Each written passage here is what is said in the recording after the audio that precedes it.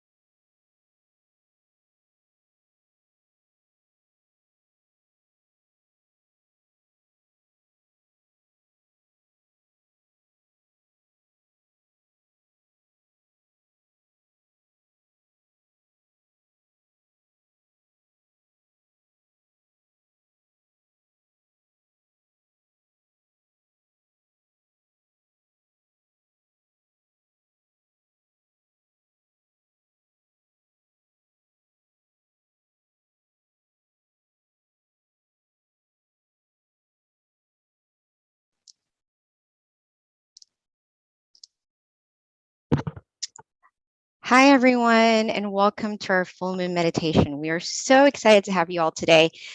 This is going to be a very good meditation experience. Our theme is going to be Ignite Your Inner Light, so be ready. And it is also Equality by Tranquility, which is actually a perfect theme considering today is MLK Day. So, with that, I like to go ahead and start off with a quote. And this quote is actually pretty in line with the theme, I feel. So it does have to do with light and brightness. And it's from one of my favorite quote books. It's called Pipo. And this is the quote: "The happy sun. The internal sun will arise when our mind is at a standstill. It will be like a bright object shining day and night. The ordinary sun shines half a day, then fades away. But when we attain the internal sun, our life will never be in darkness. Whatever incident we face, though we cannot change it as we wish, we can overcome it as we connect with the happy sun inside."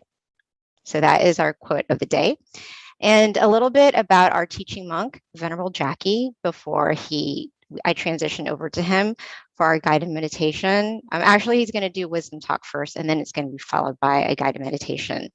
So a couple of points about Venerable Jackie is that he ordained in 2014, pretty much after getting his BBA. And then he started studying meditation and learning more and more about it and how important it is for life, essentially. And with that, he found his passion. So now he gets to meditate often, accumulating this inner peace and also being able to share it with everyone else. So at this time, I'd like to introduce Venerable Jackie.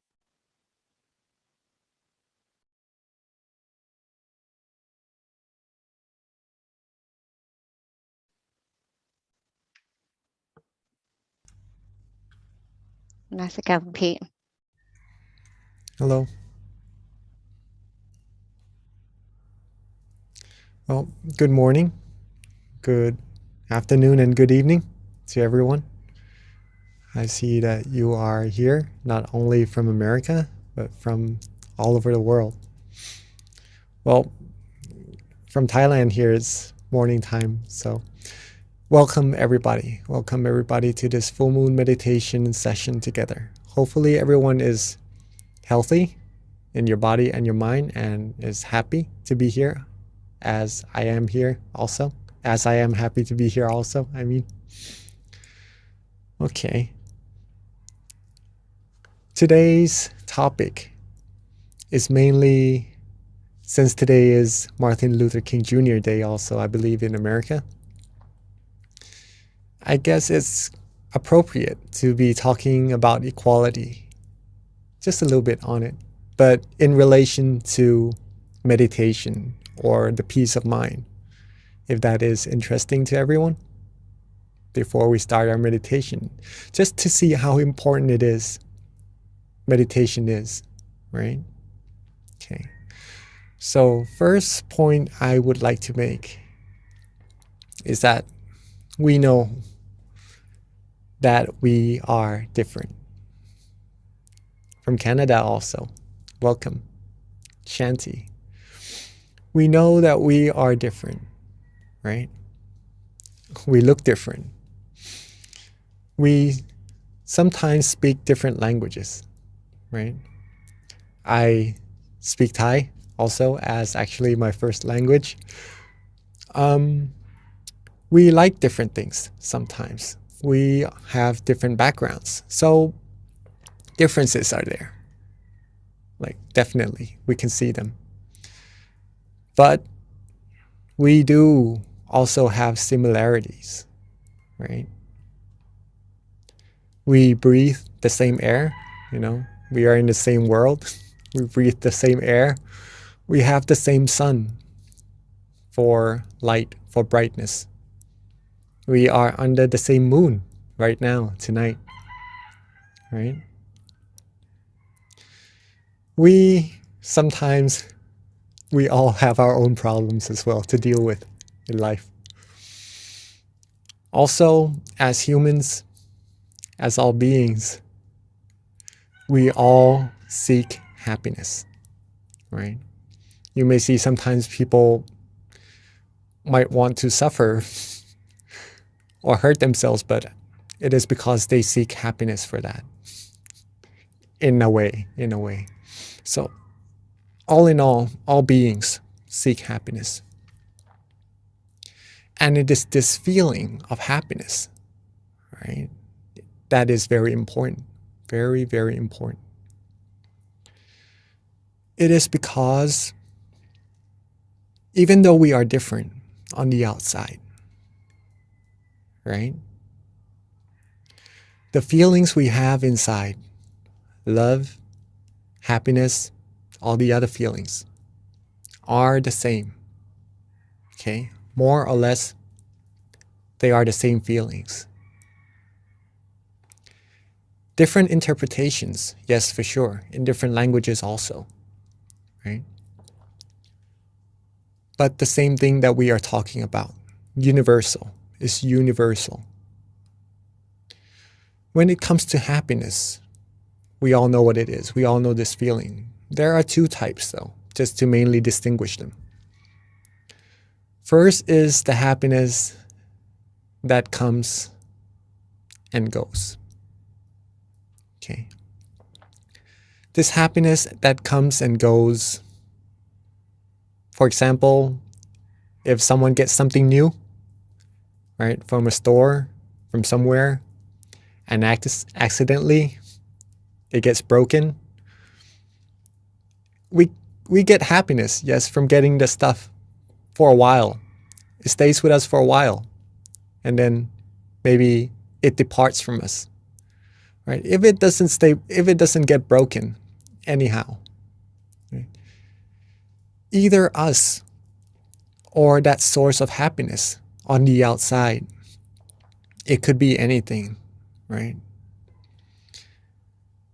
will depart from each other sooner or later. And that departing shows that those happiness doesn't really last. Or if you were to rely on these outer objects, outer things for happiness, sometimes instead of happiness, once we depart, we'll end up feeling sad. Okay.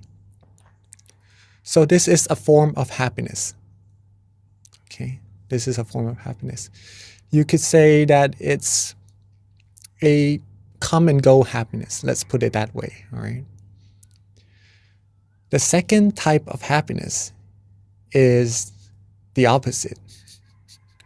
How could happiness becomes opposites, right? Well, it's the type of happiness that we could always access at any time at all. It is always there waiting for us. Always waiting, always there waiting for us to grab, right? It doesn't go away. It lasts, right? All we need to do is get to it.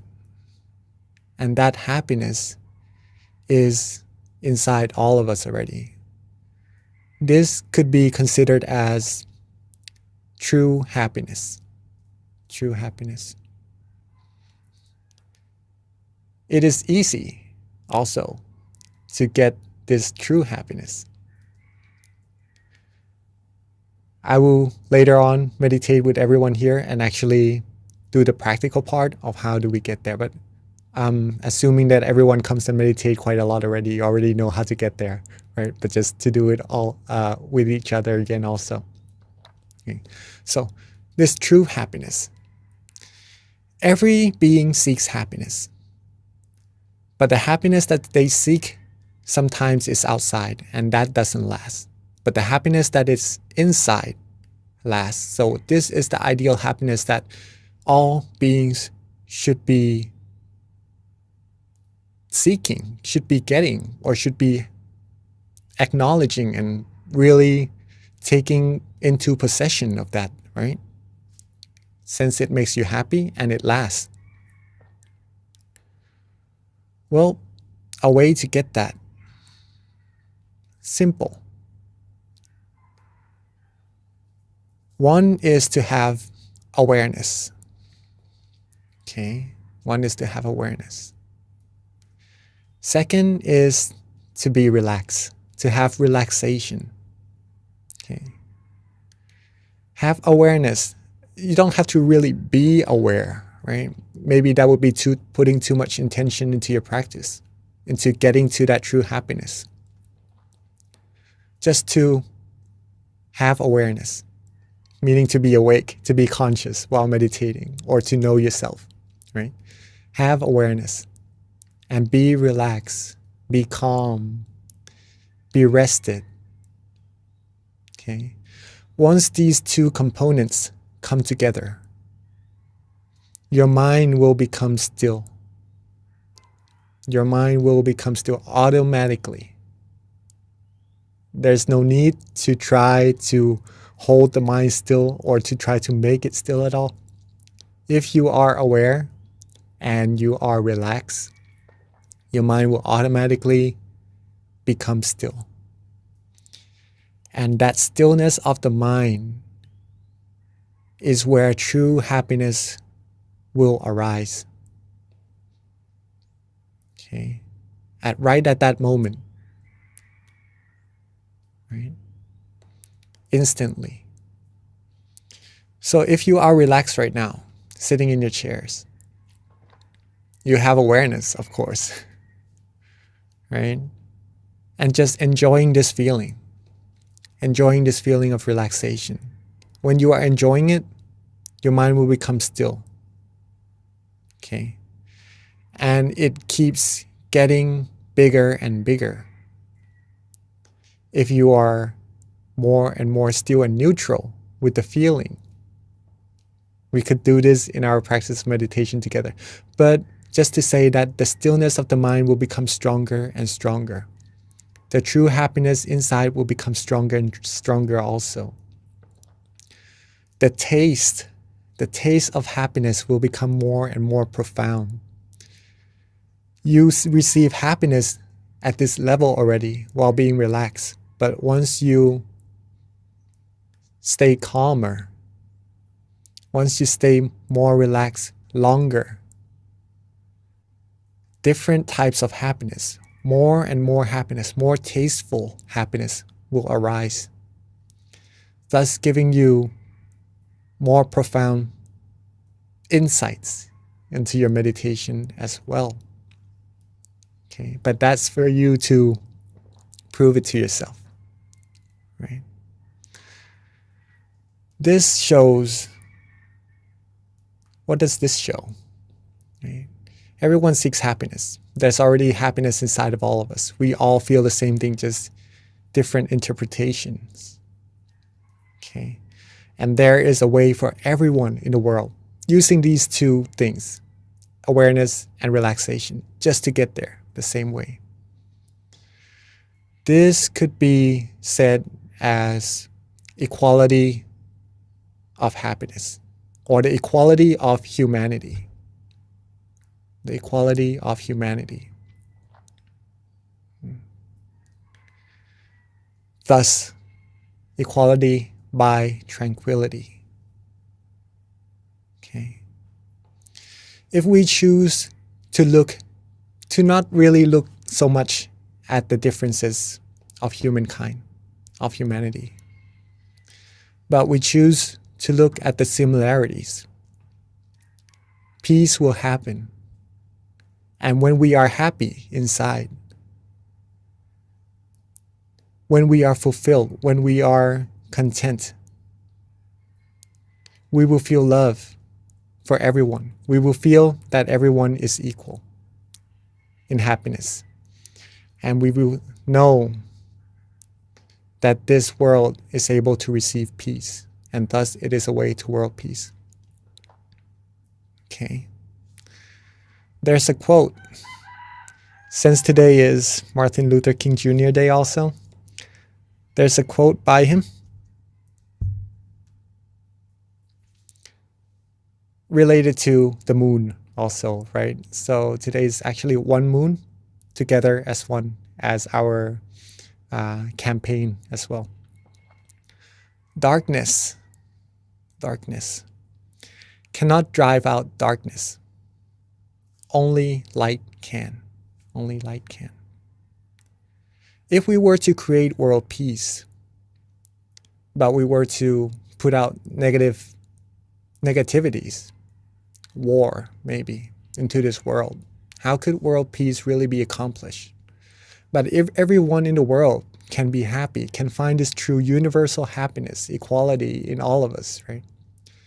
That's the light. That's the light within ourselves, within humankind, right? That's the light that can actually, if everyone comes together as one, like the moon, we will be able to eliminate the darkness in the sky, even at night, right? Even in the darkest night. When there's light, we can see. We will be able to bring light into this world and truly make world peace come true. Okay. That is pretty much our talk today. Hopefully everyone enjoyed it and acknowledged how important it is everyone is today. Not to just come here to the session, but actually to the whole world, to create world peace. Okay.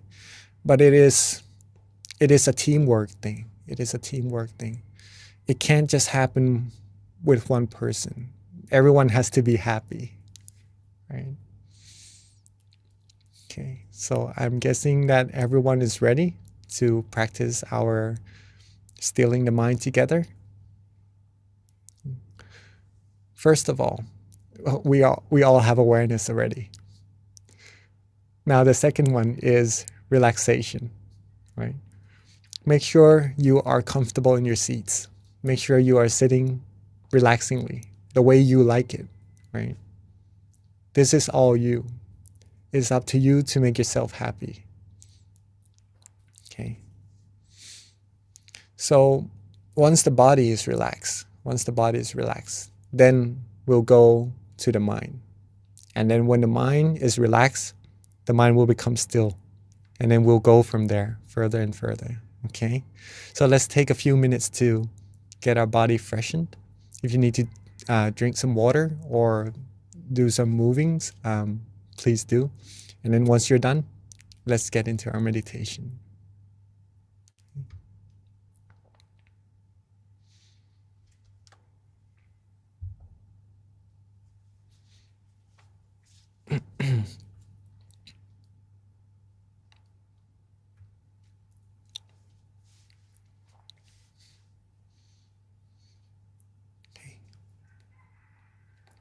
Let's softly and gently close our eyes.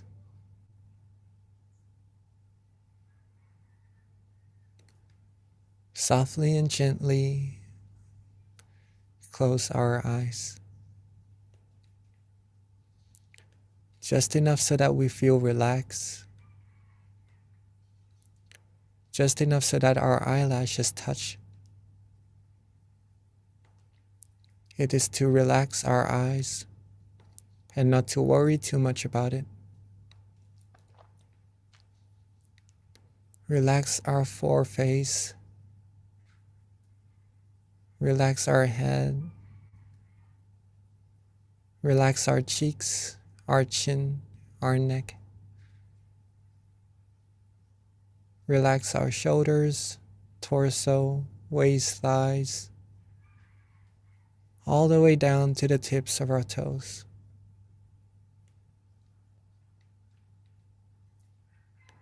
Take our time. There's no need to rush at all in meditation. Relax, rest, be calm, be restful.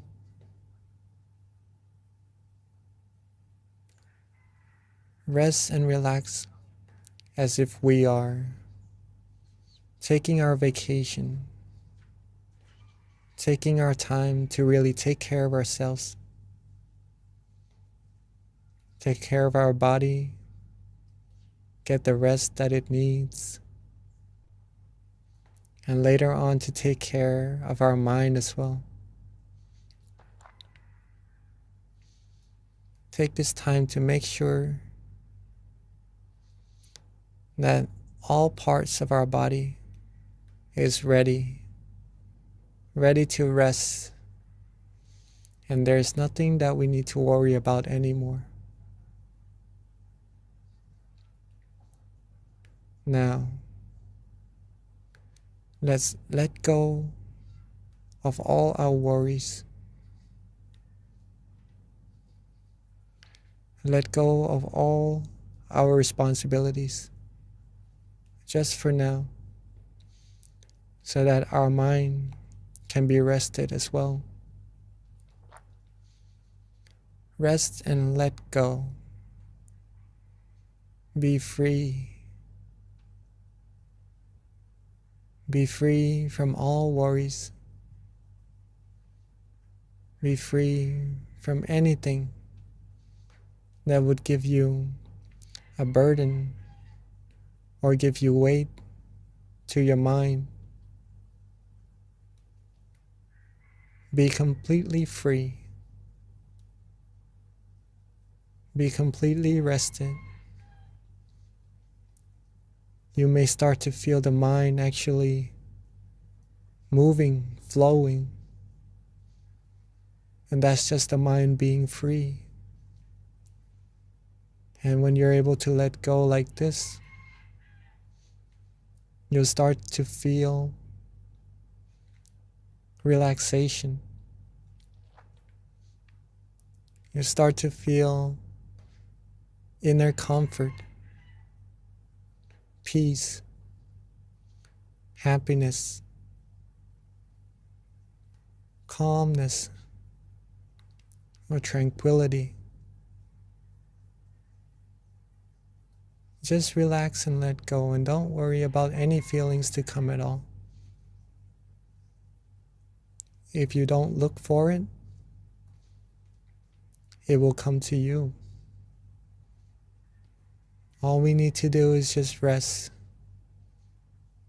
Rest and let go. You'll start to also feel that the mind wants to be at a certain place, maybe right there in front of you, right there around your chin, or maybe around your shoulder, or even at the center of your body. There is a place when you are relaxed, when you let go, when you have no worries, that the mind will rest at. And let the mind rest there. That is good. That means the mind has already come to a point of standstill automatically. Let it be, let it go, let it flow. Enjoy this relaxation. It's this feeling, this universal feeling that is very, very important. Let this feeling, acknowledge it to be the most precious feeling, the most precious possession we can ever have. In order to keep it going, keep feeling this peace, this relaxation, simply don't worry. Don't worry, be happy. Let go, relax. Be neutral, be as happy as you can be. Be as calm, as comfortable, as relaxing as you can be. It's our time to take care of ourselves and enjoy this feeling. The further we relax, the further we let go, the more happiness we will receive. And the further we keep going, the more tasteful, the more meditation experiences we will receive. So let's be neutral. Don't worry about what will happen. Stay calm, stay relaxed, and enjoy this moment. If you wish to use an object of visualization to be a company so that the mind doesn't wander off, then feel free to. If you like to use a mantra as your company along your journey, feeling relaxed and calm, also feel free to. If you just like to be still, don't worry about anything. Not use any visualization or mantra. Also feel free to. See what you like at that moment. Use what you like at that moment. Enjoy the meditation experience. Enjoy the inner brightness. Enjoy the flow of true happiness that is being generated from within all of us. Let go. Don't worry. Let the feelings flow. And let's stay still, stay calm. Enjoy this meditation together in silence for this time being.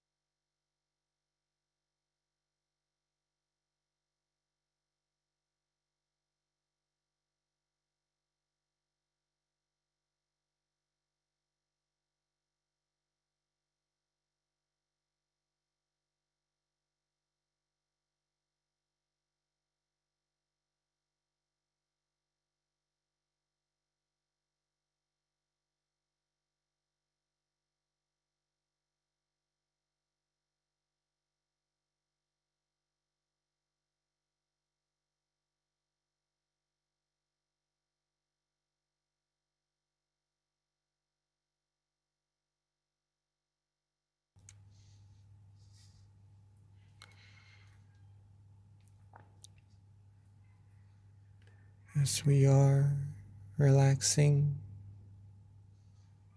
releasing, being calm, being still.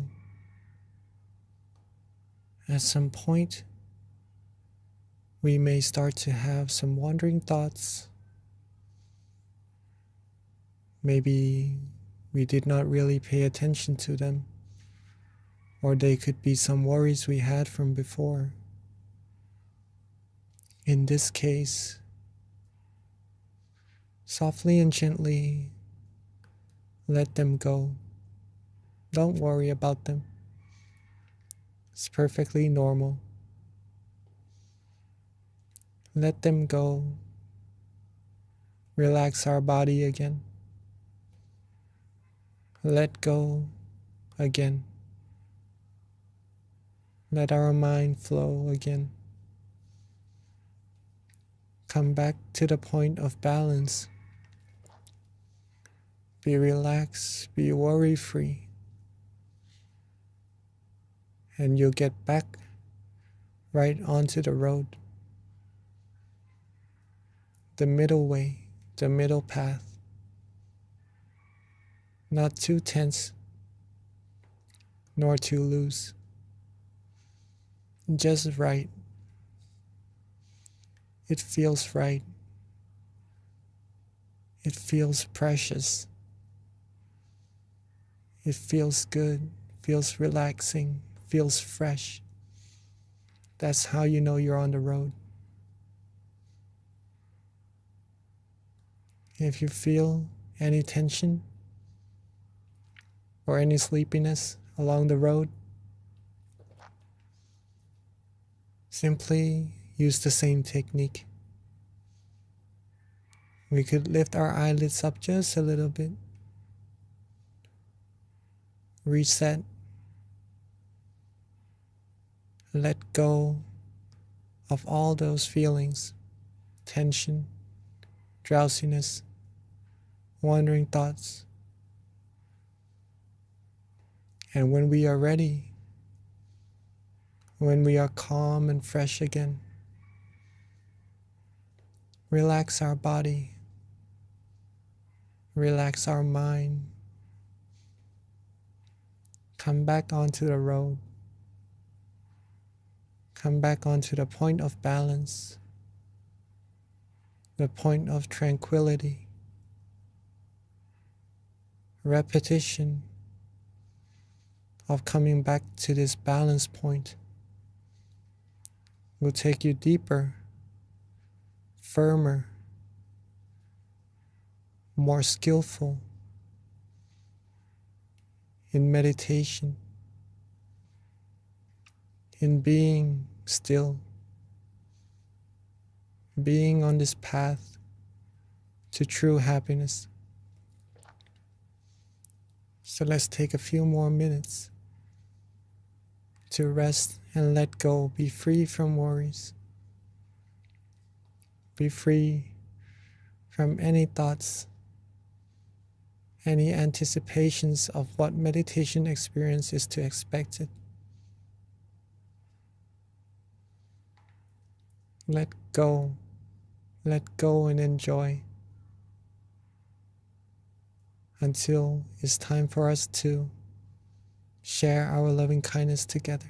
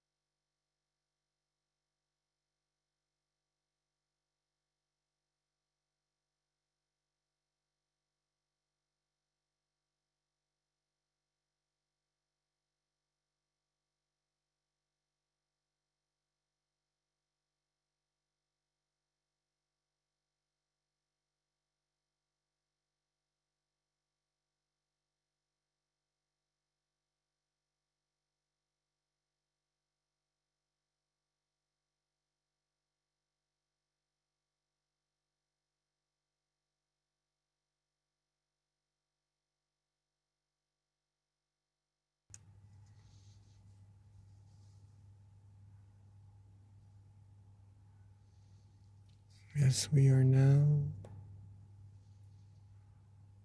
being calm, being relaxed, being with our inner happiness, our mind has now gained an amount of purity, whether if we know it or not. Our mind is automatically gaining positive energy, gaining cleanliness, gaining merit. The more we still our mind, the more we'll be able to sense it. And at this moment, some may start to feel the brightness.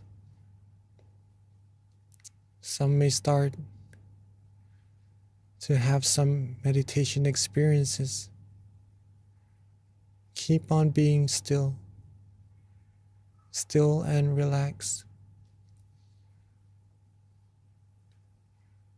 Be calm, be still.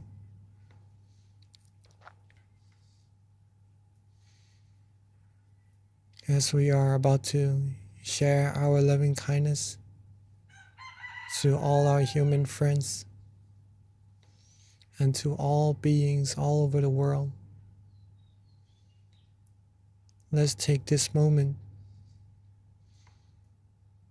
from lighting our inner lights already. Let's open our eyes softly and gently, maintaining our peace feeling, maintaining our calmness. And if there is a candle in front of you, may you light the candle along with the feelings that you have from the inside, so that the candle may be the representation of the brightness, the feeling of positive energy that you have within. Let's take this moment to light our candles and lighten up the room, lighten up the mind, lighten up this world.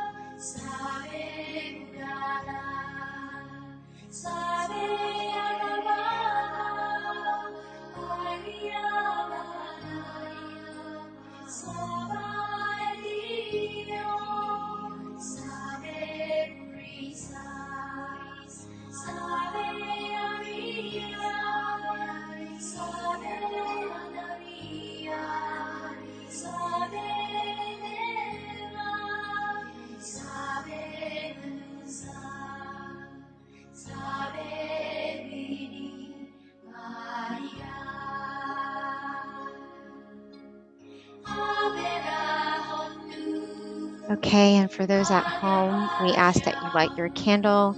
If you don't have a candle, you can also use an app to light the candle, or if anything, just imagine that inner candle that is within you. So at this time, we ask everyone to please turn on their camera, and we're going to take a group photo shortly. Here's my candle right here. Again, if you don't have a candle, you can definitely just imagine one that is within the center of your body, and turn on your camera so that we can all see your beautiful faces.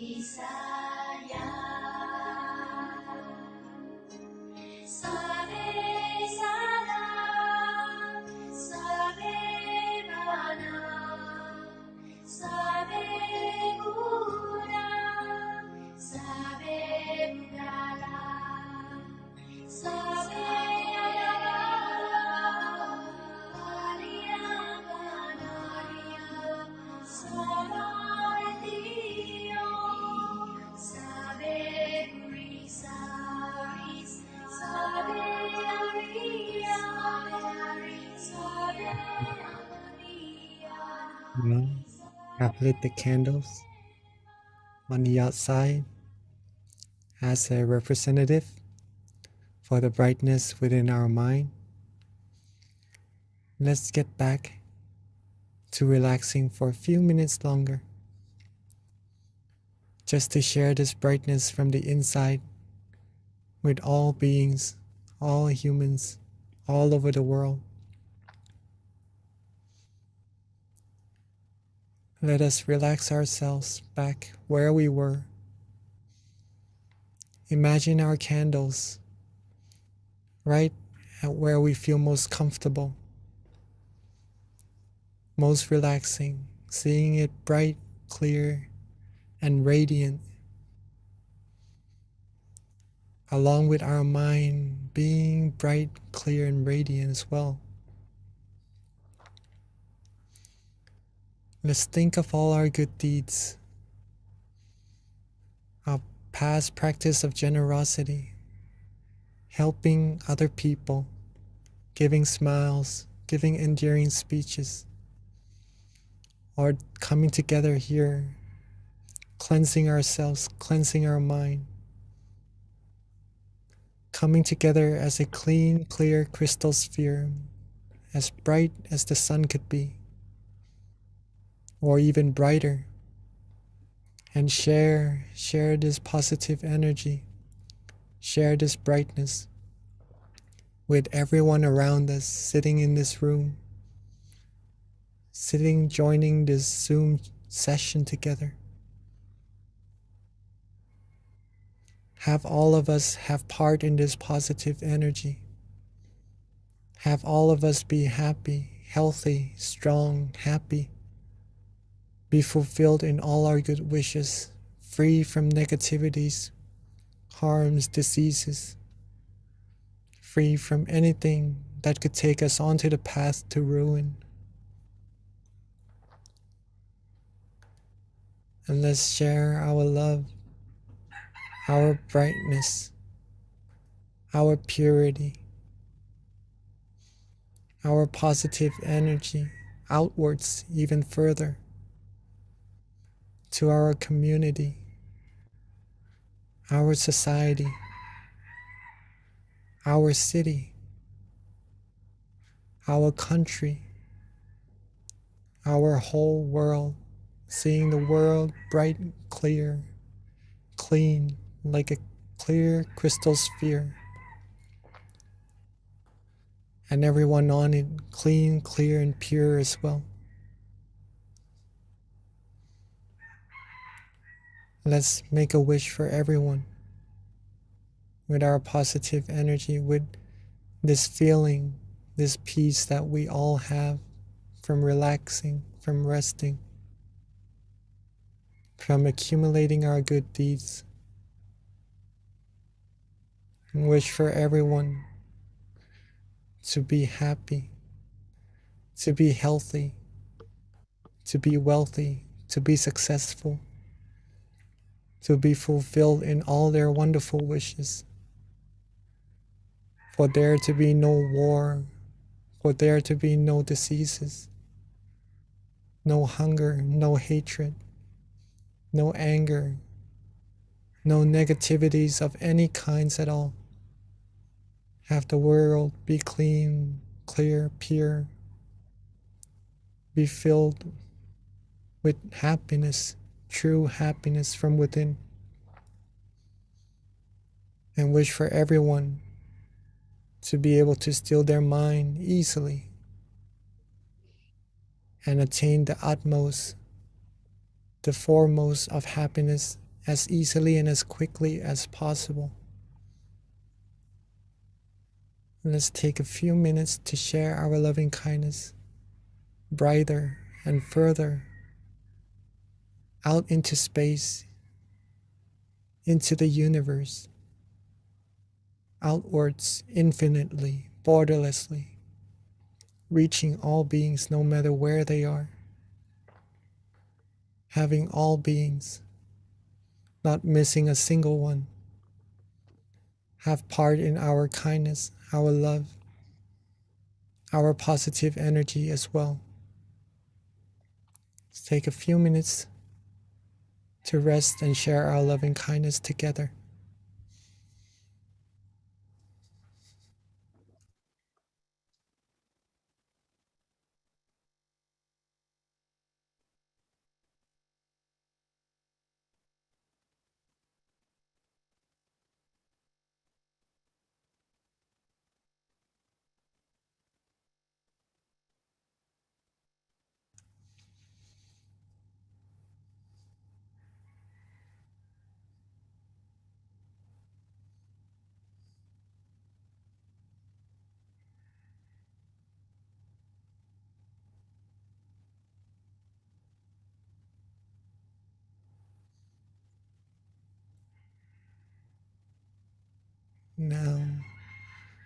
Now that we have shared our love, our purity, our positive energy to every other beings, let's bring our attention, our awareness, softly and gently back to ourselves. Softly and gently back to our presence, wherever we feel most comfortable. Whether if it's our forehead, our chin, our cheek, our torso, or at the center of our body. Let the mind calmly, softly rest where it likes. Let the brightness be there. And with the accumulation of all our merit, let's now wish for ourselves, wish for the good things we need, wish for ourselves to always be happy, healthy, wealthy, successful, be wise in all our conducts, be fulfilled in all our good wishes, be free from diseases, harms, dangers, be free from all impurities, all negativities, be surrounded by virtuous, wise people who may take us onto the path to righteousness and happiness. Be free from those who may take us onto the path to ruin. And whenever we meditate, may us all be able to still our mind quickly, easily, and to reach the utmost of happiness as quickly, as easily as possible. Spend a few moments to wish for all that we need with the positive energy we've put our hard work into accumulating.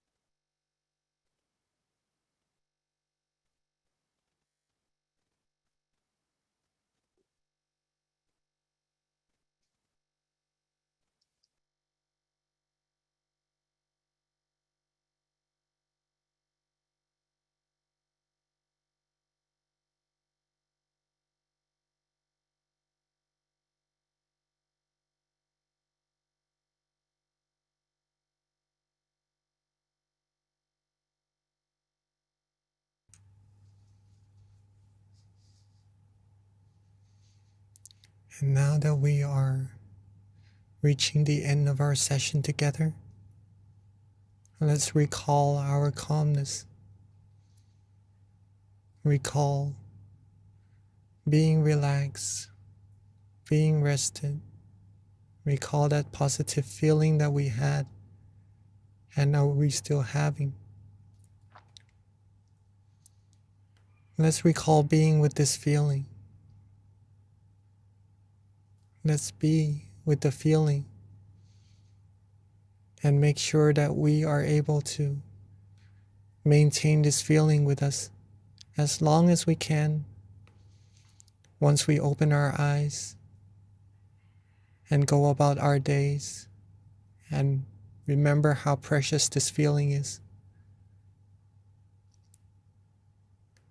And when we are ready, as we are now at the end of the session, let's softly and gently open our eyes. Softly and gently open our eyes while maintaining that feeling of relaxation, that feeling of calmness, comfort, true happiness within us as long as we can. And whenever we remember, we could always get back there. It's always there waiting for us. And welcome back to the session, everyone.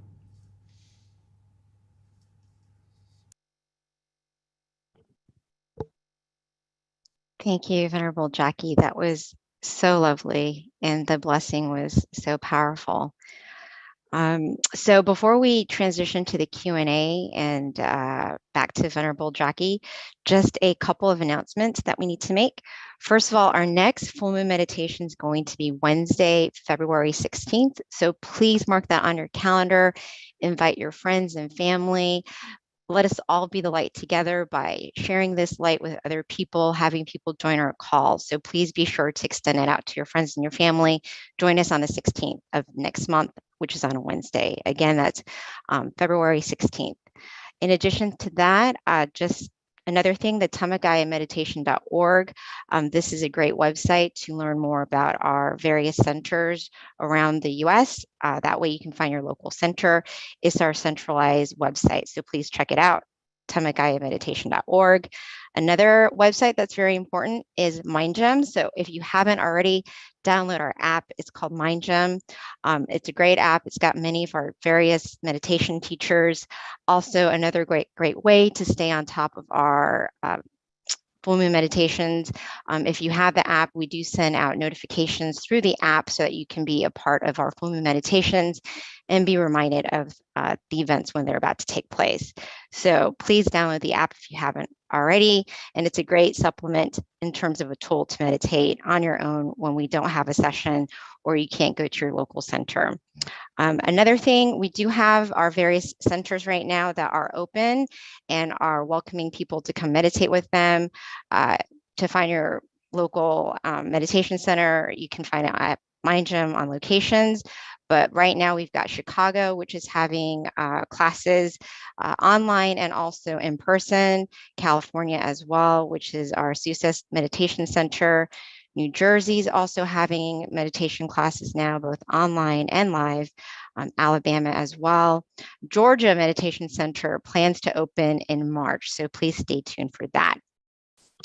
So with that, wraps up all of our announcements. And at this time, I'd like to transition over to our teaching monk. This is the best part, so don't leave us. It's the Q&A. You can learn so much, and it really helps in terms of inspiring you to be committed to your meditation practice, learning more about meditation, and questions that other people might have that you might be thinking of as well. So at this time, we do welcome questions. You can easily just put it in the chat and then we'll read it and then have the teaching monk answer. So please, if you have any questions, let us know. Yes. Before, if anyone has to leave, right? Two things. One thing actually, but into two that I would like to share with everyone. Awareness and relaxation. These two things are really important to take away from these meditation sessions, right? It's been probably reiterated so many times. Please, yes, if you could take anything away, these two things would be very precious to have, since it helps you still your mind and it will take you to that refuge, that happiness inside all of us, inside all of yourselves that you already have, right? Awareness and relaxation. Practice that repeatedly, and then you'll be able to come across deeper and deeper happiness also. So rejoice in all your merit for that. If anybody would like to share their meditation experiences or have any questions like Miss B just said right now, please feel free to ask or share your experiences. It will be very beneficial to everyone here as well. So Venerable Jackie, we did have a question kind of at the top, but keep in mind for anybody who needs to log off, feel free to do so. But if you're interested in learning about the questions that other people have, and again, this should help inspire you, please stay on. One of the questions is, it came through the chat, Venerable, and it just has to do with if you read about the Dharma or the wisdoms of the Buddha, does this generate good karma? Oh, of course it does. Of course it does. Am I okay? I'm on. All right. So pretty much the teaching of the Buddha is mainly to help us reach that inner happiness, right? So if you read it, if you study it, and then you take it into practice, that would give you a whole lot of benefits and good karma as well. Reading took so long. It took so long for the Lord Buddha to become the Lord Buddha. It took many lifetimes to accumulate merit perfections in order to be able to attain this wisdom that he attained right on that day of enlightenment. That wisdom is pure from a mind that is free from all defilements. If you are able to study it, read it, you'll get that knowledge as well. Thus, it is good karma, of course. So, Venerable, another question that just came through. This has to do with if you have like childhood trauma, how do you overcome those scars and integrate the wisdom and meditation into your life? Childhood trauma. And this is How do from you? John Upshaw. Sorry, asked this question. All right, that's all right. Okay. If we have childhood trauma, a good way, it may be easier said than done, right? But if you are able to let go, let go. It may be a specific situation that happened. In that case, we actually might have to discuss it to see further details of how to actually look at it and overcome it in that certain situations, right? But all in all, whatever happens, if we could see that it is something that could happen to someone, it's something that comes and goes, right? This is what comes along with being human from the very first day that we are born. It is suffering, right? It is suffering. And it's because there are, like what Nong P. Daniel mentioned the other time in the full moon session also, it's like we are ill inside with the viruses, anger, greed, delusion, right? And these things cause negativities that project out of either a situation. I wouldn't like to say so much of someone or somewhat, right? But it happens. It happens. If we acknowledge this and we could see it as something being normal, right? It would be much easier to let go. Okay. It may take some time or some event may be harder to let go, but eventually it is better to let go. It is better to let go. Okay. An example is called a dead dog story. I don't know if you've heard of that. We have some hands up here from May and Katik, right? Maybe we could have some questions from them later on also. But before we get into that, the dead dog story. Okay, I've heard of this story from a teaching monk of mine. There's this one guy who loved his dog really much. One day, his dog died. Okay. But he loved the dog so much that he carried the dog with him, even though it died already. Okay. And sooner or later, the dog it had bad odor coming out of it because it's dead, right? Pretty much. The more days he carried the dog with him, the stinkier it got. And he kept saying that it doesn't smell good at all. It smells really bad, but he still carries it. Okay. The easiest way to deal with it is to pretty much take that very beloved dog of him to bury and get these situations over with, right? Then he wouldn't be able to, he wouldn't have to go on and say how bad of a smell it is and carry that burden with him. Okay? He would be free. A good meditation metaphor that I had from another teaching monk of mine is that when you are carrying oranges in a backpack, right? In a backpack, there are good oranges in there. But what happens if there is a bad orange? Would you want to take that and keep it with you? No, right? You would probably just, it would be easier to just throw them away. Just keep the good oranges with you. That is related to meditation, but it could be related to situations in our past also that may cause us some distress or some unwanted feelings. Okay. It is better to just let them go. Sometimes it is hard, but seeing it from a perspective that you're able to do so will help you so much. And that maybe needs some help or some friends who could actually comfort us into doing that. Sometimes we do that. If you can do it alone, do it alone. Let go. Keep going. Keep only the good oranges. Keep only the good things in life. Go further. A good way to do it is also practice meditation. If you practice meditation, just what we did just now, if you can relax, be aware, your mind will come to that place of happiness, of purity. When the mind is there, the mind can only think of one thing at a time. If the mind is happy, all the negativities wouldn't be able to come in. Okay. If you think of the negative things, the negativities will come into the mind, thus making you feel sad and maybe sorrows also. Okay. Come back to that place of comfort, that refuge that you have from awareness and relaxation.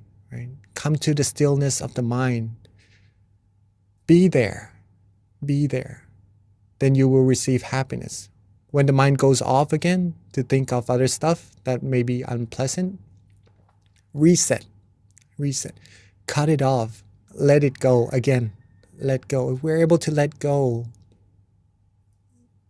even though it's hard, I can't emphasize on that too much, but if we practice, we'll be able to do it. Come back to that happiness. The more times you come back to being happy, the easier it will become. The more skillful you will become at coming to be happy. The more firm your mind will become at being happy. It will be like a magnet drawing your mind to that happiness, and thus you will feel happy more than the mind going outside and clinging on to things that may be unpleasant. Okay. Hopefully that helps. Hopefully that helps.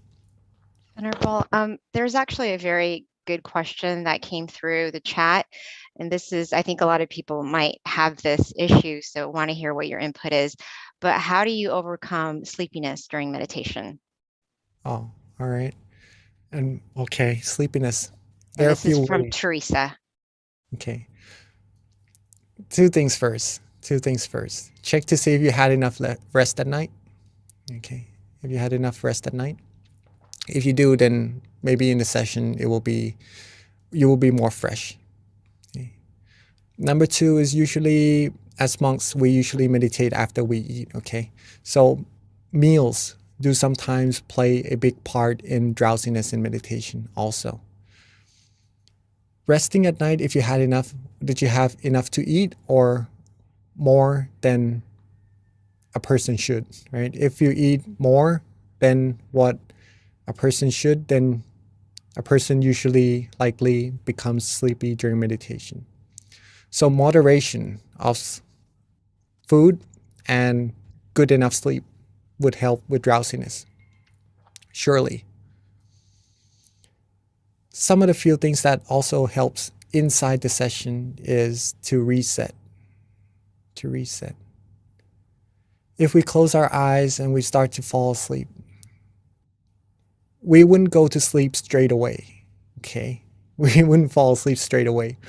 But we would notice our mind maybe wandering off a little bit, feeling a little bit drowsy first, and then later on going to sleep. At that moment, before going to sleep, if you notice yourself first, then freshen up. Maybe opening up the eyes, drink some water, do some stretches. When you're fresh again, close your eyes and start from that. Start from being fresh, being calm, being relaxed. Okay. That would help with sleepiness during meditation. There are a few more things that could help also, right? Before the other things that could help. Maybe we have a limited time over here. So one thing that my teaching monk gave me that really helped me. I tried a lot of methods to help me with sleeping during meditation, but one thing that really helped, one word, be fresh. Be fresh. Okay. That's it. Anyhow that you would like to do it, be fresh before your meditation. Thank you, Venerable. And then here's a question from Chris Stevens. He would like to know, how is the full moon related to our meditation tonight? All right. Full moon is usually, it is very deep and very profound, but let's keep it at a point where we could relate to pretty much, right? In Buddhism, or in other religions as well, full moon tends to be an occasion of the happenings of some sort of some things, right? In Buddhism, it usually relates to something very special also. So you could take it as a good occasion, right? That the moon is full and that we could come together and be whole, be one, like the moon, okay? Like the brightness in the sky that shines away all the darkness. When we meditate, we are actually shining away all the darkness, all the negativities that is there inside the mind also, and cleansing our mind, giving ourselves positive energy, right? That could be pretty much related to our meditation.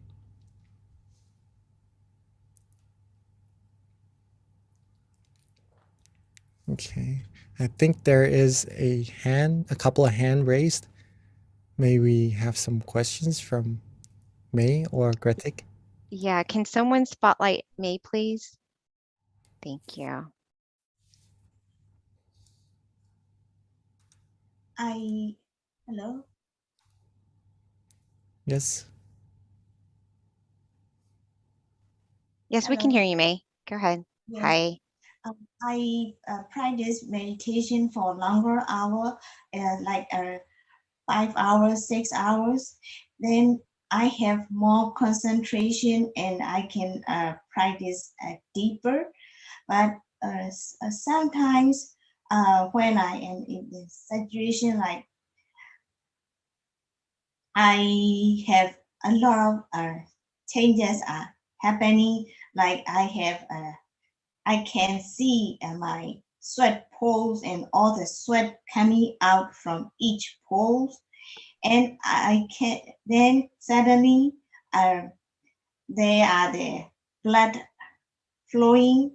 I can see that movement, and so there is something like the pendulum here and moving backwards and front and backwards, and I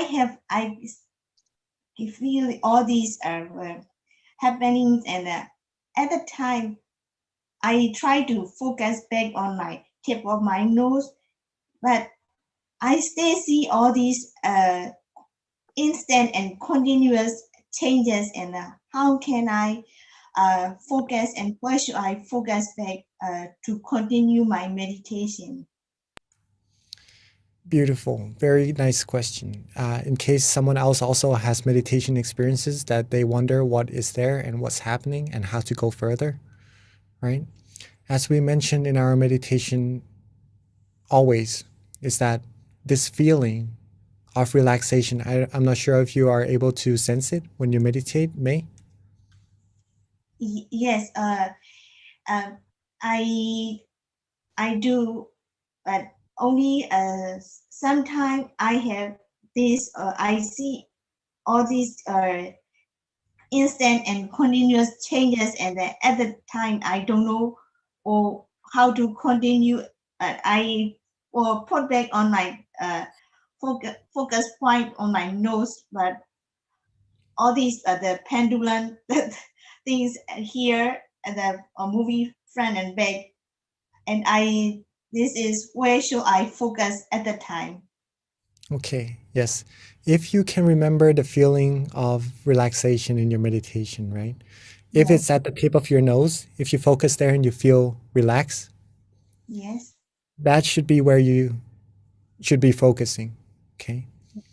Let's put it this way. Let's put it this way.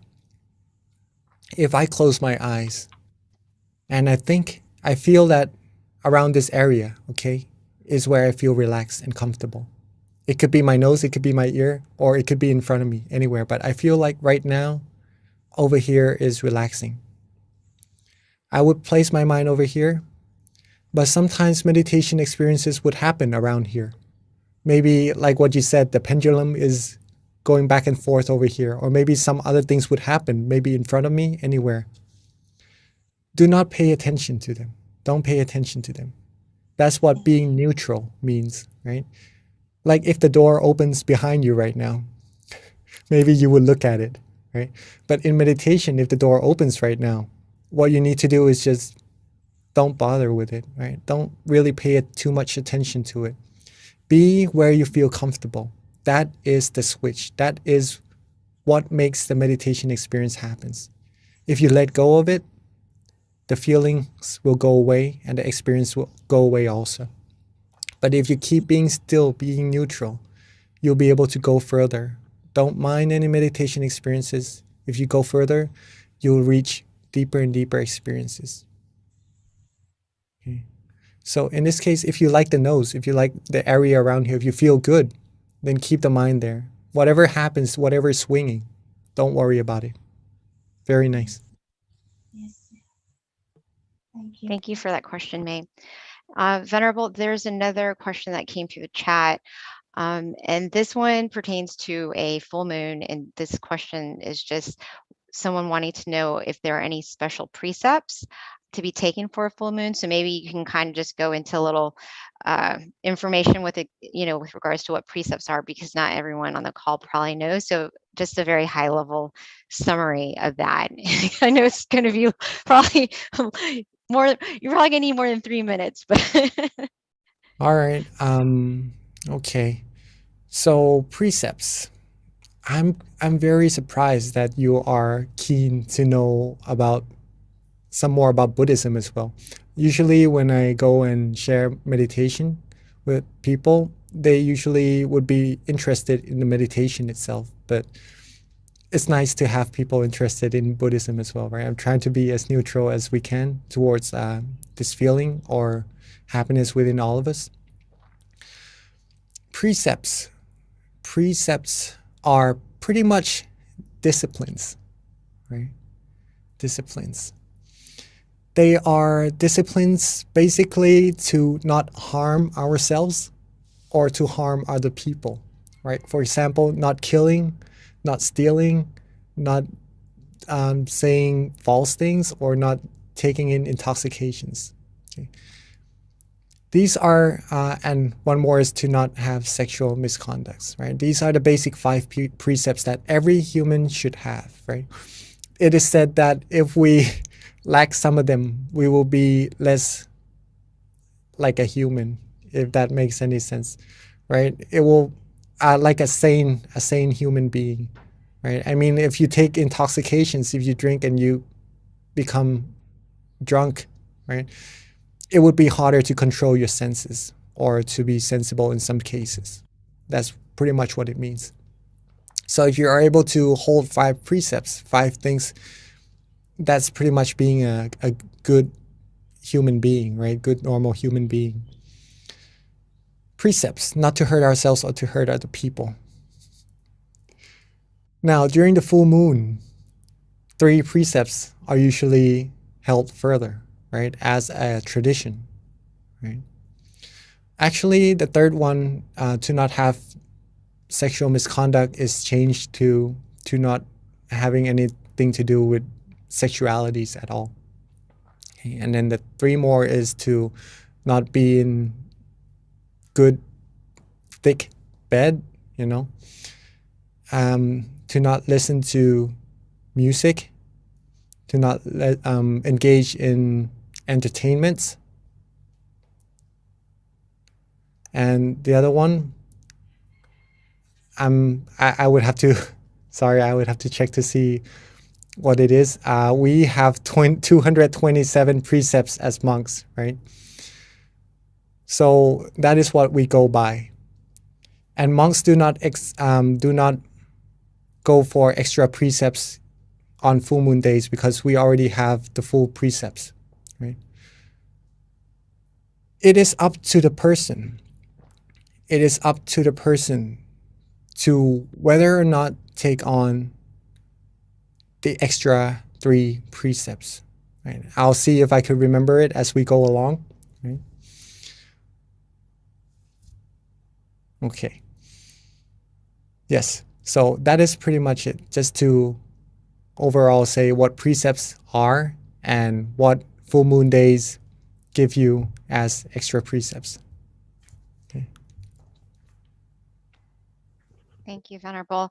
So Venerable, it is now 10:30. I don't know if you want to take on one more question or if we should just wrap it up. We'll leave it up to you, Venerable, because there are more questions as always, but at some point we do have to cut it off. So. All right, maybe just one more question before we end. All right. Okay, so with that, there is one more question. We've got Chancia who has her hand raised. So she's had it raised for a bit. So let's have her wrap up with the last question. Hi, Chancia.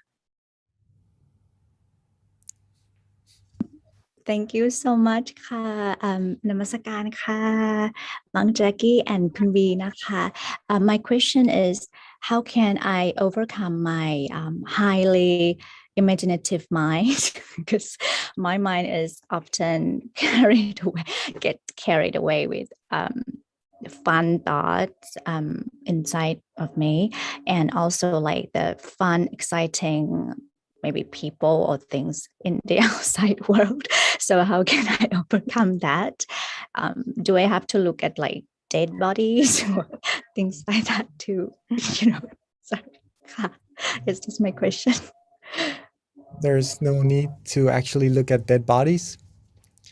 To overcome, well, if you would like to, if it helps, then I guess it's okay to do so also. If you would like to overcome wandering thoughts or thoughts running around, right? Maybe thinking of other people, other things. A good way is to practice resetting, just like what you did in your meditation. Okay. Resetting helps not only inside the sessions, but outside also. Whenever your mind goes wandering off, know yourself and reset. Come back to being in balance. If it helps, a good way to help with that is also visualization. You can visualize the Buddha image, the sun, the moon, a crystal sphere, anything that lifts your mind up. That would help with wandering thoughts for sure. Or a mantra, a recitation of any kind of phrase, any kind of words, samarahang, clear and bright, these things, right? It would help you be free from attachments from the outside, right? The mind usually goes wandering off. But it happens because the mind is familiar to doing that, right? If you could train the mind to be familiar with being still, then the mind would be more without going around, right? The mind would be more still automatically. Resetting is the key. If you reset, you train your mind to a new habit. The mind will become more used to being still and less likely to go outside. But dead bodies are one way to do it, right? It's just to let go. It's one of the techniques that sometimes people use. Okay. Yeah, I think that's definitely a great question because I think desires is definitely one of those defilements that is very rooted in our mind that I think with other things it's easier to combat, but in terms of greed, you can do generosity. In terms of just delusion, you can meditate more. So, but desire, it's a little harder to figure out how to combat that. So that is a good question. Thank you for asking. Thank you. All right. Before I guess this is the last one, right? Okay. Yeah, you want to ask one more question? You want to answer one more question, Pete? All We right. do have a hand raised. We actually had 3. I saw a couple coming, but I think people were probably not sure if they should hold it up considering, or, it's 10:30. All right. If anyone would like to leave, if they have something to do, then please, we're not holding anyone back, but I do have some time to answer more questions if you would like Okay. for me to answer them. But before Yeah. that, the other precepts in the 8th precept is to not have meals after lunch, right? That's the same as what monks do. Right? Mhm. Yes. So that's Okay. pretty much it. Good, you remembered before we wrapped up the call. All right, Venerable. Now, there were other questions that were also relevant to Buddhism, since we are continuing to stay on. If you might want to answer, I read it had something to do with consciousness, but I think before that, I don't know if the person's still on. So if they're not, maybe it's moot to ask. But there is a Petra who has her hand raised. So if we can spotlight her or just unmute her so she can ask her question.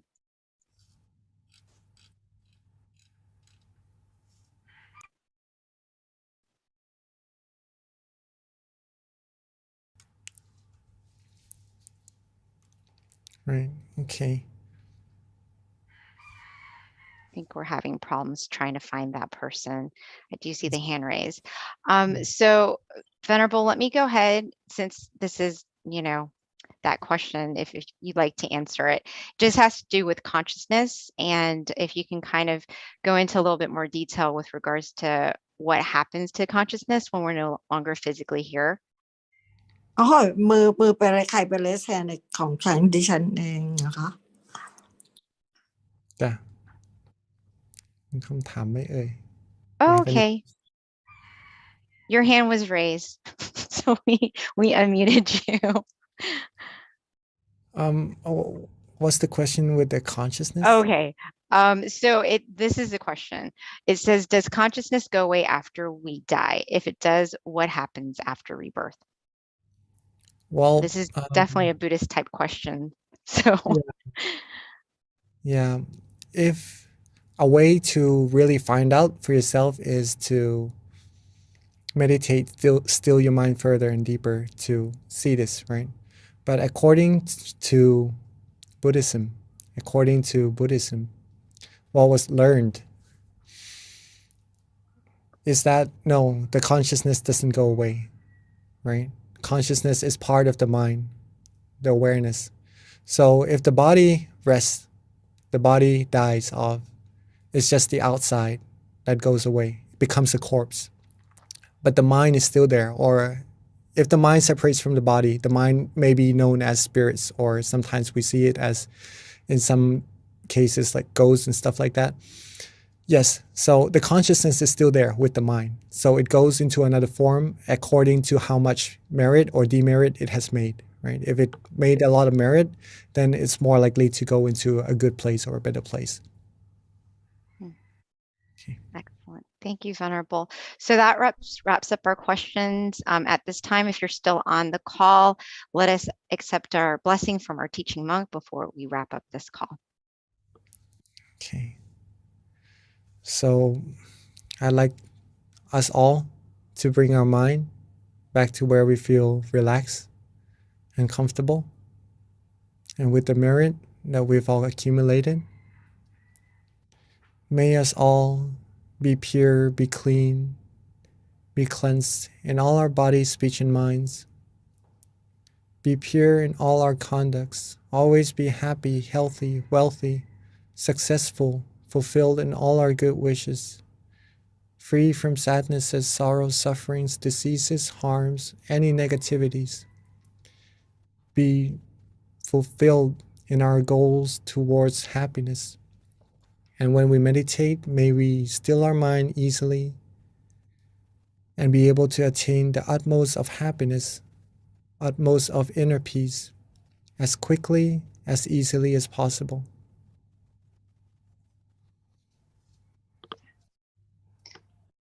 Thank you, Venerable, for that very lovely blessing.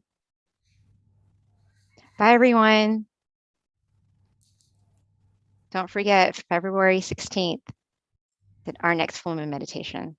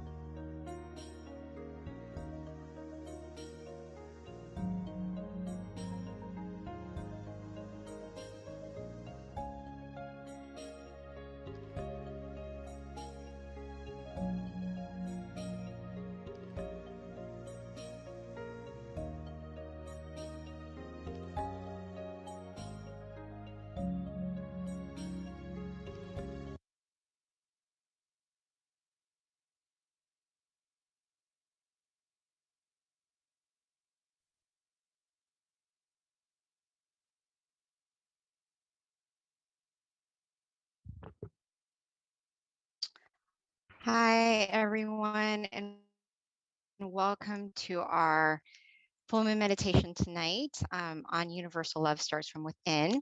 So we generally start with quotes because, quotes can definitely help inspire you and leave you with food for thought. And actually, I have two because they're so good, I couldn't choose between one. Both of them are going to be relevant with regards to our wisdom talk today. The first one I would like to share, this is actually a new book. I haven't used this yet on these sessions, but this is one of my favorites. It's called Pearls of Inner Wisdom. And this one is so good. It's so good that I actually keep it close to heart. I actually have it written in a journal because I like to reflect on it. And it's called, the quote is, "Change your mind to change the world. The only definitive way to overcome aggression, selfishness, conflict, wrong view, and stubbornness is to uproot the very thoughts of all of these things from the mind by meditating until we can attain inner wisdom from within." So this is very good because if we're talking about trying to change the world, we have to start from ourselves, especially when it comes to universal love. The other one is love yourself, and this is also quite relevant to our topic today. To love yourself is different from being selfish. To love oneself means to purify oneself and to be happy at all times. All things that come to our mind and our five senses, sight, sound, smell, taste, or touch, both good and bad, we must choose to opt for the good and let all be at the seventh base, the center of the body. So both are pretty relevant to our topic today, which is going to be on universal love. And next, I just want to go over a little bit about our teaching monk. If you haven't meditated with Monk Daniel before, you're in for a treat. So Monk Daniel has ordained and he's dedicated to his life to meditation and practicing as a Buddhist monk since 2012. So he's been a monk for over 10 years now. He believes that positive life change begins from within and that everyone can change their outer world by first changing their inner world with regular meditation practice. Another thing about Monk Daniel is that he's been teaching meditation domestically and internationally to monks and novices and people all around the world. So he's very well trained with regards to teaching and definitely inspiring people to find themselves from within. So without further ado, let me introduce Monk Daniel.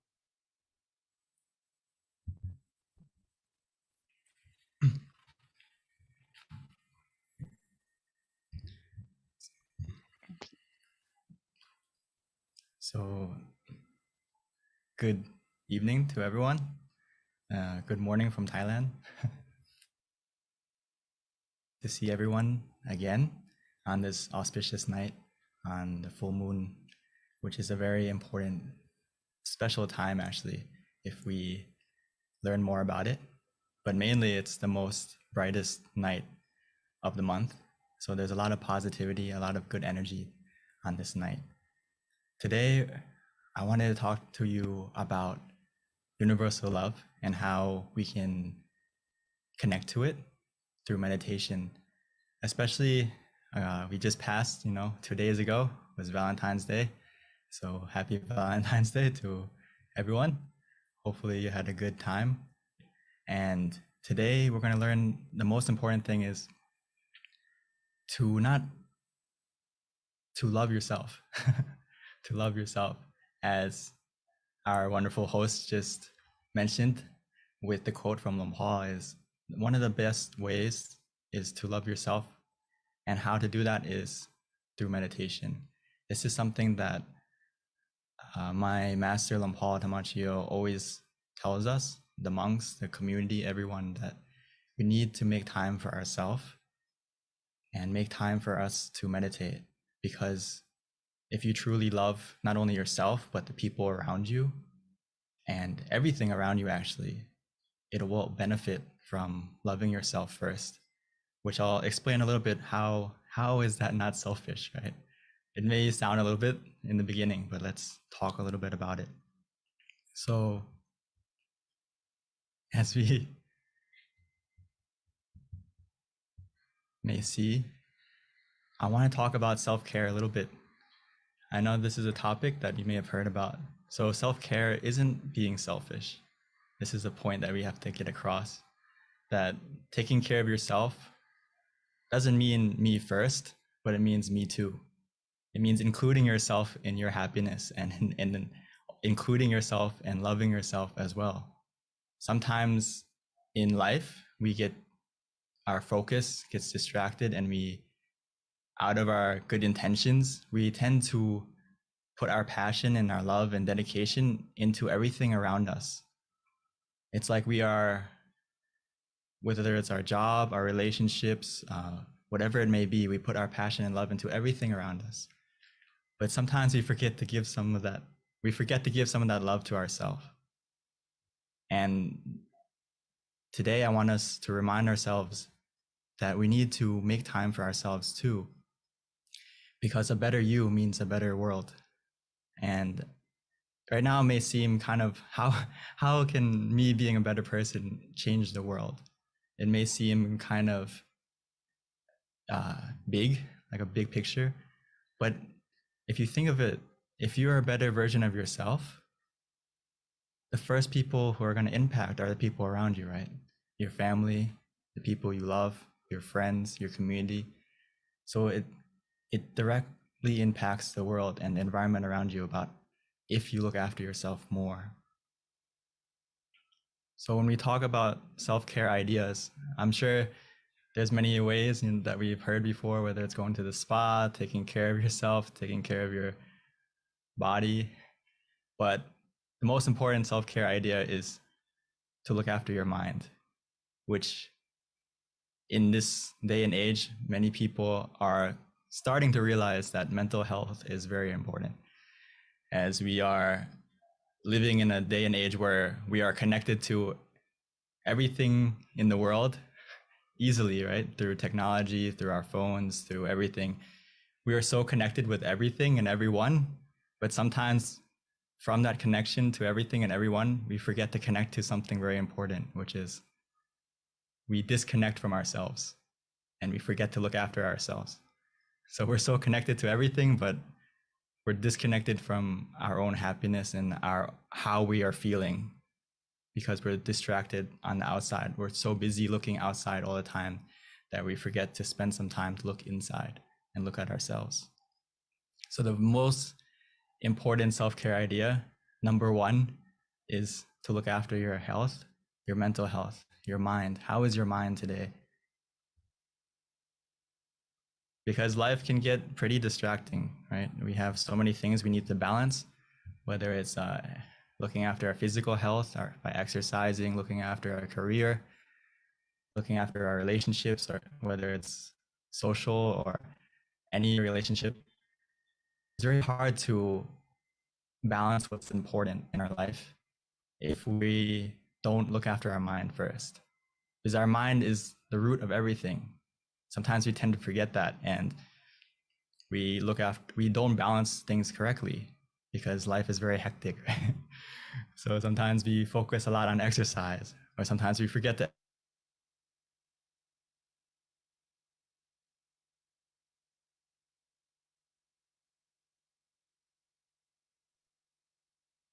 simple way is look after your mind first.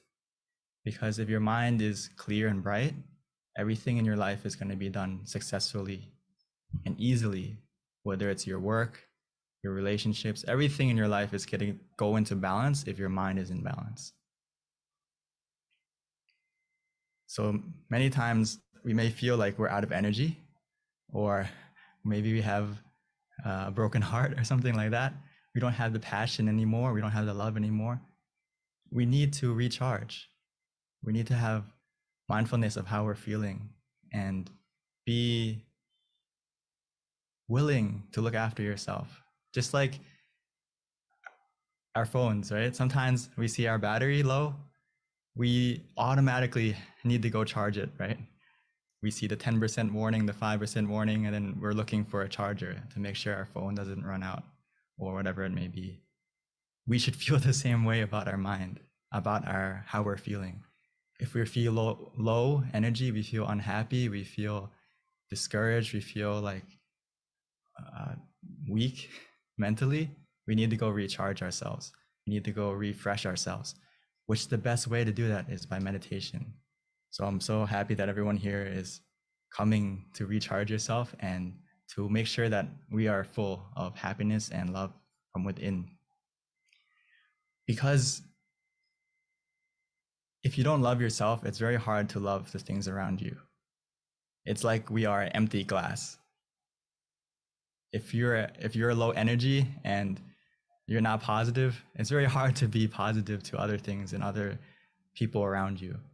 So by meditation, it's like we are, every time we meditate, the more we meditate and the better we meditate, it's like we're filling ourselves up. It's like a glass that's full. And actually sometimes it may even feel like overflowing with happiness and contentment and not only love for yourself, but love for everything around you. So through meditation, it's like we're a full glass that we can pour and share to everyone around us after we look after ourselves first. So we need to normalize meditation into our life and prioritize, make it one of the things that we make it a daily habit, just like we look after our physical self, whether it's taking a shower, brushing our teeth. We do these things daily, no matter what. And we need to clean our mind the same way as normally as we would look after our health and our body.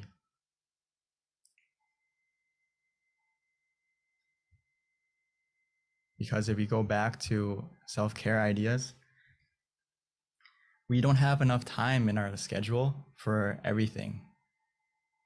That's true. Sometimes we only have 24 hours a day. Our day is very busy, right? So if you remind yourself that and reflect on yourself that we may not have enough time for everything that we want to do, but we always have time for the things we love. So we need to make ourselves one of the things that we love as well. And meditation, one of those things that we love. If we make it something that we love, we're going to spend time on it and make it part of our schedule. So just before we meditate together today, I wanted to give us a little review on how to meditate as well, how to connect to that inner love and feel that happiness inside.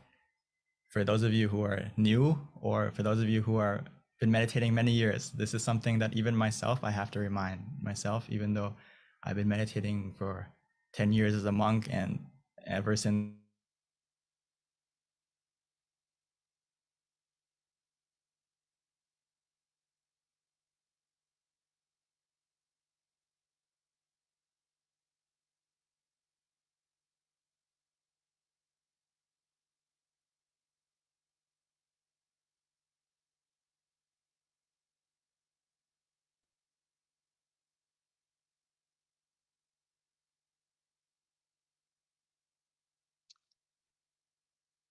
Well, you guys, it looks like we just lost connection, but Venerable Monk Daniel will probably be jumping on shortly. Give him about 3 minutes. But until then, I'll go ahead and just kind of give you a recap with regards to our meditation technique. Definitely, you want to keep your mind bright and happy and joyful as much as possible. Try to recall good things that you've done in your life to kind of help make your mind just refreshed. And then from there, just relax your mind, your body, just some high level recap with regards to our meditation technique. One of the things that we try to focus on, if you can, is the center of the body. And Monk Daniel will definitely give us some guidance with regards to that when he returns. But there are 3 things that we can do when we're trying to meditate. Is first, we've got to clear our mind. Second, from that, relax the body and the mind. And then we want to pretty much trick the mind, because the mind has a tendency to dart from different thoughts or different images. So high level, one of the things that we recommend people utilize to help calm the images essentially is you can anchor your mind with a shining sun, a full moon, which is very appropriate with it being full moon meditation, or just simply relax and keep your mind at the center of the body. In addition to that, you can also use a mantra, and our mantra is Sama Alahang for those who are familiar with our meditation technique. Or you don't have to use that mantra. You can just use anything that makes you feel calm, whatever it is, it should be neutral. So another recommendation would be you can simply just recite clear and bright, clear and bright, clear and bright. Just something repetitive to kind of help tune out the noises in the mind. Or simply we can just relax and just clear our mind from any thoughts and just simply keep your mind at the center of the body. Meditation is very simple. It's just a matter of letting go of your thoughts, which is definitely easier said than done. One of my teachers, Venerable Nalong, always would used to tell us how simple meditation really is. But when we try, it's not so simple, because even though we might look very peaceful on the outside, in the inside, there's just so many thoughts just constantly running through your mind. But with practice, with guidance from our teaching venerables, you will be able to get to that point where you can calm the mind. So that is pretty much a high-level recap of our meditation technique. Venerable Daniel is probably doing his best to get on. We'll just have to wait for him.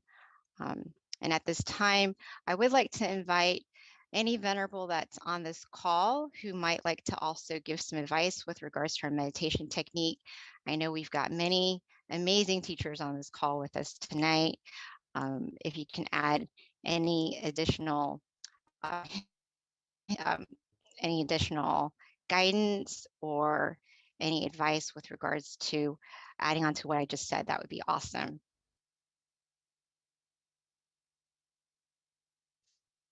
Hopefully I'm not talking to myself, because I don't know at this point if I am or if I'm not. I don't think I am, because if I was, we'd probably have a lot of people leave the call, and we still don't. So yes, please hang in there with us as we take care of our technical difficulties. Oh, good. Thank you. Thank you for letting me know, because when you are on Zoom calls, you really don't know if you're talking to yourself or not unless you get some feedback. Okay, excellent. Thank you. So just a little bit about myself while we're waiting for Monk Daniel. I've actually been a volunteer since 2008.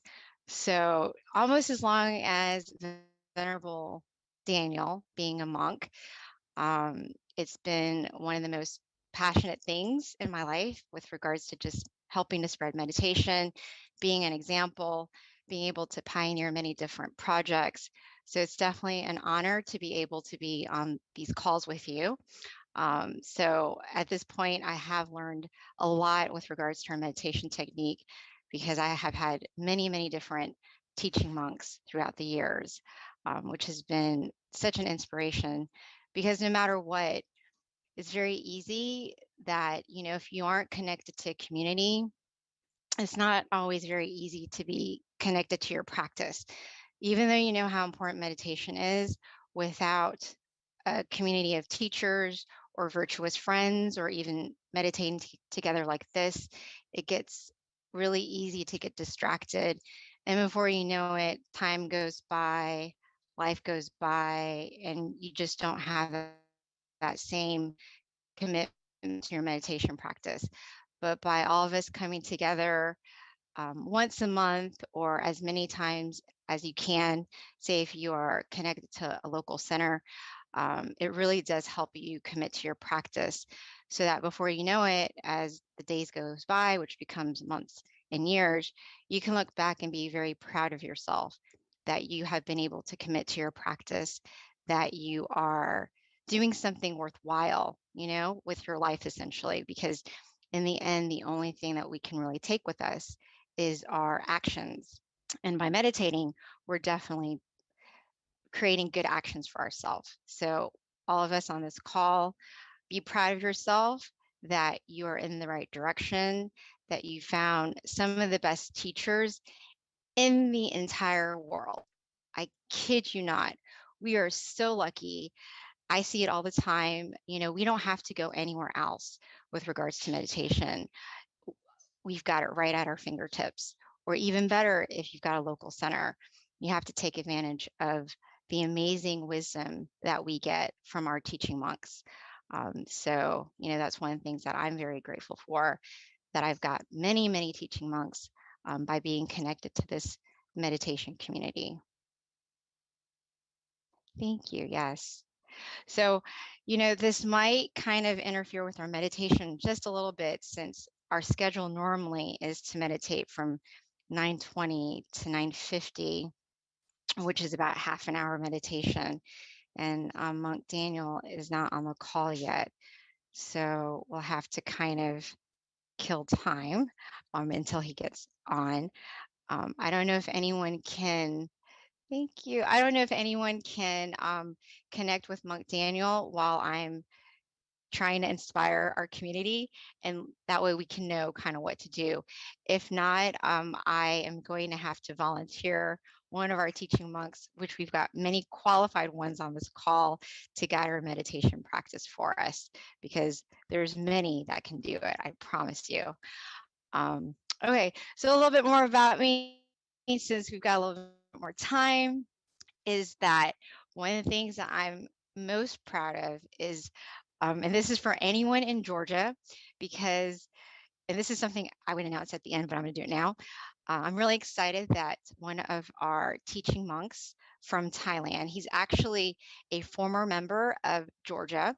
And I'm very proud to say that when I saw him in Thailand in 2019, pre-COVID, he gave me a gift, and I went to a meditation retreat where he was teaching. His name is Venerable Michael, and he was a former student at the Georgia Meditation Center, which is where I volunteer.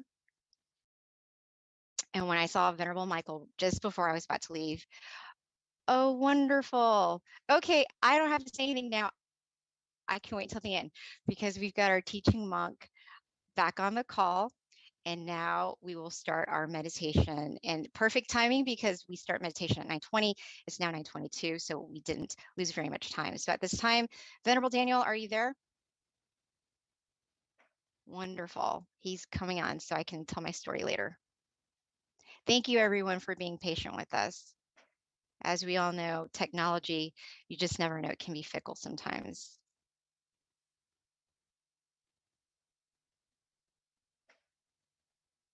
Okay, I think Venerable Daniel is on the call. He's just having a little bit of problems unmuting his microphone. Thank you, Quincy. Quincy's from Canada. He just sent me some positive feedback. Thank you, Daniel. I guess 2 thumbs up for being on the spot, right? These are the things you have to do sometimes. Thank you.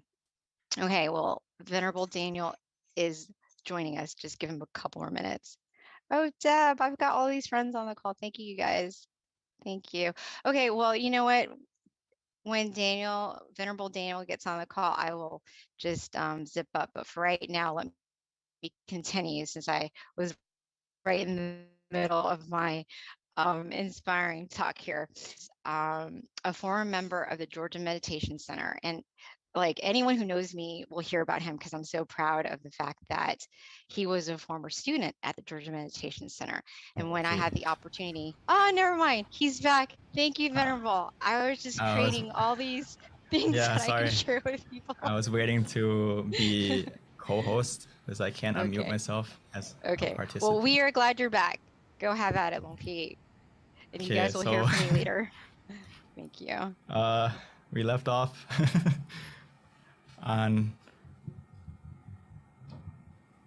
how before we meditate, just real quick, the most important thing is making sure that we are relaxed of both body and mind. So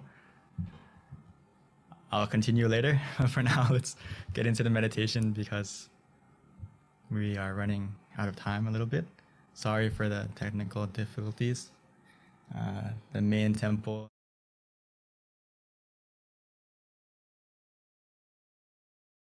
Take a moment to adjust ourselves to make sure we're in the correct position so we don't start or run in the wrong direction like the crab and the shrimp in the picture. So take a moment to adjust yourself, find a comfortable position, whether you're sitting on the floor, on a chair, and let's begin our meditation together.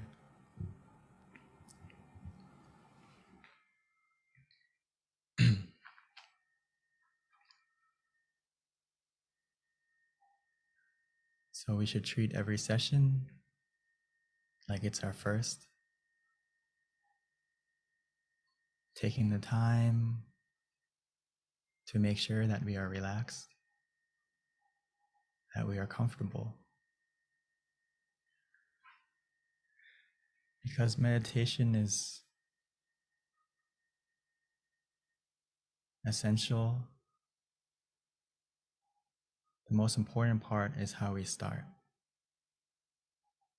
Making sure that we are running or starting our journey in the right direction. So we need to take the time to make sure that our body is comfortable and relaxed. From the moment we close our eyes, softly and gently, naturally, as if we were about to go to sleep. Because now is the time to truly rest our mind and recharge ourselves, both physically and mentally.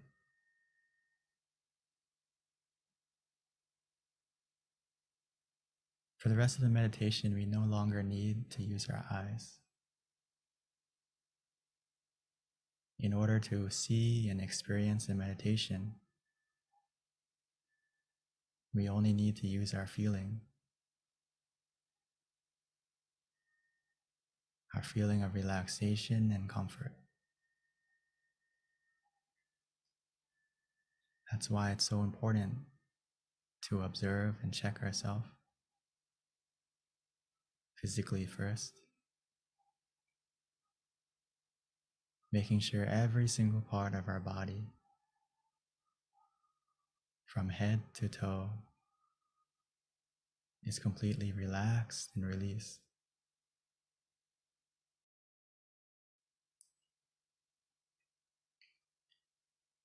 Sometimes the easiest way to do that is just to take a deep breath a few times, breathing in slowly and gently and deeply, feeling the cool and relaxing air, the calmness as it fills our body up with relaxation.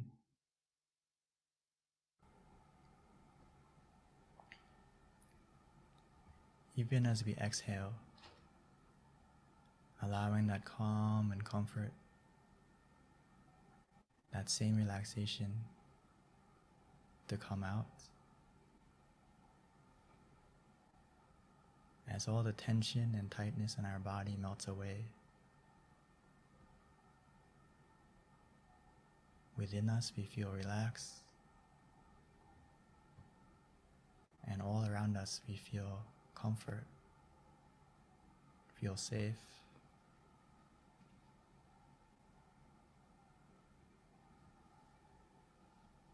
The more we relax our body, we may begin to feel that our body is becoming more light, more weightless.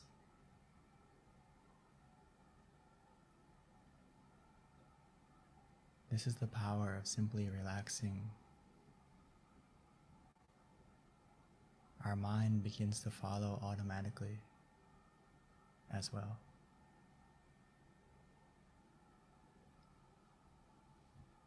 Our journey to find our inner happiness the universal love inside has already begun. Right now, all we need to do is to continue to relax. Now that our body is more relaxed, a mind that is relaxed is simply a mind that is free from any thoughts, any attachments. So we need to put everything aside as if we were going on a trip, going on vacation.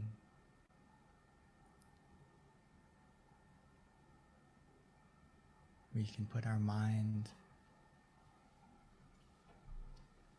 in airplane mode,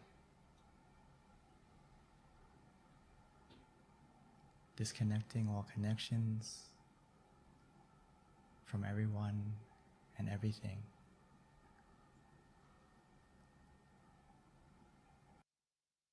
This journey inside, we don't need any baggage.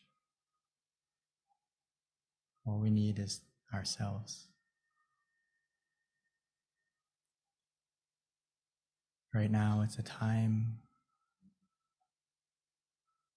to love ourselves, to make sure that our mind is in the right place, to make sure that our mind is positive, clear, and bright.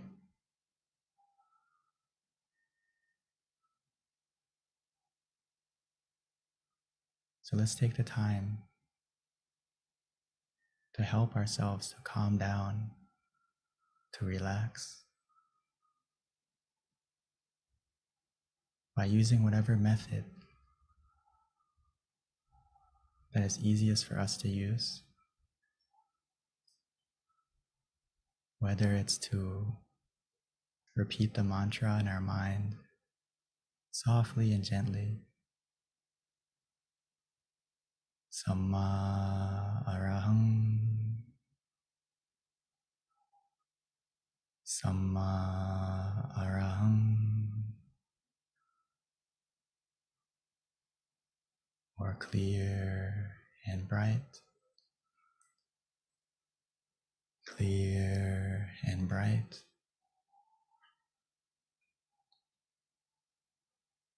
Using the mantra like a calming lullaby, soothing and coaxing our mind to gently calm down, to relax, like a song playing from within.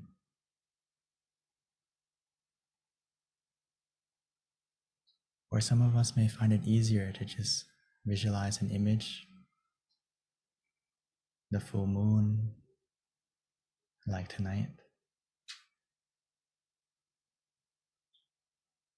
We can imagine it however we like, wherever we like, shining inside us, in front of us, however big, however small. As long as we feel relaxed and comfortable, don't worry about the clarity. The more we relax, the more we follow that feeling. Everything we see and experience will change automatically.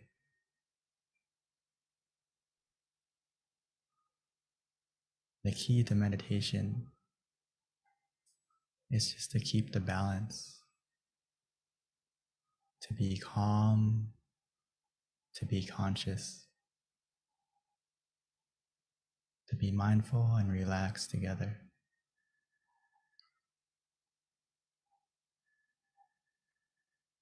Eventually, we'll get to a point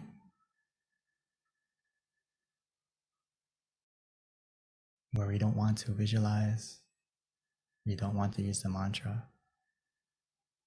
We just want to do nothing. Let it be. Follow that feeling. Trust in yourself. You know what makes you feel relaxed. When we get to that point, just let go. Do nothing. And just be content. Through that contentment, the relaxation will continue to grow.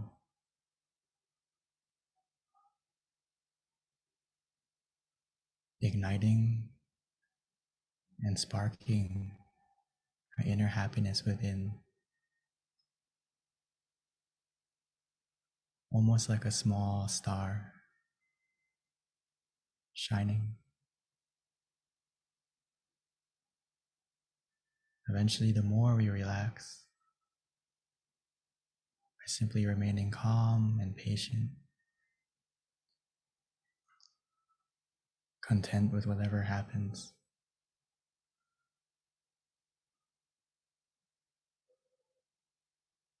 that inner happiness will begin to grow and expand, shining from within.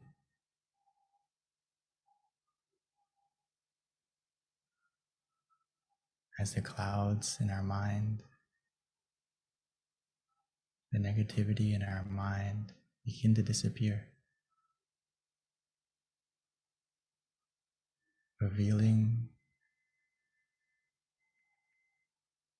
a happiness, a brightness, a love that has always been within us, waiting for us to look within.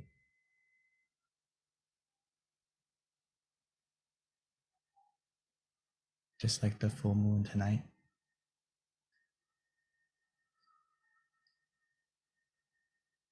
sometimes we just need to wait and let the clouds pass by. Eventually, no matter where you are, who you are, everyone will be able to see the full moon in the sky.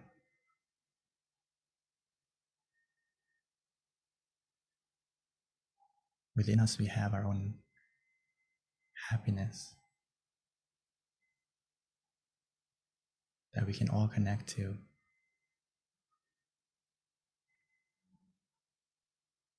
We all have a point of peace, a place that is filled with happiness, and most importantly, a universal love that is pure, that is positive.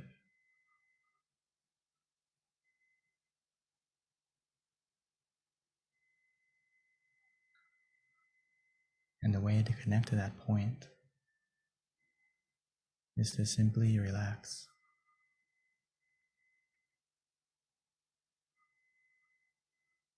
Allowing our mind gently and naturally to go to that place, which it will. All we need to do is guide it by staying relaxed, staying content.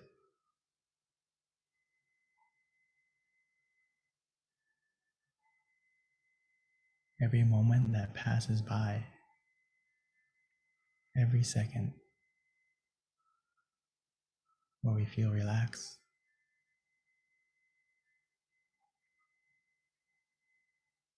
our mind is becoming more still, more clear, more bright, more positive.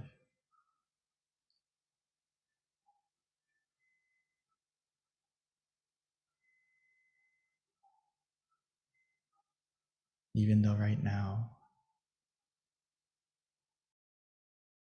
it may be dark, but remember, the darkest night produces the brightest stars.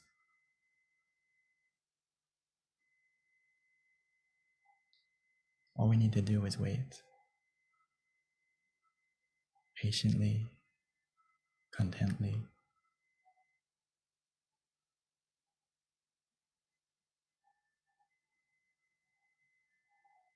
We have everything we need to succeed in meditation now.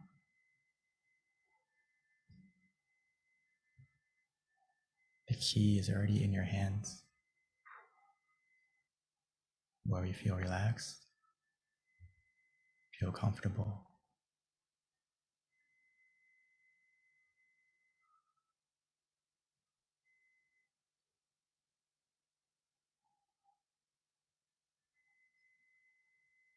So let's continue to enjoy the meditation together, allowing this relaxation to take us to connect to our inner happiness, where we can truly love ourselves, filling our mind with positivity and allowing it to shine from within us.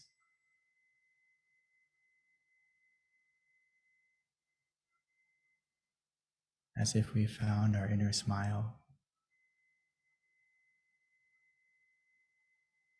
and that smile will begin to shine onto our face and spread out from within us automatically.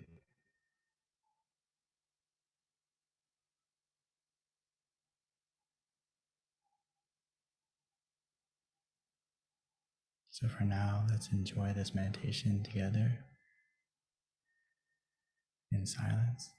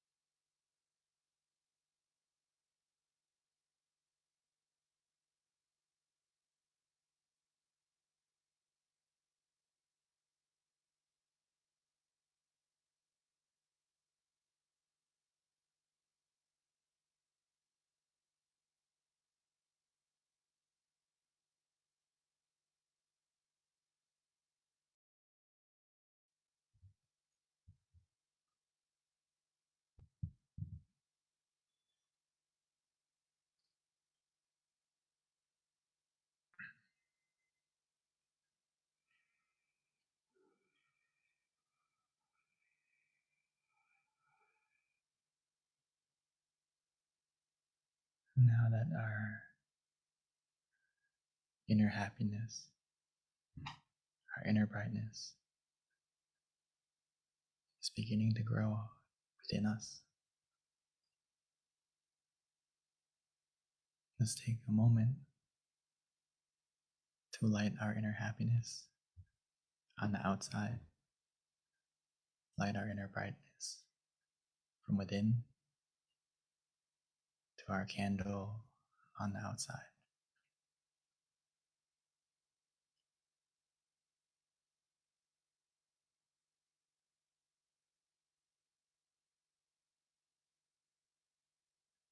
Once you've lit the candle on the outside, we may continue to meditate,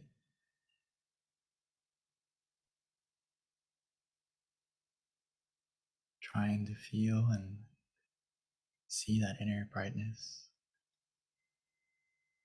of the candle, or just simply relaxing,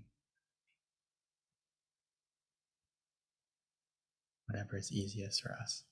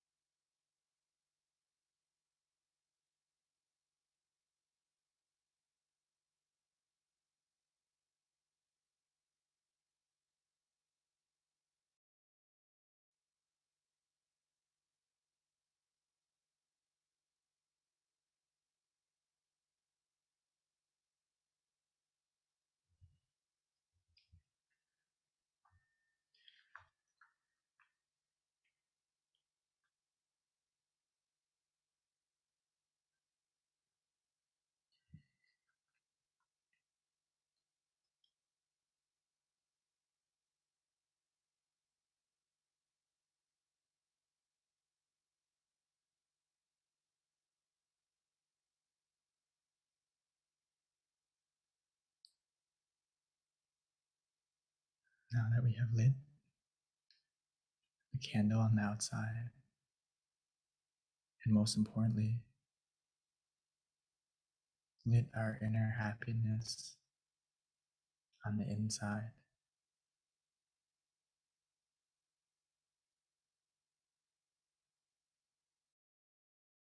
now that our mind is full with more positivity,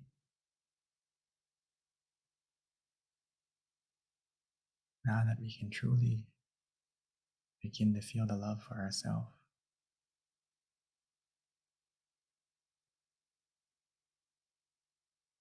it's a good opportunity for us to now share that love, share our positivity, share that brightness and warmth that we feel from within, like the full moon shining on everyone, everywhere.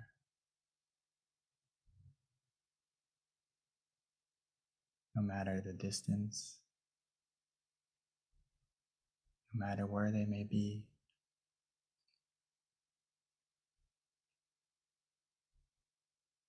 our mind has the power to spread our positivity the same.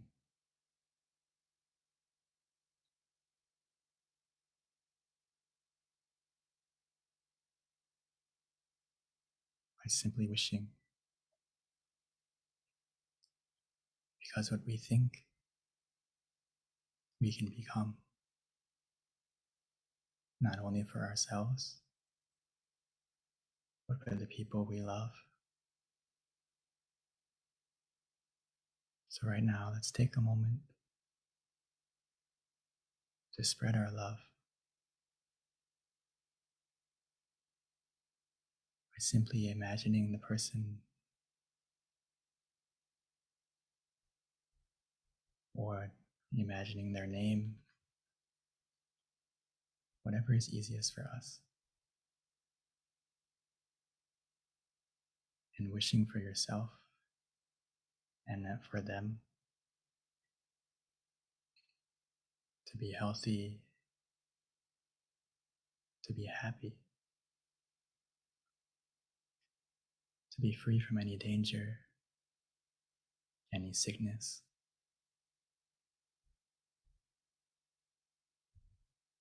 or if they are suffering or in pain, may they be able to recover quickly.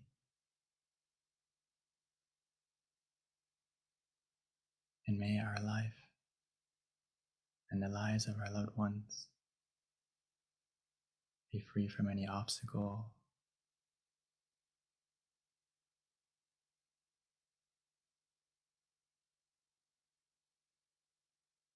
most importantly, may they have the opportunity to also meditate, to find their own inner happiness, their own inner peace, that universal love that's within us, within everyone.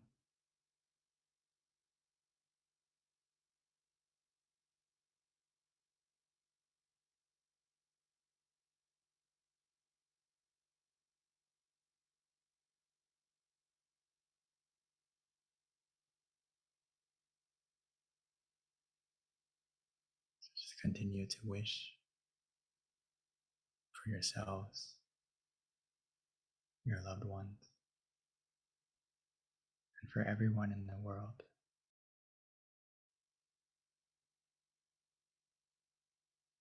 Allowing our positivity and our brightness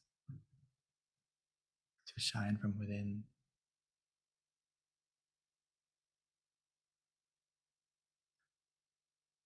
We may not be able to change the world right away. We can help to change the world for ourselves and for the people closest to us first. from one moment of peace.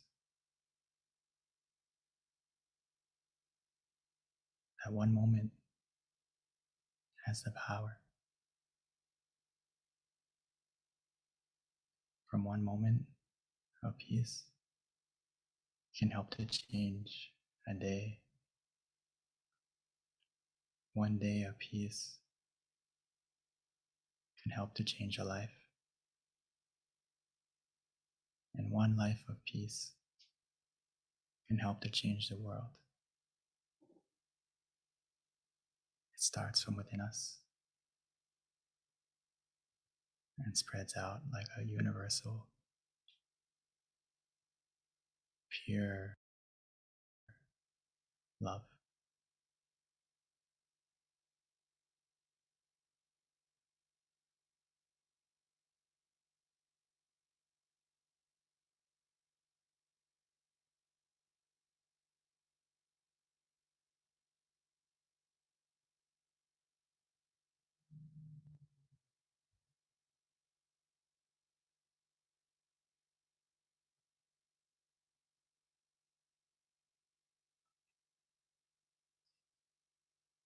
Sapphe Buddha Palapata Pachekanam Chayang Palang Arahantanate Shirakang Pantami Sapaso Sapaputtha Nupavena Sapathamma Nupavena Sapasankha Nupavena Satha Soti Bhavantu Te.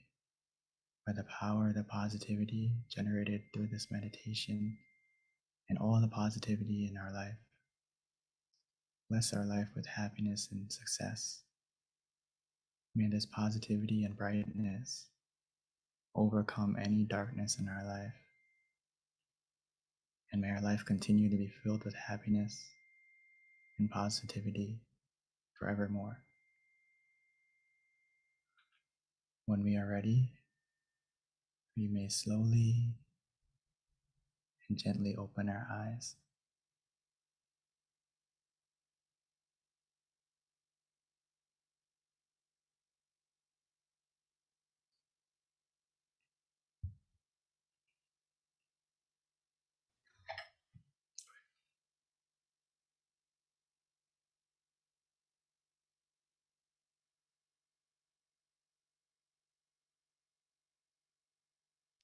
Thank you, Venerable Daniel. So that wraps up our meditation session.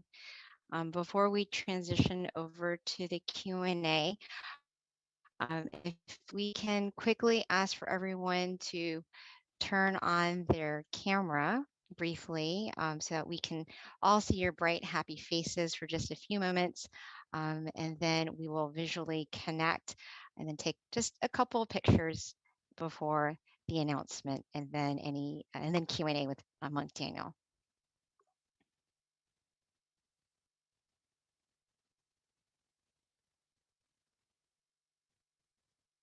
All right. Happy faces. Again, if you can turn on your camera, bright, happy faces for just a few moments.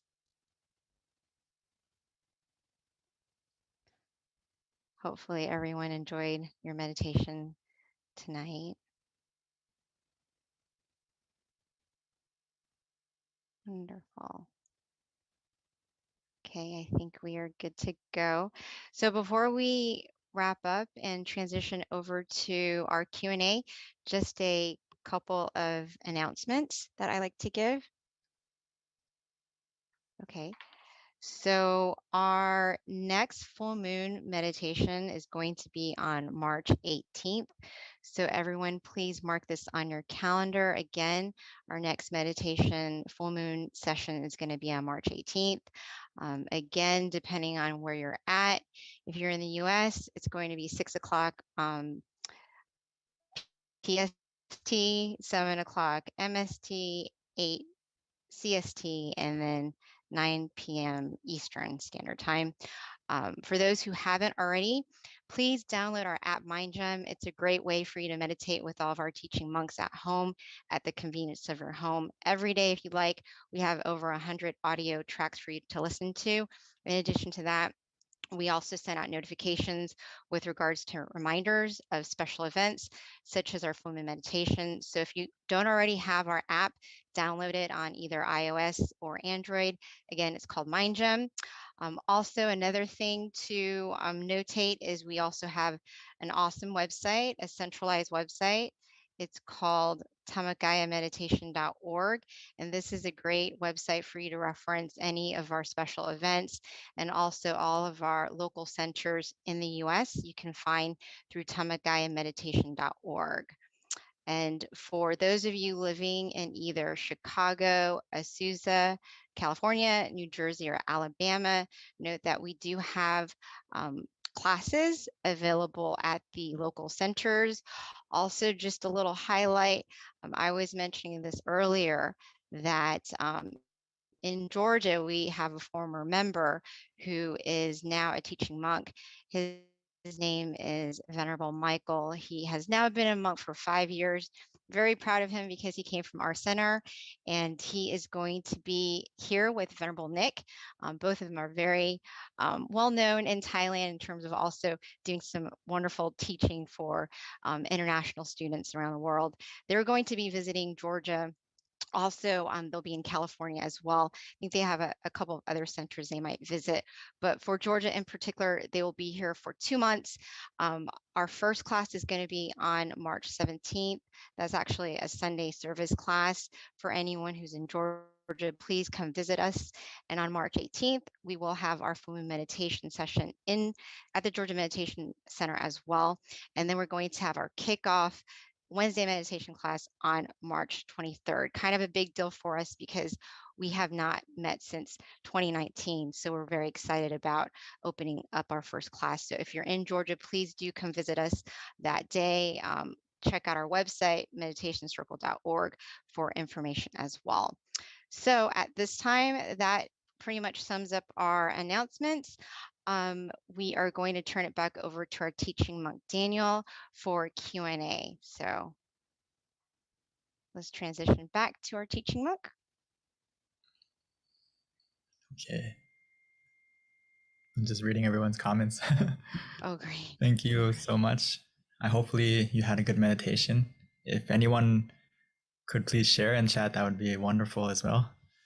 And if you have any questions, or please send in the chat and I will help to answer any questions you may have about meditation or about your experience or whatever it may be.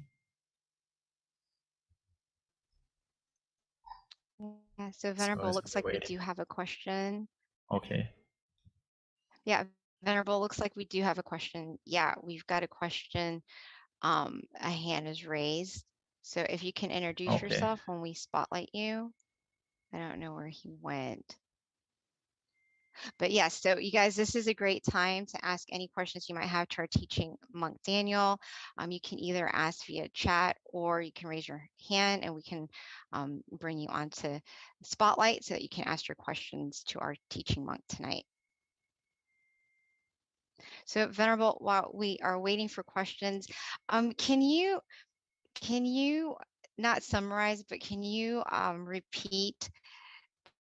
This is like such a great, I like to collect quotes, obviously, but I really like the end of your guided meditation when you were talking about how a moment of peace and you kind of like progressed it to changing the world. I thought that was so beautiful. Could you repeat that? I'd like to write it down. Okay. So basically, sometimes before I talked about the quote, but I just want to emphasize that some people overlook that one moment of where our mind stops.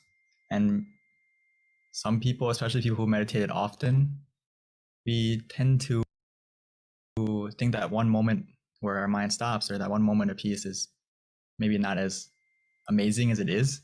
But actually, if we think about it, our whole life, we never stopped our mind. So just one moment of where your mind stops is amazing in itself.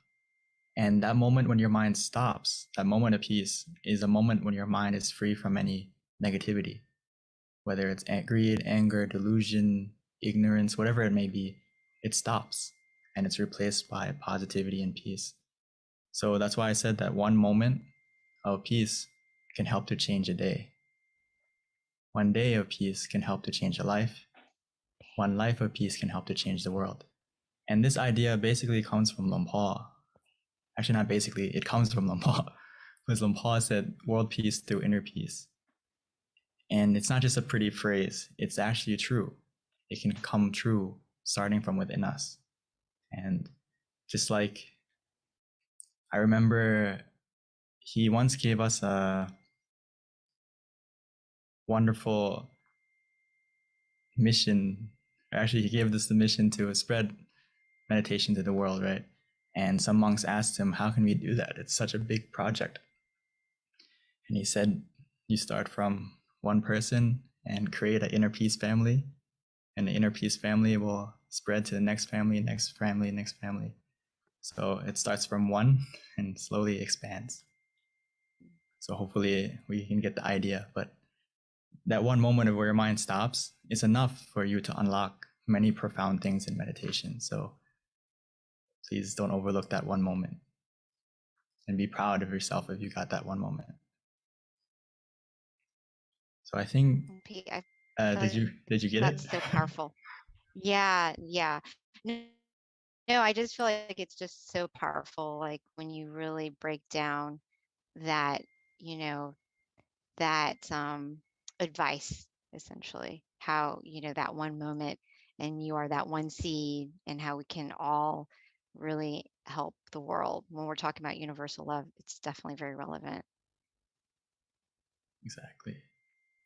And And Lisa that said one world moment, peace through inner peace. yeah, Lisa.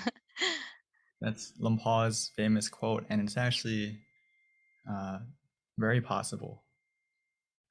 There's so many people who talk about peace, and I think that if more people focus on changing themselves first, that world peace that seems so impossible can happen. But it starts from everyone putting in the effort to change the things that they can change, which is change themselves first, right? We can't change the environment right away. We can't change policies right away, but we can change ourselves first and change the people. Mm-hmm. We can't change people, but we can change ourselves first. We can change people eventually, but it's harder than changing ourselves. Right. So it's a collective effort. Right. So I think someone said, I saw your slide about shrimp and crab. Could you share it with us briefly, please? Okay, I'll go back to that, or just to explain it. Sometimes this is a funny thing that happens a lot in meditation, is that we try to rush to the peace. We want to race to get to the goal. And if we rush, sometimes we run in the wrong direction, just like the crab and the shrimp. So when we start meditation, we need to take our time to make sure we're going in the right direction. And for the crab and the shrimp, it needs to know for itself what position works for them. For the crab, it needs to put itself in the right position that's comfortable for it to go in the right direction, which is side to side. For the shrimp, it goes backwards when it runs. So it needs to face itself in the right direction, in the right position. So what I mean by that is, for every person who meditates, it's different. Every session is different. So we need to take the time to look at ourselves and make sure we're going in the right direction, and we're starting in a position that is comfortable for us. Keyword is for us, not for someone else, not from what you heard before, but for you, what works for you. That's something that we need to pay attention to a lot. It's not a race to the goal. And sometimes when you run in a race, if you're running in the wrong direction, then there's going to be problems. So meditation is not necessarily about how fast you get to the destination, but it depends on, are you running in the right way? Are you walking in the right direction? Running or walking will the speed isn't important. The speed will change automatically. I know a lot of people like to ask, like, how can I quickly still my mind? How can I get to that point of peace quicker? You can't rush it. The less you do, the more you're going to get. The more you let go, the more you relax. That's the way you can go quicker. It's not like on the outside world when we want to get somewhere, we need to try more. We need to put more effort in. We need to run.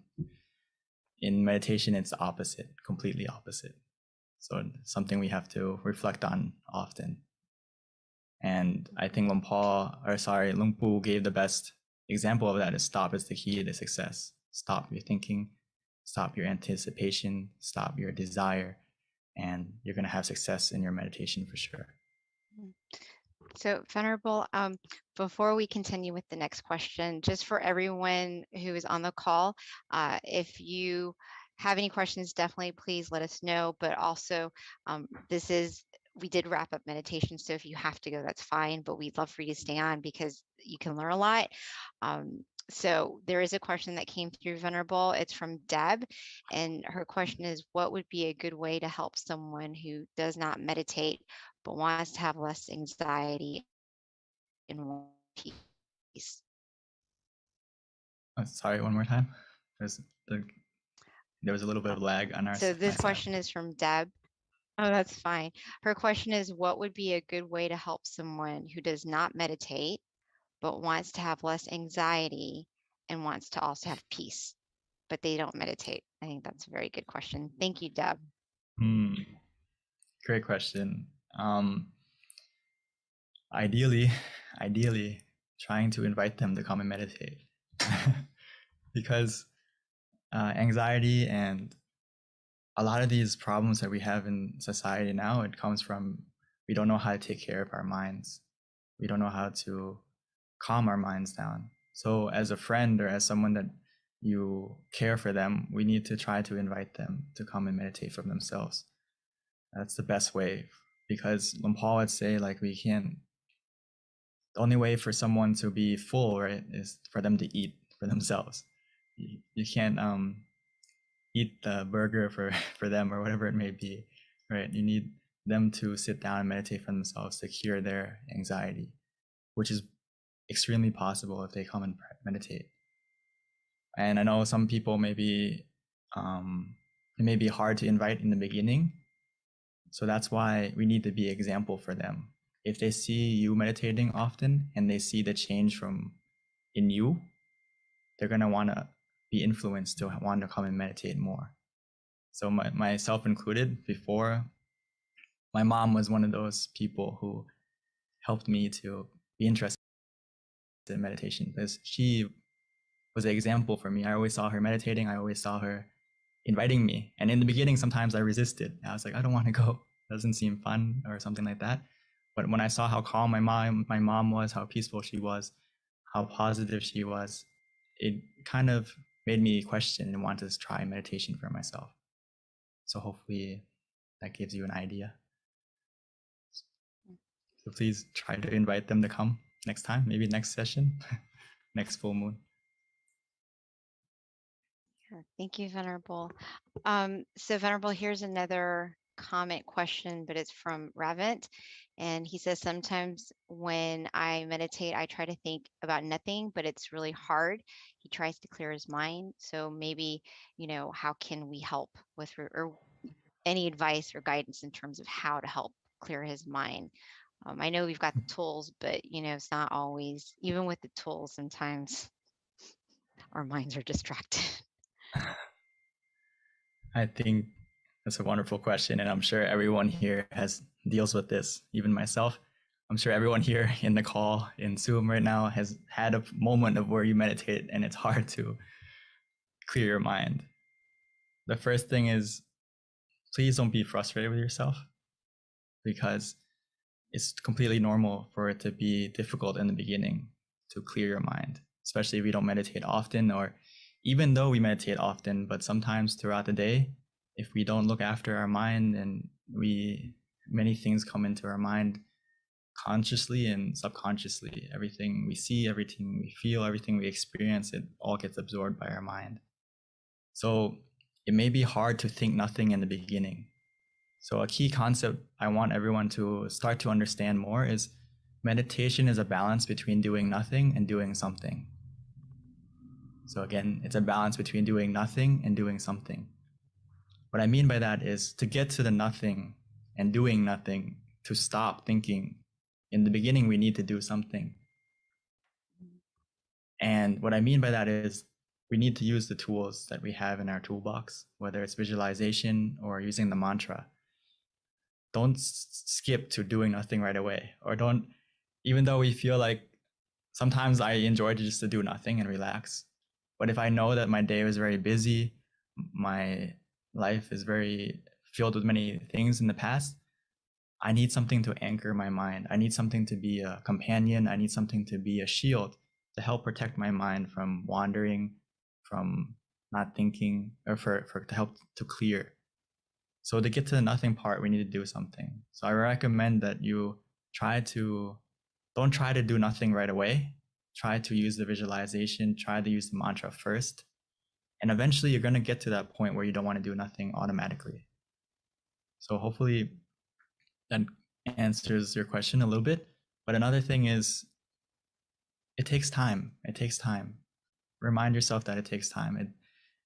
The way to clear your mind, it doesn't happen right away. We need to be a little bit patient. And just like in our computer, or we delete a file, right? Some files that are big, it takes a while to delete, right? It's not right away. The same thing is in our mind. Some things are deleted quickly and easily, and some things take a little bit of time. But it doesn't mean it's not getting deleted. It just means we need to wait a little bit longer. And just be calm, be patient, and it's going to get to that point bit by bit. Wow, Venerable. I've never heard anyone put it like that. That is so profound. Like doing nothing and doing something. I actually really, that makes a lot of sense. Thank you for that knowledge. Just to reiterate that everyone throughout your meditation session has to switch between these two things. That's what makes you a good meditator, is knowing when to do nothing and when to do something. Meaning that when you're off balance, when you're in balance, you don't need to do anything. When you have mindfulness and relaxation together, you feel calm, you feel relaxed, you don't need to do anything at that point. But whenever you start to feel that balance is shifting or off, that's when we need to do something, adapt to the situation by using the mantra, by using visualization, whatever it may be, to get you back in balance. Thank you, Venerable. I love that. Another question that we have, and I think this is pretty relevant to universal love as being our wisdom talk today. And this question is, why do we hurt those we love? So I just want to expand that a little bit more, which is true if we're talking about universal love and kind of expanding that out there. But, it's so everyone's hurting everyone, and we've got all these situations, even right now, Ukraine and Russia, things like that. That's a very good question, Venerable. Why do people continue just not, loving each other and trying to find harmony and peace, the world even, on a bigger picture, except for, of course, us on this call?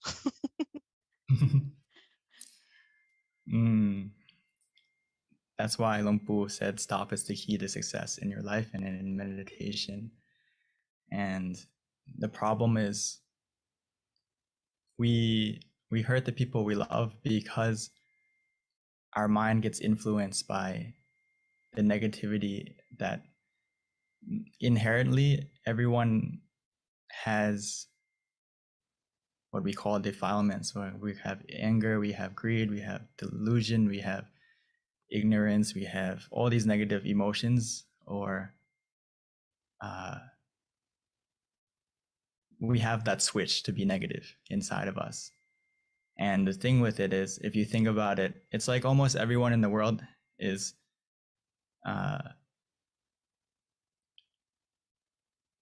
would say sick with those things, and we need to keep them in check and keep that negativity in our mind that is always there, possibly able to switch. We need to make sure that we keep those negative emotions at bay. which is why we need to stop our mind often. We need to recharge our mind often to connect to those moments of peace more often.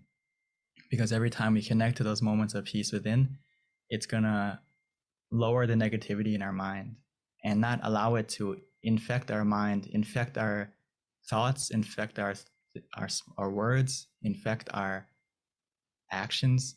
So that's why we hurt people, is because we aren't mindful of our mental health, and that negativity takes over what we think, what we say, what we do to them. So the more often we stop and still our mind, the more easily it's going to be for us to not hurt anyone. That's why meditation is so important, and why Paul would say we need to love ourselves through meditation. And why is that the best way? Because directly we're going to be a better person for everyone around us, and we're not going to hurt anyone anymore. And most importantly, we're not going to hurt ourselves, because we are more connected to how we're feeling, both physically, both negatively and positively, meaning that if you practice meditation more often, you're going to be able to know how you're feeling, be more aware of how you're feeling. And a lot of times when we hurt someone, it's because we let our emotions take over. And sometimes, like speech, it takes a second to say something. And that second that we said something hurtful, it can last a lifetime to someone. And the same thing is true for positive things, right? One thing you said, one action you did one time can change someone's life. So we need to meditate and look after our mind to make sure that what we say, what we do, what we think is more positive. And the chances for us to hurt someone we love will reduce automatically. So hopefully, gave you some kind of idea. Well, that was so inspiring. Oh my goodness. I wish everyone could hear what you just said, because I feel like it would motivate. I don't see how it can't motivate anybody who's not interested in meditation to meditate. That question that Deb had, Deb, I think you need to write down what the Venerable just said and share it with your loved one who isn't interested in meditation, because I think it's just a matter of being educated. And, when it's broken down with such wisdom, I think it's very clear, and anybody who hears it would be curious to see what you're talking about. That was very, very a great explanation, Venerable. Thank you. So Venerable, last question before we wrap up, since it is 10:27, gives you enough time to answer this question. Statement slash question, but there is some relevancy in this. And Ravin says that we love 10, we hurt 10. We love 100, we hurt 100. What is your thought on that comment?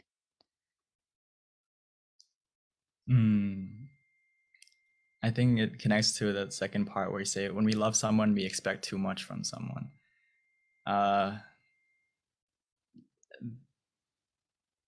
It's a different kind of love.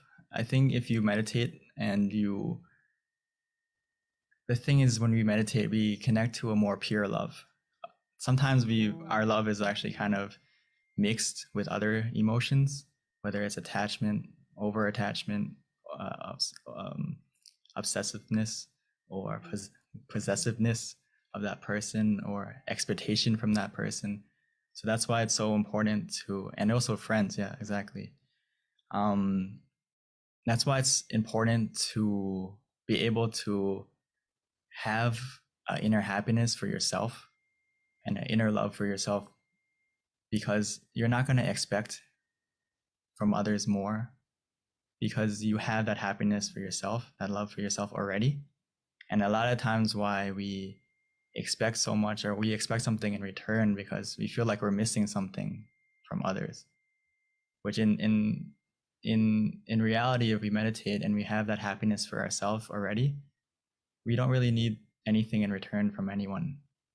We don't need anyone to make us happy, or anything to make us happy, if you meditate more, because you can access that happiness, that true happiness for yourself, anytime, anywhere, every time you meditate. So it's about connecting So to it's that. like a whole love, like you have enough love for yourself, essentially. Yeah. So you're not expecting your friend to give you back something or help love you back or someone to love you back because you already have love for yourself within. And it's similar to giving without expecting anything in return, if that makes sense. When we talk about giving or being generous, the gift of giving is the act of giving in itself. And if you practice that in Buddhism, you will understand it more, that the joy in, when you help someone, even though maybe they don't give you anything back in return or they don't return your kindness in the end, but you already benefited from it. You already got something good out of that. So don't expect to get anything back, but we did something good to them. That's enough. I think that's also very wise too, right, Venerable? Because then you're not being disappointed either. It's like it's only creating happiness for yourself because then you don't have any thoughts that might be negative. I think from my experience and from my understanding is a lot of people suffer because of expectations. Right. Meaning that your mind isn't in the present, your mind is in the future. You're expecting something that hasn't happened yet. So you're disappointed because you feel like something is missing. Instead of that, focus on what you have. Be in the present. And you're going to be way happier. Which meditation teaches you how to do that. That's why being in the present is so important, because it really can impact your mental being. And eventually you're going to get what you expect automatically without you realizing it. Because if you're in the present moment, you have the power and the decision to make your life better. When you're in the present, you're able to walk towards your goal. It's not bad to have goal or expectations necessarily, but if you focus on the expectation and on the goal rather than the method, you're gonna suffer. But if you focus on the method and how to get to that goal, you're not gonna suffer.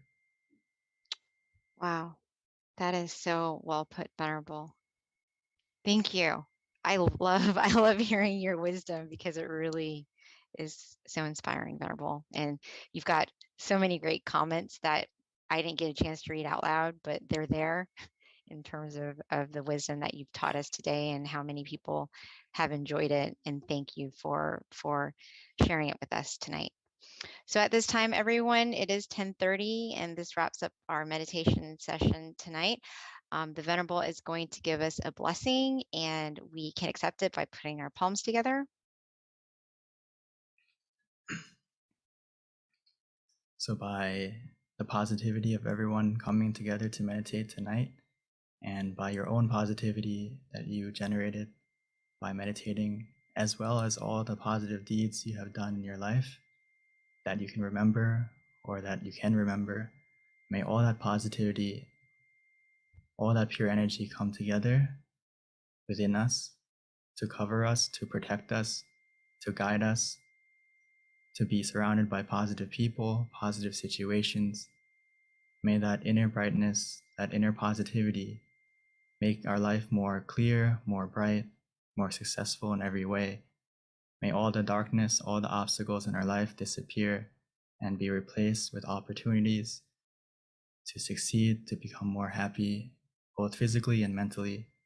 Most importantly, must we be able to meditate, connect to that inner peace, inner happiness easily and quickly, be healthy and strong of both body and mind forevermore. Sadhu. Thank you for that beautiful blessing, Venerable. Namaste, Venerable. Until we meet again next time. Bye, everyone. Please mark your calendar, March 18th, for our next full moon meditation. Sorry for the technical difficulty problems. It's okay, Venerable. It happens. That's why technology is unpredictable. We're just glad that you're able to come back and we didn't lose you again. So thank you, Venerable. Okay. That was an awesome session. See you next time. Namaste.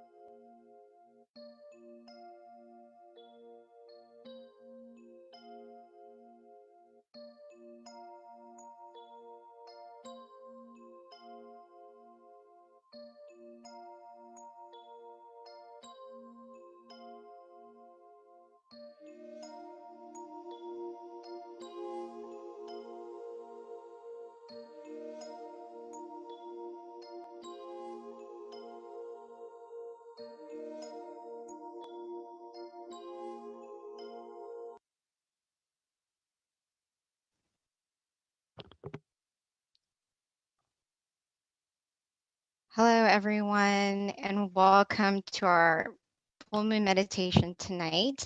We have a great lineup for you. Our theme is brighten the mind, brighten the world. And with that, I wanted to share a quote because that's normally how we start our full moon meditations. So for those of you who don't know, I normally read out of Paipo, and Paipo stands for peace and peace out. And these are quotes from our abbot, Longpa Tamai Chayo. They're very profound, every single meditation practice. So I picked a quote that I felt that would be appropriate for our theme, which is brighten the mind, brighten the world. And it's called Happy Sun. So the internal sun will arise when our mind is at a standstill. It will be like a bright object shining day and night. The ordinary sun shines half a day, then fades away. But when we attain the internal sun, our life will never be in darkness. Whatever incident we face, though we cannot change it as we wish, we can overcome it as we connect with the happy sun inside. So that is a little inspiration with regards to starting our meditation tonight. So with that, just wanted to introduce our teaching monk. This is going to be Monk Jackie's turn. A little bit about Monk Jackie is he has been a Buddhist monk since 2014. He ordained in Thailand, and with that, he learned the value of meditation, and he became very passionate about meditation. One of the reasons why he decided to stay in robes. So now he's able to study his meditation practice in even more depth, in addition to sharing it with those of us around the world. So with that, I would like to introduce Venerable Jackie.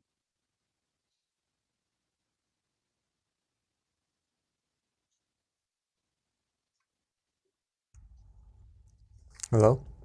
Hi, Venerable. Good evening, everyone. And good morning to all of us as well. Since we are all here from all over the world, hopefully everyone is healthy, happy in both their body and their mind, right? Staying well amidst what's been going on around the world.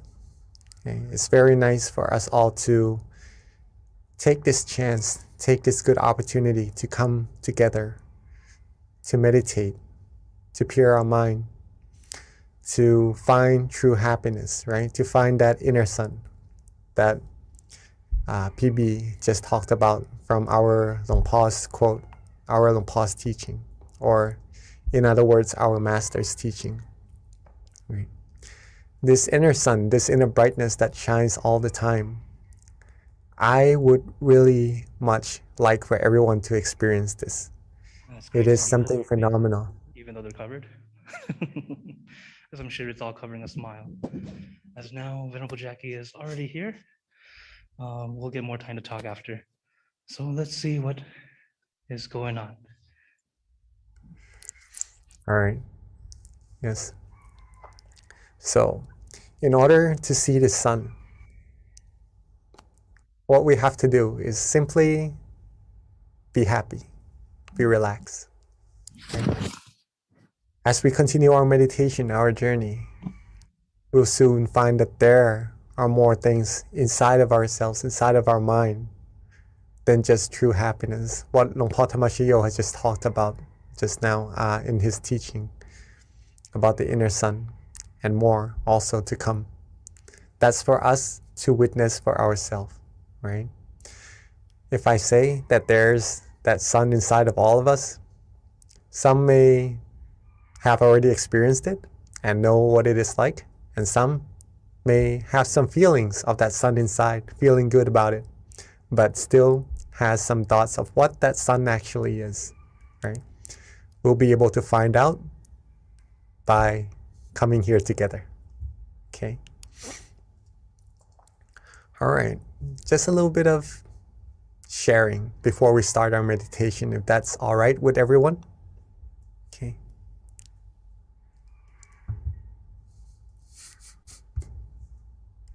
All right. So, war,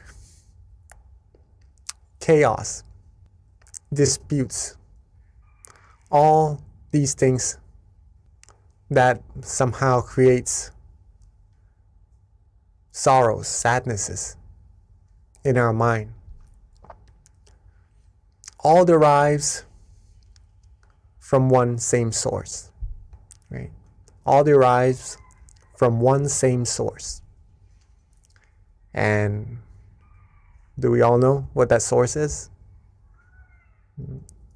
Weapons, money, power, authority. What is that source that creates conflicts all over the world? Right? Not to be specific or anything, right? Just in general. Well, the source of all these conflicts or these disputes, these commotions, is the mind, right? The mind. The mind of human beings that are involved with pretty much the viruses, not on the outside, but on the inside. The viruses that can't really be seen unless we still our mind correctly and go deeper, having that sun and further on. But that's another topic, all right? But just to show you first that these things, these disputes comes from the mind that is involved with some viruses that's already there inside of our mind, right? To name them: anger, right? Delusion, greed. Greed, anger, delusion. The three musketeers that usually creates problems and it's already there inside of our mind. But there is a way to deal with them. We'll go into that later on, all right? So these are the causes. These are the causes. And these things usually bring about the feeling of sadness, right? As a result, sorrows as a result, negative feelings to be in general, right? Not what we actually want as humans, or I believe any beings, because all humans seek, what all humans seek, what all beings seek is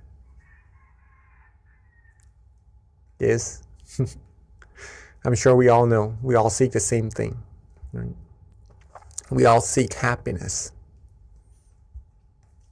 We all seek happiness one way or another. We try to find things that makes us happy, right?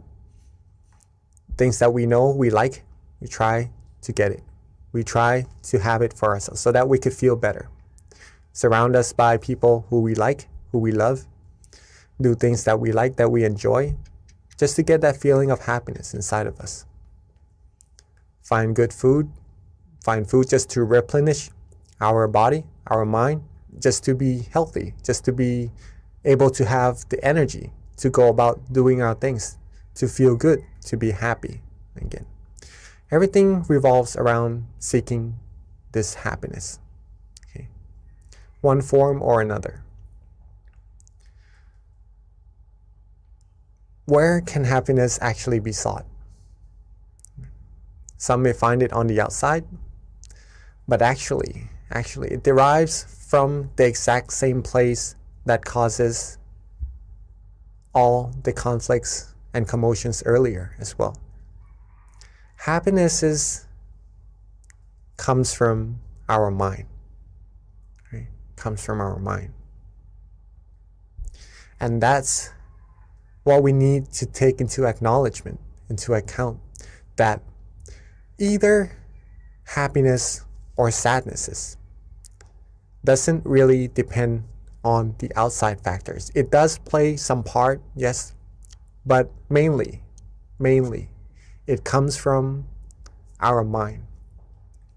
And whether or not we choose to be happy or we choose to be otherwise, it is completely up to us to choose.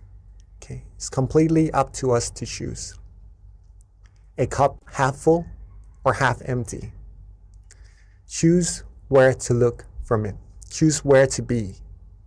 Okay.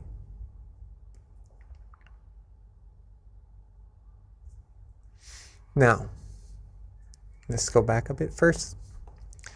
Now that we know that happiness or sadnesses, sorrows, originates from the same place, which is our mind, what can we do to always be happy, right? Because we like that feeling. I'm not sure if anyone likes to be sad, likes to have negativities, but I'm sure no one would, right? I'm sure no one would. What we all seek is positivities in our lives, happiness, good things, right? They all arrive from the mind. Can we control it? Can we control these feelings? Yes, we can. Yes, we can. If we train our mind well, it needs training, right? A mind that is untrained would be more likely to be affected by the outside factors. Thus, these outside factors may sometimes bring positivities into our mind, but sometimes it would take out the happiness from our mind as well. Okay, so training the mind, training this source of happiness within us to always have that feeling of happiness is very, very important. Okay, we can all do it. We can all do it. Right? If we always wanted to be happy, there's a way to do so. That's what I'm implying on this, right? Hopefully this all makes sense and everyone is catching up. How then? How then do we always have happiness? The answer is to practice these two. Okay. Whatever we do in life, wherever we are, whatever state we're in at that moment, right? Our physical body, our mind. If we have these two things together, awareness and relaxation, we will instantly find happiness. Awareness and relaxation. If we have awareness right now, and also if you take a look in the middle of the word awareness and relaxation, I don't know if you could all see, but there is a plus sign, right? So that means that if we are aware and we have relaxation, we simply put our awareness with that relaxation. Have them two go together, hand in hand. And that's when we will receive happiness. An unlimited amount of happiness. Infinite amount of happiness. The happiness that you could always access at any time, anywhere. Whether you're here on Earth or maybe you have the chance to go out in space, if you have these two things together, awareness and relaxation in your mind, in your body and your mind, right? You see? Relaxation in your body and your mind. You will find happiness. Always. Always. No matter if we are healthy or if we maybe in times of sicknesses, right? We always have that point in our mind to be happy, for sure, 100% all the time, right? This is why training the mind or meditation would give us the opportunity or the knowledge or the skills to take us through that source, to that source which is the source of true happiness. Okay, just to keep that in mind, that what we're doing may be simple, just relaxing and having awareness. But the more we practice, the more we'll see how profound it actually is. Okay. This is a teaching from our abbot, our master, หลวงพ่อธรรมชโย. When the body is relaxed and the mind is relaxed, it will be very easy.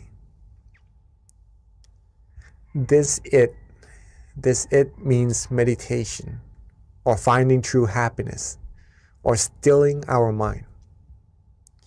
It will be very, very easy if you are able to relax your body and relax your mind. That's it. Okay? As simple as that.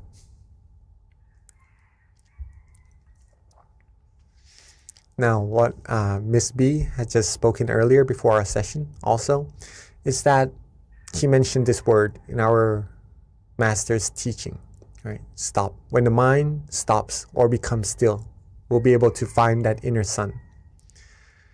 The mind will be able to stop when we have awareness and relaxation together. When we have that feeling of comfort inside of us, and our awareness is with that feeling, and we just rest and we just relax and just enjoy that feeling, at that point, our mind would have already come to a point of standstill. It is at a point where it has already stopped. Okay? But the stoppage of the mind has different levels also. So stopping the mind doesn't mean forcing it, right? If you feel good, if you feel relaxed in your meditation, then that's when your mind is already still. And there's nothing else that we need to actually do, right? Just keep it rested, keep it still, and it will take you deeper into your journey inside automatically.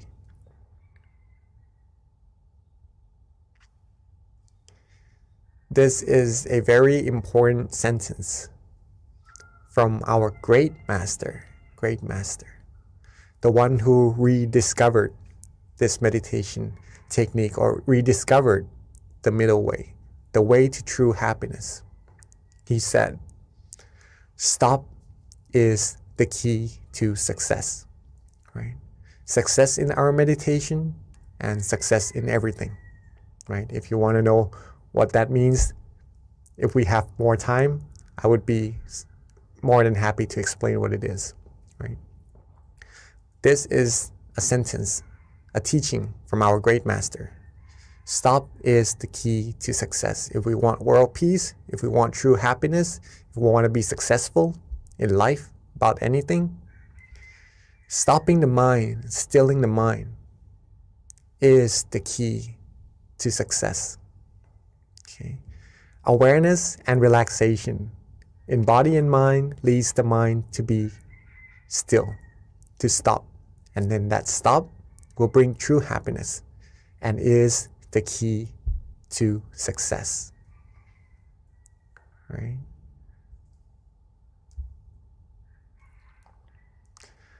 When we train our mind and we're able to reach that source of happiness more and more, we'll be able to control ourselves, to control our mind, whether to feel good or otherwise.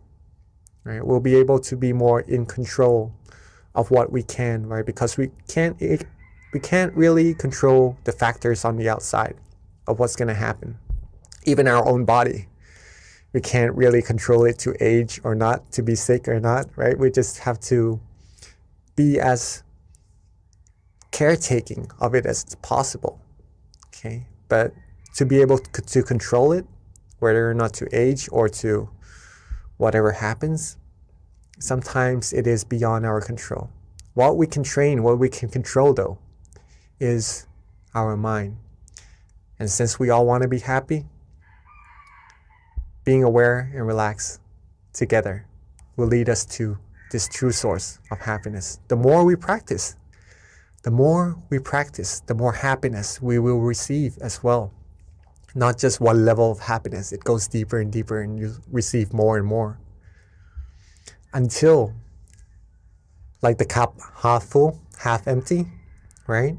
We'll be able to fill the cup all the way up to the top, the happiness all the way up to the top, and it will overflow outside until we would feel the true happiness inside flowing out of our mind, wanting to share it with everyone around us, just wanting people to be happy as well, feeling good for other people around us, feeling care, feeling compassion automatically, just from being happy ourselves, right? What we have, we can share. What we do not have, it is hard to share. So if we want to have other people around us happy, have the world be a world of peace, it is very important to keep ourselves happy, or to make ourselves happy. Then we can make others happy as well, help others be happy as well. Like the sun, having so much brightness in it that it shares its golden lights with everyone on earth.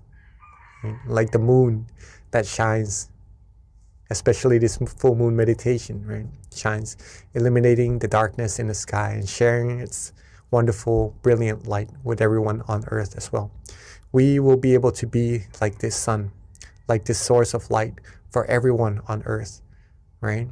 And together, it's not a one-man job, right? If we can all find that sun, that happiness, that brightness inside of our mind, overflow ourselves with happiness, the more we can do, the more people who comes together and are able to find this true happiness. This is a way that we can attain true world peace, right? True world peace. World peace through inner peace. World peace, there's a teaching from my master that I just listened to yesterday, actually, a voice file. He says that, okay, we have a little bit more time. Not a lot more time, sorry. But world peace cannot be attained with fights, with wars, with disputes, right, around the world. The true war is not actually outside, it's actually within us, right? Whether we are happy or not, with that viruses inside of the mind, whether we clear it out or not, the true war is actually inside. If we can win the war inside, we'll always be happy. And if everyone can win that war inside, that's when true world peace will happen, okay? So it's amazing to get to see everyone here come together to practice meditation so we can brighten our mind and brighten the world as well. Hopefully that all makes sense to all of us, and that we all know how important we are to having world peace. And if we are able to do so, once we have our inner peace inside, share it with as many people as we can, our loved ones, so that this world peace can happen as quickly, as soon as possible. Okay. So I guess that's a good amount of talking for today's session. Maybe we start our practice of meditation. See that sun, see that brightness inside of ourselves for ourselves. Okay. So we can practice being the light to this world.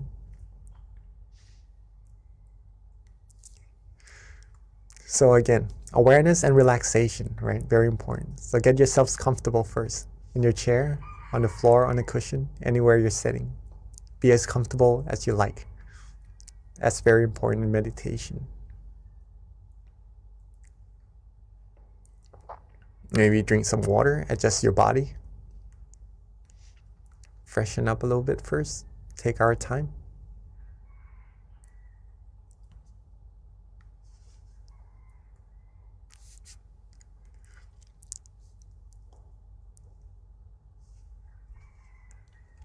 All right.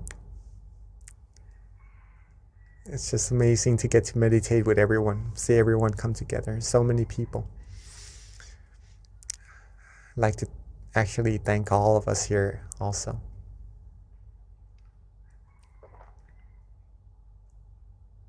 All right, so when we are ready, let's softly and gently close our eyes.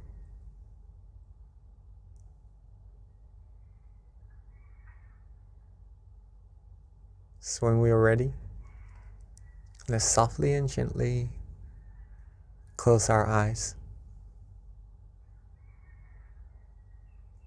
Rest our face, rest our forehead, our ears, our cheeks.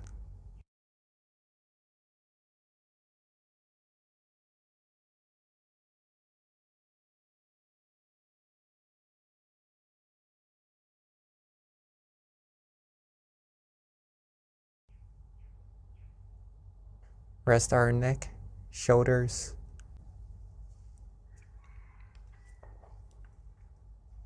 Take our time.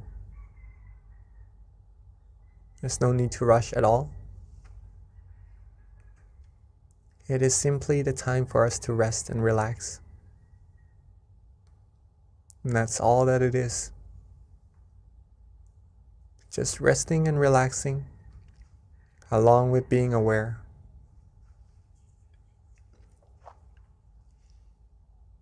If we are awake, if we are aware, that means we are good. And the rest is just being rested, being relaxed, and being with that feeling, softly and gently. Free ourselves from all worries. Free ourselves from all responsibilities for now. Let everything go. When we are able to let things go, our mind will become light, free from burden, free from weights, and will be free, and we'll be able to rest completely. So let go. Let go of all worries. Let go of all things to think about. For it is our present, our gift, this moment. To give ourselves true happiness. To give ourselves the positive energy that we need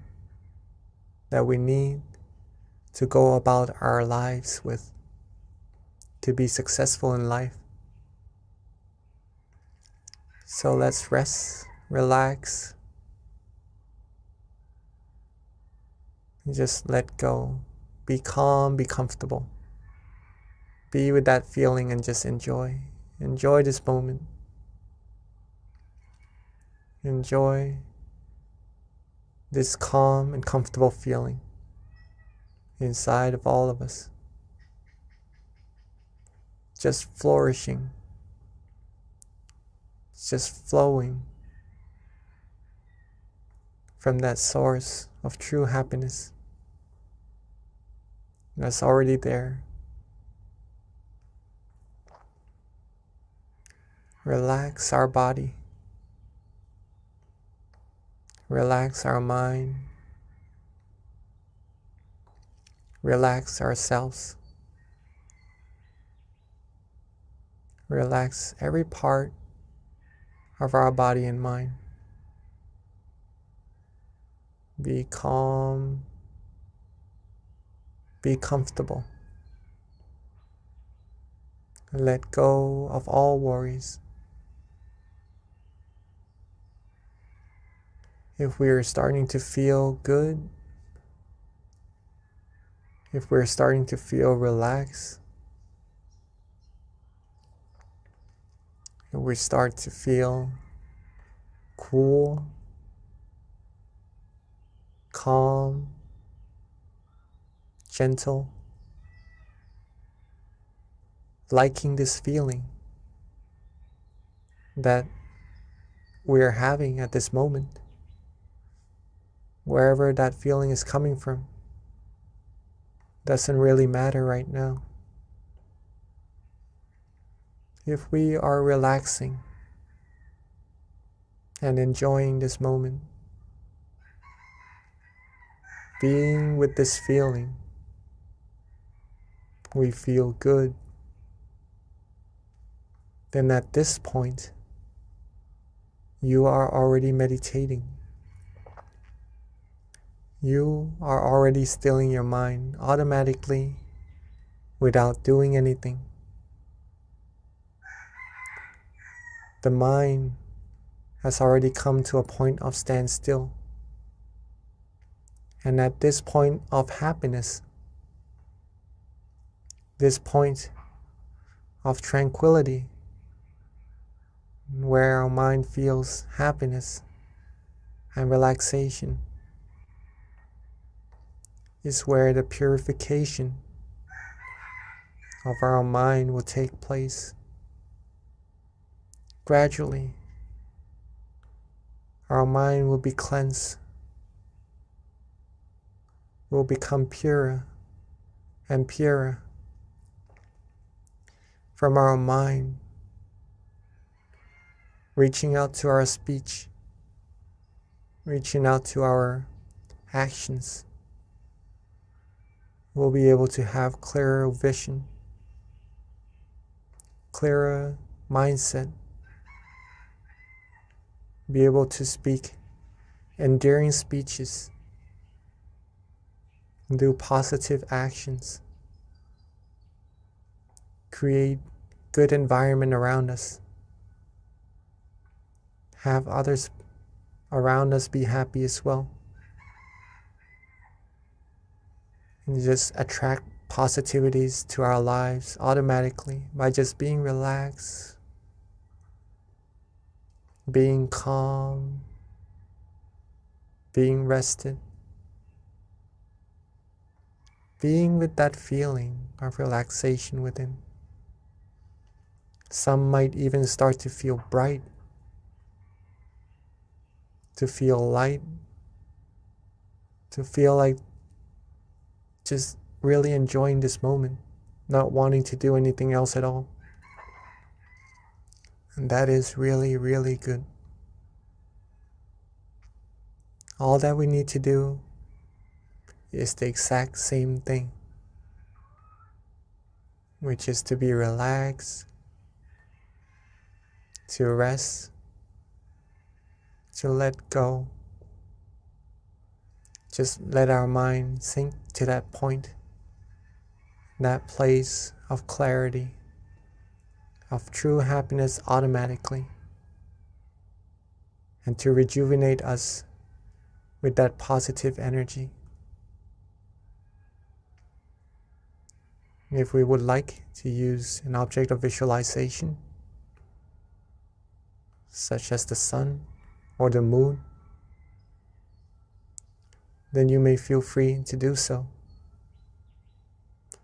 Whatever image that uplifts the mind, that is pure, and you are visualizing it comfortably, then that is also meditating correctly. That will also lead us to the point of true happiness. Or if you would like to use a mantra to coax the mind, to relax the mind, to free the mind from wandering thoughts, then you may feel free to do as well. Recite the mantra relaxingly, calmly, at our own pace. Samma Arahang, Samma Arahang, Samma Arahang. every recitation, every mantra, let it resonate with that feeling of calmness, with that feeling of relaxation, and just nourish us with that purity from within. Whichever meditation technique we use, let's make sure that we are calm and comfortable and relaxed using it. So let's keep ourselves calm, keep ourselves relaxed. Enjoy this moment. Be free from worries. Let's meditate together in silence for this time being.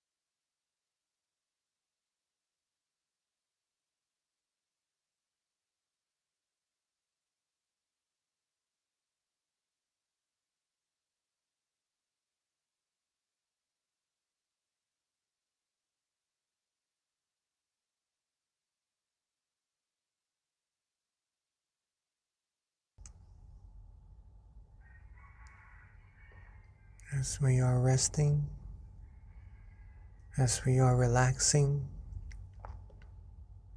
as we are letting go.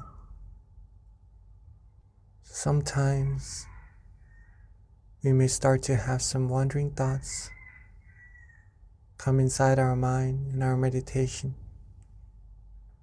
distracting us just a little bit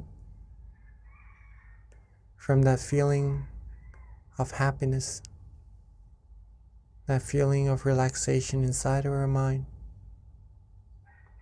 In that case, there's no need to worry at all. Don't worry, be happy.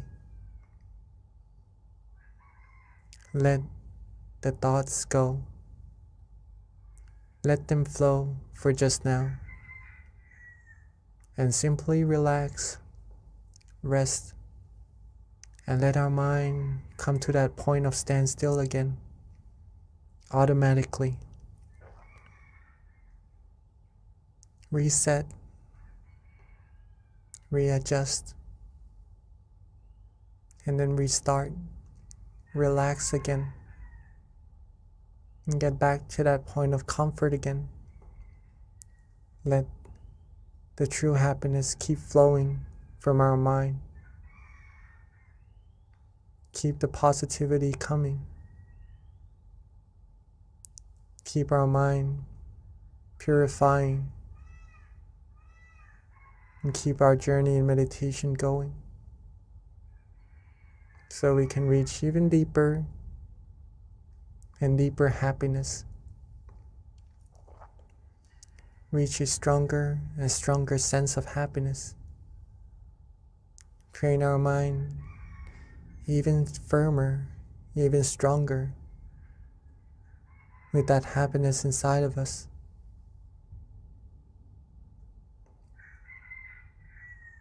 At some point,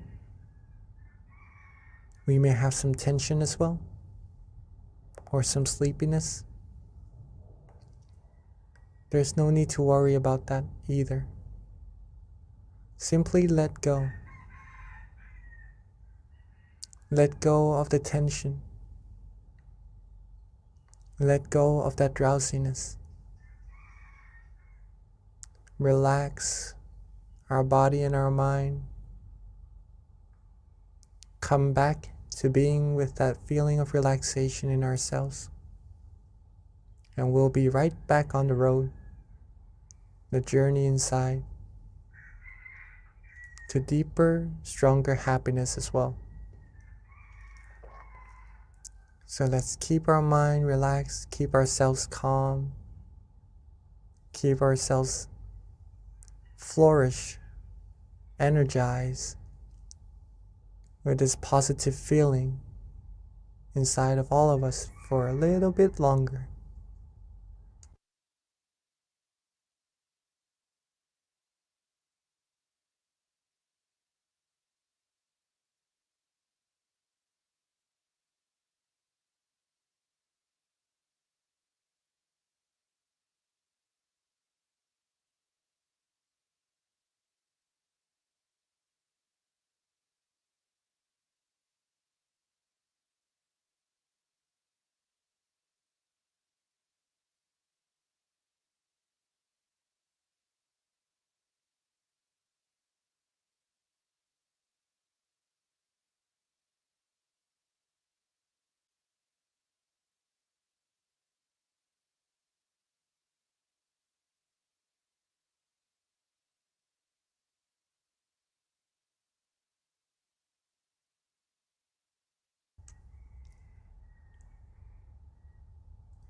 Now that our mind is bright, that our mind is filled with the inner light, the inner happiness, from relaxing, from stilling our mind, let us all come together and light the candle to represent our brightness from the inside, shown to the outside, to brighten this world, shine away all the darkness.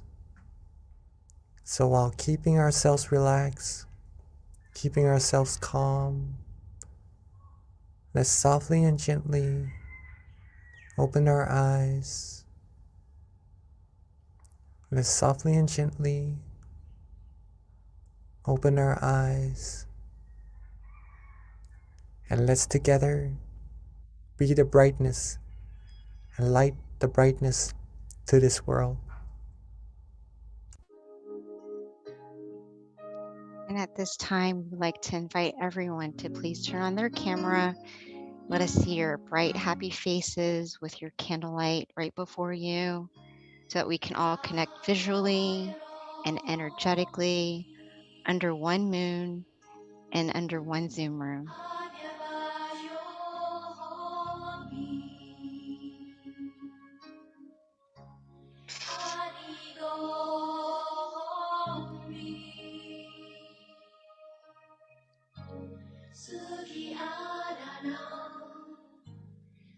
There's my candle. Again, we'd like to invite everyone to please turn on their camera so that we can see our bright, happy faces, connecting visually and energetically,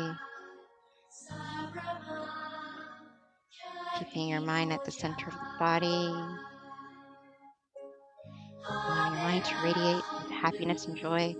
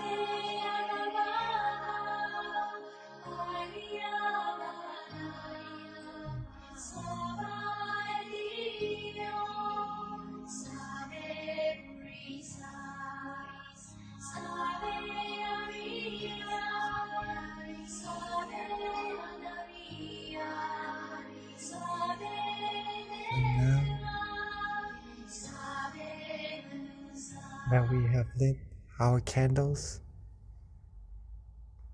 on the outside together. Let's bring that candlelight, closing our eyes softly and gently, back to being relaxed and comfortable in our meditation again. Let's softly and gently close our eyes, rest ourselves, come back to being relaxed and comfortable in our meditation once again. Feel that brightness,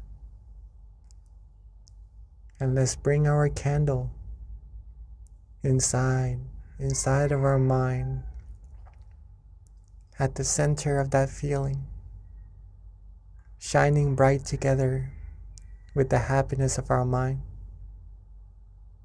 And let that brightness be the representative of our true happiness, of our positive energy.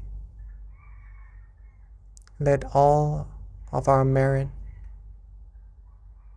all of our good deeds, the positive energy from all our good actions come together into this brightness, and let it shine bright outwards to everyone in this room. Shine bright outwards, reaching everyone in our community. Shine outwards even more while being relaxed, reaching everyone in this country, and shine brighter outwards even more, reaching everyone in this world. Shine bright, shine out this peaceful light,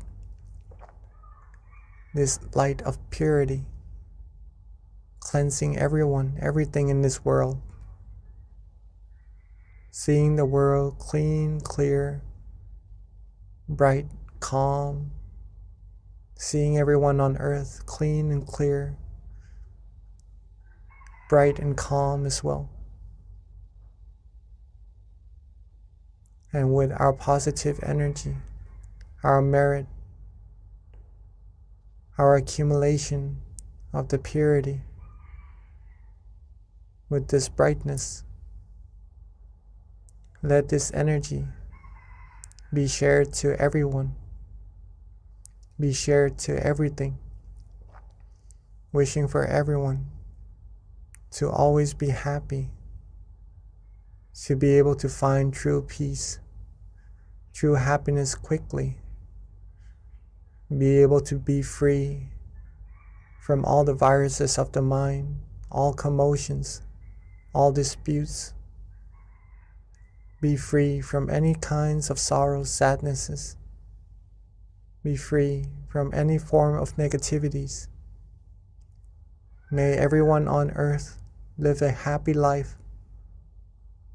May everyone on earth be free from dangers, free from harms, free from diseases, free from anything that could try to harm them. May everyone on earth be happy, be healthy, be fulfilled in their good, wholesome wishes, be able to find true peace, true happiness easily, still their mind easily, be able to find that inner peace, inner light easily, and to ultimately be able to reach the utmost of purity, the utmost of happiness, as quickly and as easily as possible. Let's take a few moments to share with the world, share with everyone our positive energy, our good thoughts, goodwill, our loving kindness.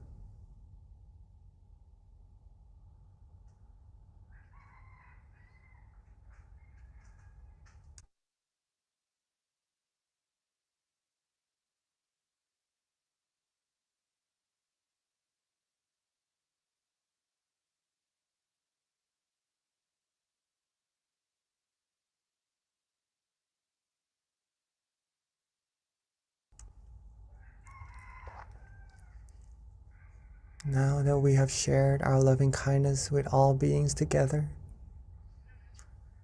let's softly and gently relax ourselves, bring our awareness, bring our attention softly and gently back to ourselves.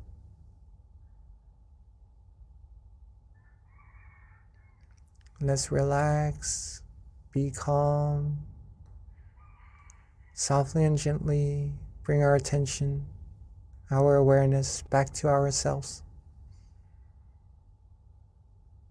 where we feel it is easiest, it is most comfortable. And at that point of brightness, that point of restfulness, that point of relaxation, with all our merit, our accumulated purity, our accumulated positive energy, let's wish for ourselves to always be happy, always be healthy, always be wealthy, be fulfilled in all our good wishes, be free from diseases, dangers, harms, be free from all negativities, sorrows, sadnesses, be free from anyone, anything who would try to harm us, be surrounded by good, wise, virtuous people who would take us onto the path of righteousness, take us onto the path of happiness. And at all times, may we be able to still our mind, find true happiness easily, and reach the utmost of happiness as quickly and as easily as possible. And let's take a few moments to wish for ourselves for what we need.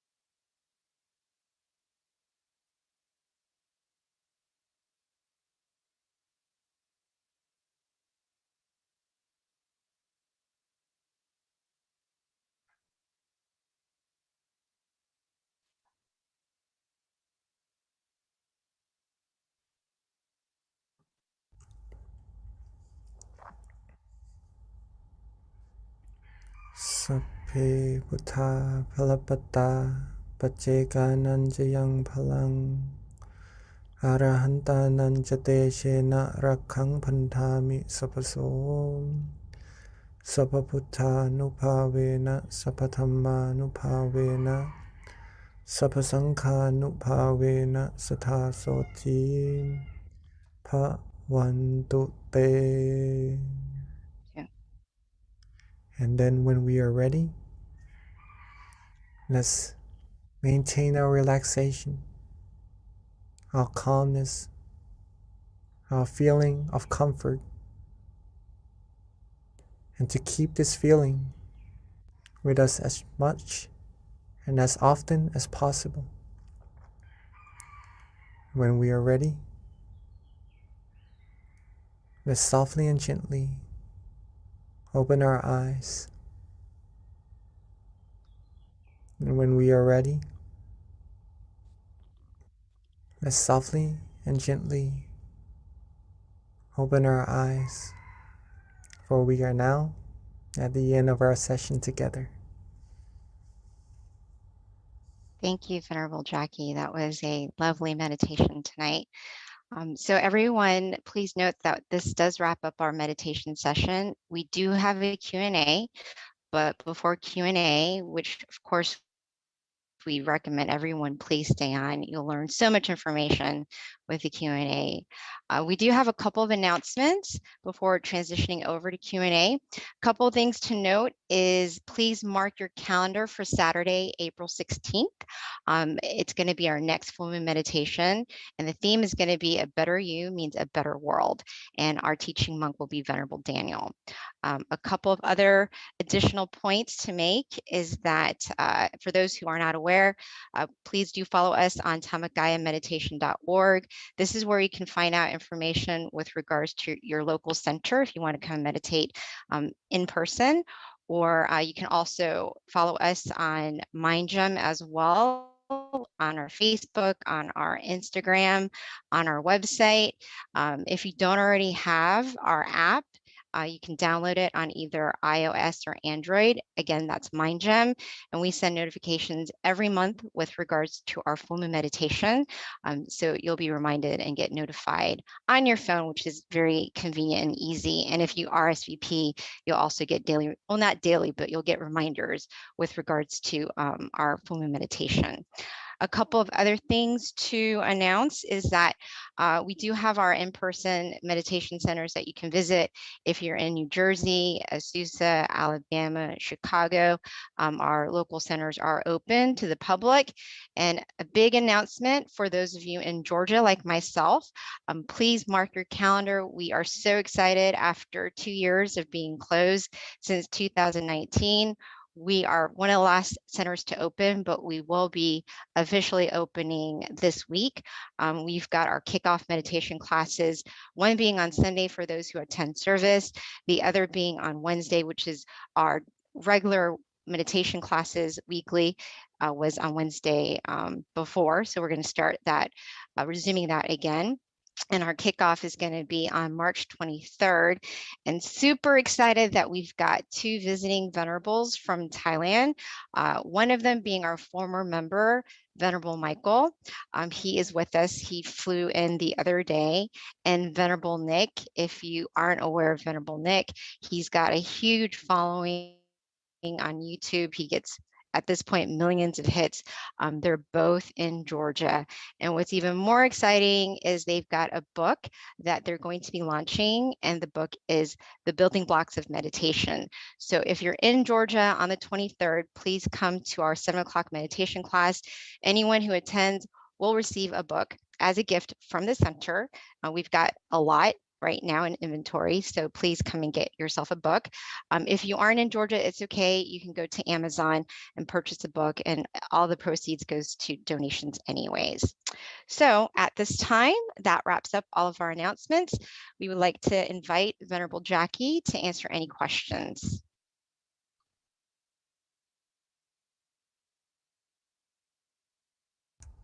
Hello. So Hi, Venerable rejoice. Jackie. Hi. Thank you so much for our MC, Miss B. Very nice. Beautiful. Yes, so I would also, yes, encourage everyone if you could join the meditation sessions or the sessions with Monk Nick, right? Coming from Thailand, right? Monk Nick and Michael Venerable, And both of them are here. both of them. Yes. Yes. We got a double whammy. Really excited. And they've got their second book, The Building Blocks of Meditation, that we get to piggyback off of a book launch too, and opening our first class in after 2 years. So very excited about that. Yes, I also heard some of his teachings on YouTube, Monk Nick. Mhm. Yeah, very, very good. Very, very good. So if you would like to go and see for yourself also, that would be very nice. Okay. So I guess it's time for Q&A. Still see some of us are still here. All right. So I do have a question from, not me, but someone gave me a question. All right, so as we know that meditation can improve mental health, are the people who have some mental disorders able to meditate, or is it recommended for them to meditate? Okay, this is a question from Pini, right, or a participant in a center. Okay. So yeah, actually meditation is really good for mental health. It's really good for everyone actually. It's just pretty much relaxing, right? So relaxing, being happy is good for everyone. So anyone with any difficulties in health is able to do so. Okay. Completely try meditation. It's free, it's natural, and it's very easy.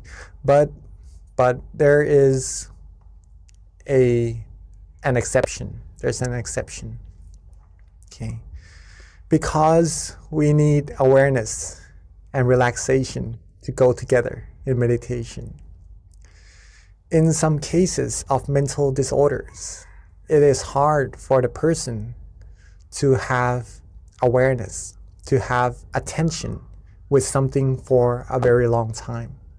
Okay, and in meditation, sometimes we do need that attention, that awareness to be prolonged, to be continuous with the feeling of relaxation, right? To get good meditation experiences or to be able to go deeper and deeper. But some mental disorders doesn't really allow that person to have such ability. In this case, it would be difficult for that person to meditate, unfortunately. But little by little, right? Anyone can visualize, I believe, maybe a sun, a moon, right? Because they can still see. If you could help that person, if you would like to help someone with difficulties in their health, be able to do some meditation, maybe just for a fraction of a second, think of the sun, the moon, think of a Buddha image or something that purifies the mind, right? Have them do this frequently, a little bit at a time, not forcing them too much, right? It may be quite hard to do so, but I'm sure they'll be able to do so. Okay, just a little bit at a time. That gives them the sense of familiarity with meditation, which will benefit them later on in the very long run. All right, even though now it is difficult, but if we give them the ability to do good, right? Show them how to practice generosity, show them how to practice moral disciplines, give them a little bit of meditation, just a little bit at a time. This accumulates, right?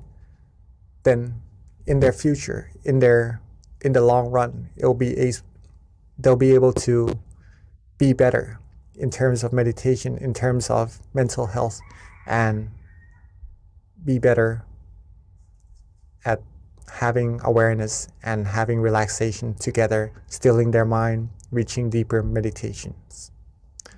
All right. So that's the exception, but all other cases, it's actually very good for everyone. Okay. So that's meditation. Thank you, Venerable. So you guys, at this time, please feel free to ask any questions you might have with regards to meditation or how to deepen your practice. You can raise your hand or put it in the chat. This is a great time to take advantage of our teaching monk being here with us and for him sharing his wisdom. So Venerable, as we're waiting for questions to trickle in, when you were explaining with regards to people who have mental disorders and if they can meditate, you mentioned moral disciplines. And I've always had this question that I haven't been satisfied yet with the answer. That's why I'm going to ask you to see what you say. But how does moral discipline help with your meditation practice? So I understand, especially like the basic ones, but when you start kind of like adding on to the basic moralities, how does that actually help purify your mind even more? Like, to me, just the basic ones that we know of should be enough, right? Does it really do anything when you start tacking on more? In other words, maybe too, you might have to share what they are for people who don't know what they are. All right, so maybe the basic ones are the 5, right? Mm-hmm. And then the more ones that you mean is the 8? Correct. Yep. Is that correct? Yeah. All right. So the basic 5 precepts, or moral disciplines, pretty much you could put it that way, is that they refrain ourselves. They help us control ourselves, right? To not hurt ourselves and to not hurt other people, right? No killing, no stealing, no sexual misconduct, no lying, and no intoxication, right? That's pretty much helping ourselves be harmless to ourselves and to be harmless to other people. In this sense, we are able to control our actions more to be towards goodness, control our speech more to be towards goodness, and with a good mind, with a clear mind, that gives a sense of no harm to ourselves, right? No danger to come to ourselves, no worries, in other words, no anxiety. Our mind will be able to be more still easily. We'll be able to meditate better easily, right? And the 3, to add even more, is to uplift the mind even further, to be pure, right? The extra 3, no having dinner, no having meals after lunch, pretty much that. No engaging in entertainments, no lying on big beds or very comfortable ones, right? It's just an incentive. It's just disciplines to help us free ourselves from desires. Let's just put it that way, from desires. When the mind is free from desires, it'll be more calm, it'll be more tranquil, thus easier to meditate. Okay. All precepts are good. It keeps our mind clean, gets ourselves the better sense of meditation, better sense of cleanliness of our mind. Like when we shower, we clean our body. We really don't want to get our body dirty after cleaning it, right? When we have our white shirt on, don't really want to get it dirty, all right? It doesn't feel good. Okay, same with the mind. If our mind is clean, we will get the sense of cleanliness and have better meditation. Moral disciplines. If we have the 5 disciplines, it's like wearing a good white shirt, right? We are clean. We're clean. And makes us feel good. The 8 disciplines, maybe a white shirt also, but an even brighter one, right? It uplifts the mind, makes that brightness, makes that cleanliness of our mind even higher. And maybe even more disciplines, if you would like to take on, then that's like wearing an even brighter, whiter clothes, shirt, right? That's pure in a sense of the mind, feeling better, feeling more proud of oneself in the sense of wholesomeness in the mind. And that gives better meditation as well. Thank you, Mopi. I like the comparison of the white t-shirt. I never thought of it that way, but that actually is a really good analogy in terms of that question. Yes. Yes. So about just a little bit about, is there any other questions to come? I haven't seen any other questions yet at this time, Venerable. Looks like we kind of have a quiet bunch today. It's kind All right. of the change in time, I think, makes people a little slower. Oh, we have a question from someone in DC who just raised their hand. Can someone spotlight Mr. Rabbit, please? Okay, let me see. All right. If you have any questions or you would like to share your meditation experiences, you may feel free to do so, all right? Or what to do in your meditation when you come to this experience or anything. If you have any questions related to that, please feel free to ask, okay? Yeah, so we do have a question, Venerable, just waiting for our technical lead to unmute the person and spotlight him. But in the meantime, Mr. Raven, if you want, you can also put it in the chat too. They might have individuals within the chat room.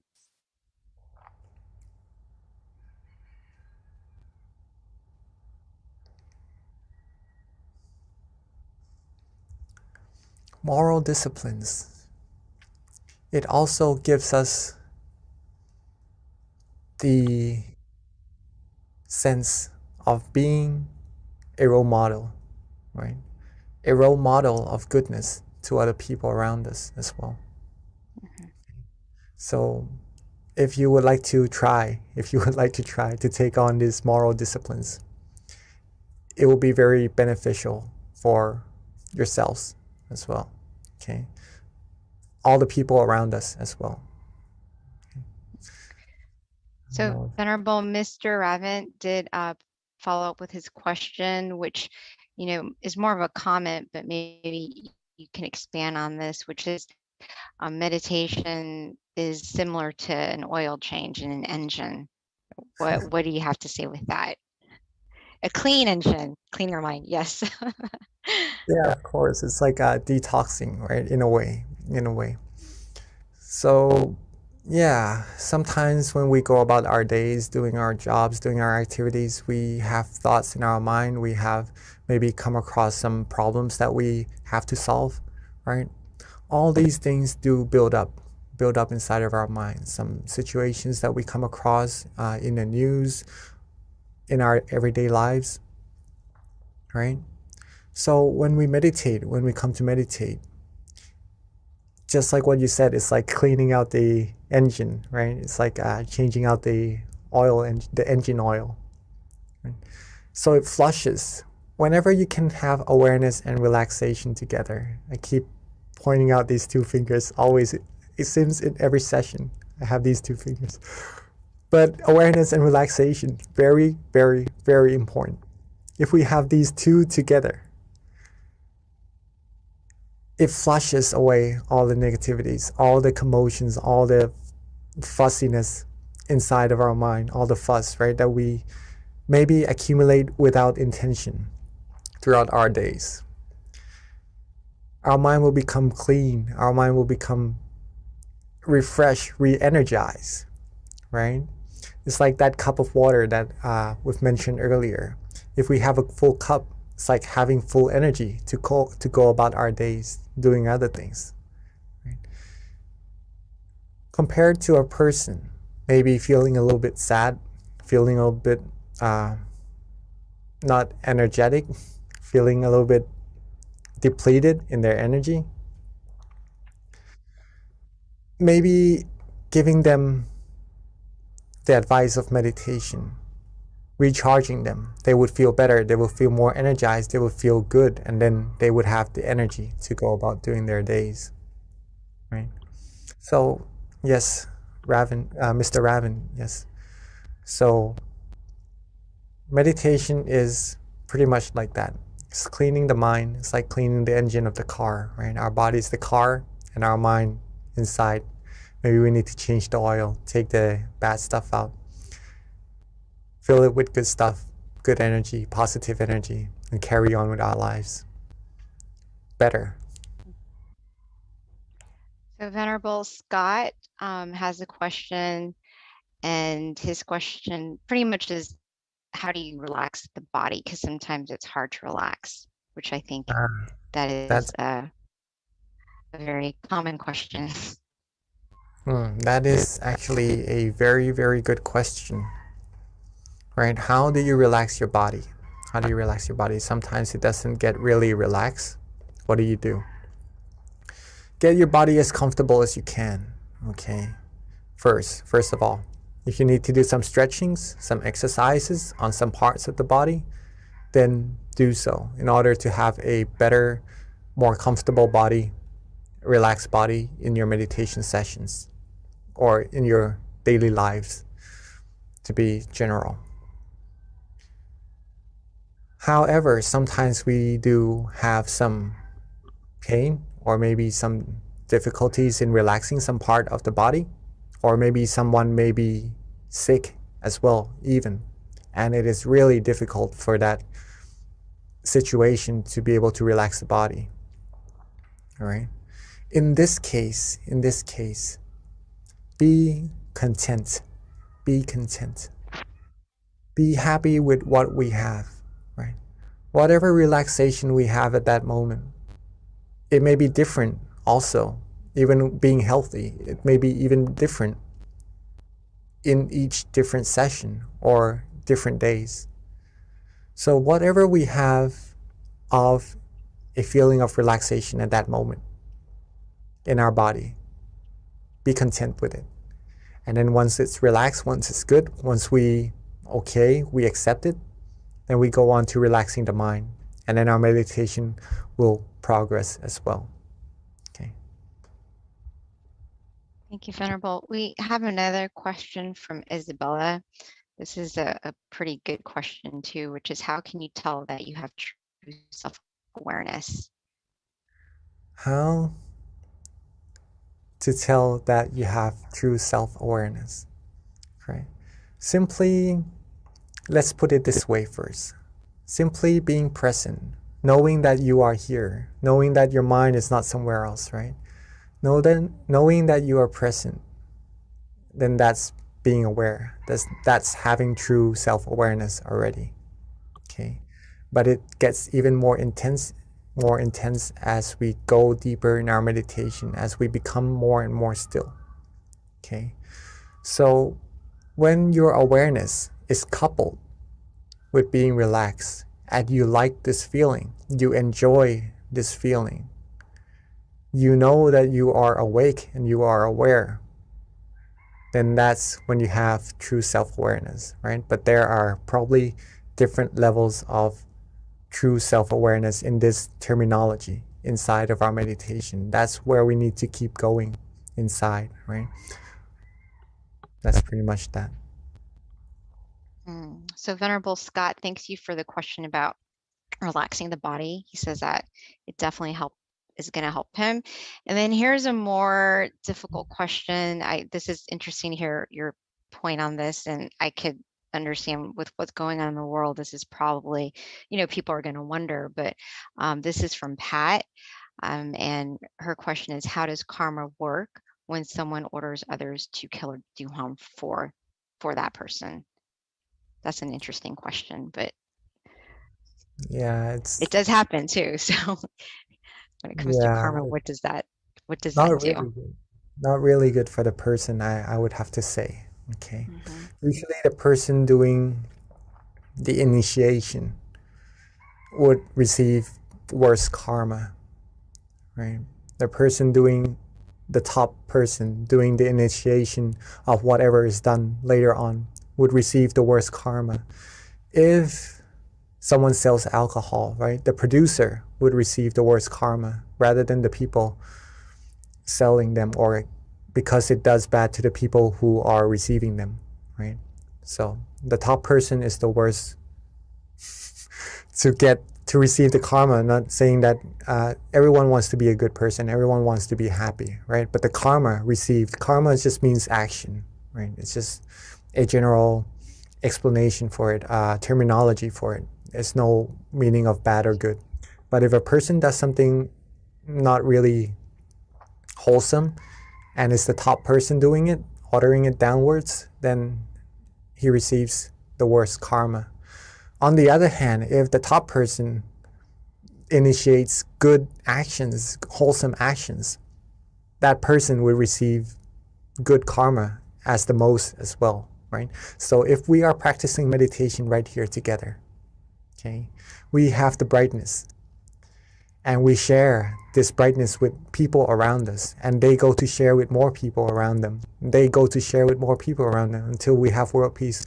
All the brightnesses that you share to that first person and share to the others, the good karma you share to all of them will be unto you. You will receive all of those good karmas. It's like lighting one candle for yourself. But when you light other candles, all the candles that's lit after that, you'll receive that brightness back to yourself as well.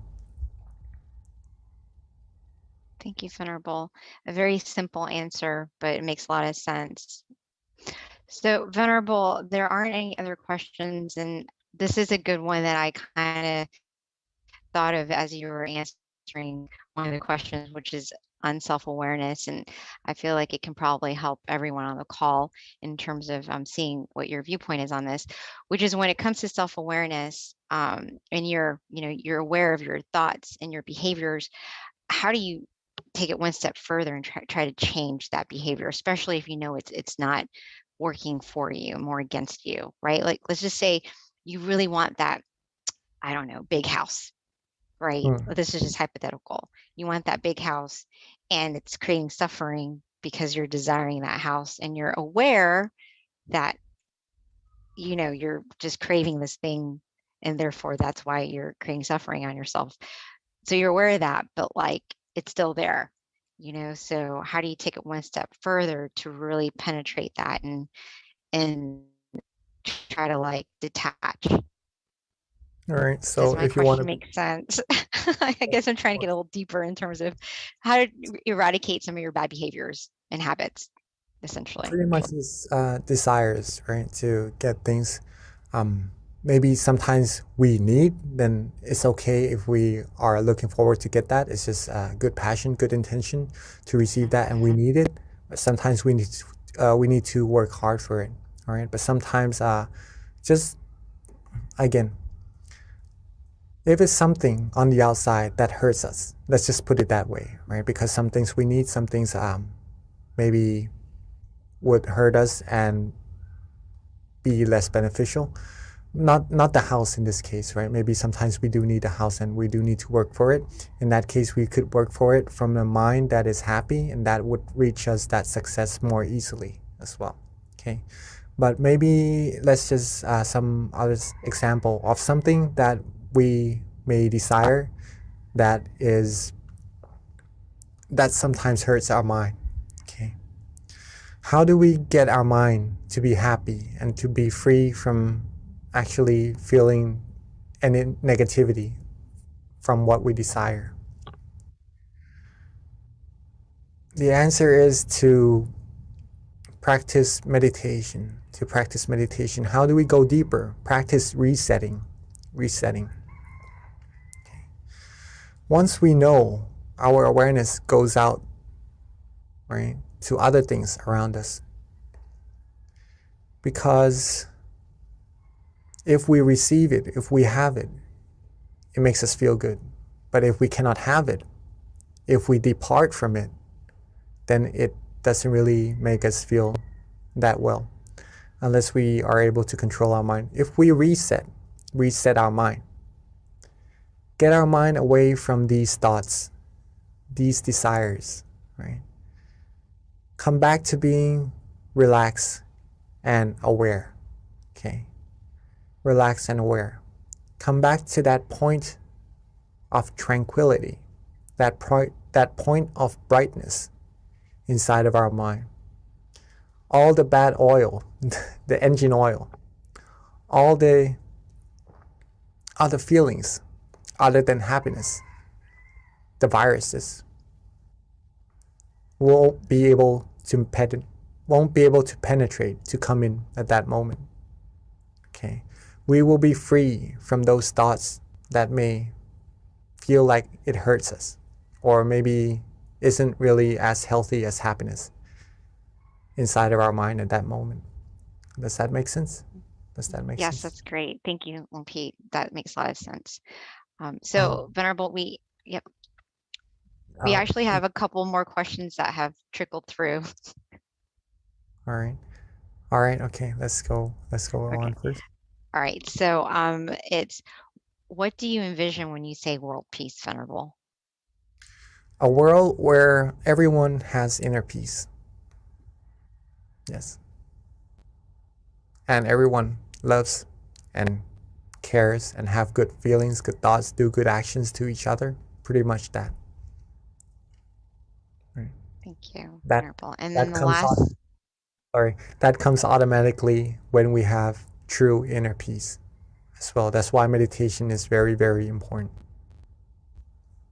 So essentially it is when everyone finds inner peace, then you have world peace, because no one's hurting or harming each other, and we're all trying to elevate our minds. Right, Venerable? Yes. All right, thank you. All right, so here is I guess it's a comment from Josh, and also question in addition. So he says, during mindfulness meditation, we are told to be aware as if from the third person point of view. During my normal day-to-day, I find myself being aware from the third person as well, but more as if through the judge's eye of another, which brings me anxiety. What can be done to help this? Is this normal, or is this my ego and the solution that comes from within? That's a good question. All right, so mindfulness meditation pretty much helps us observe ourselves on what we're doing actually, and just to try to let go of all things that doesn't really still our mind and go deeper into our meditation. Hopefully that is correct and the same terminology. All right, again, what can be done to help with this? Let go, reset. In mindfulness practice, in any meditation practices, two things must go together. Again, awareness and relaxation, right? If you are having thoughts, if you are having anxiety, maybe the mind is not feeling as relaxed as it should. Okay. In this case, maybe focusing on relaxing the mind would help the mind come into balance. And relaxing the mind in this case, just resetting. Resetting means letting all the commotions, letting all the other feelings besides happiness go. Okay. In this case, it may be anxiety, worries. Let them go. Let go. Let it be. Let it go. Let the mind rest. When we reset like that, the mind gets to rest, we'll be in balance. And at that point, you'll find true happiness again. Oops. All right, Josh, with that. Okay, I think Miss B just got disconnected. All right, so maybe through the judge's eye, we may see ourselves being a little bit anxious, right? If the mind is on the outside, being with other people, being with judgments, being with anxiety, right? Then usually this would happen, right? Feeling a little bit worried. But if the mind is inside of our body, being with that source of happiness, then all the worries would go away. We would have no anxiety. We would have only happiness, and we would be confident of ourselves. We would be calm and go about our days with being confident with this feeling, being able to share this feeling with everyone around us as well. So hopefully that answers your question, Mr. Josh. I'm from Kitty. I think we are in the habit of trying to do so many things when in fact we only need to do nothing. Allow ourselves to just be. Very nice, Miss Kitty. Yes. So in meditation, pretty much, yeah, sometimes we are a little bit worried about what's going to happen, what's going on, and our mind usually goes about on the outside. But in fact, we should just sometimes let the mind rest, let it go, let these things go. Let the mind be calm, be still. When the mind is bright and free from thoughts, free from anxiety, free from worries, it will be able to do things even better, right? Being happy, going about days. All right. I guess it's already 9:30. Yes, thank you, Venerable. Sorry, I lost my connection, but I'm on my phone. So right towards the end, I'm glad I was able to join in. But yeah, it is 10:35. So at this time, let us pay respect to our teaching monk as he gives us a blessing, and we sign off until next month, April 16th. See you then. And at this time, let us bring our palm together and accept the blessing from our teaching Venerable. Right? With all our accumulated merit, our accumulated purity, for all our good deeds, let them all come together and bless us with the utmost of health, wealth, success, happiness. May us all be able to be fulfilled in all our good and wholesome wishes. And when we meditate, may we attain true happiness quickly and easily, and reach the utmost of purity the utmost of happiness as quickly and as easily as possible.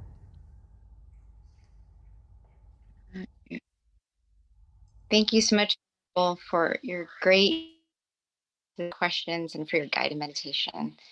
Until next time, Venerable. Thank you for everyone for joining as well. Beautiful audience. Rejoice in all your merit.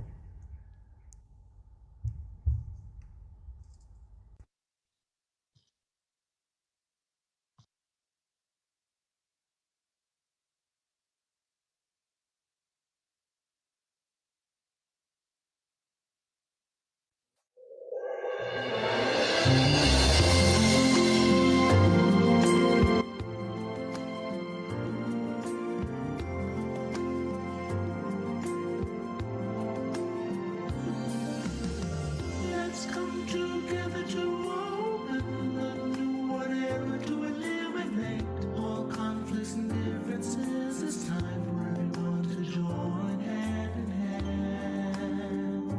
At last,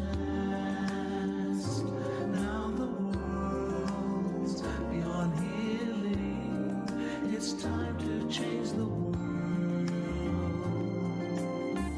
As the one who knew in the past,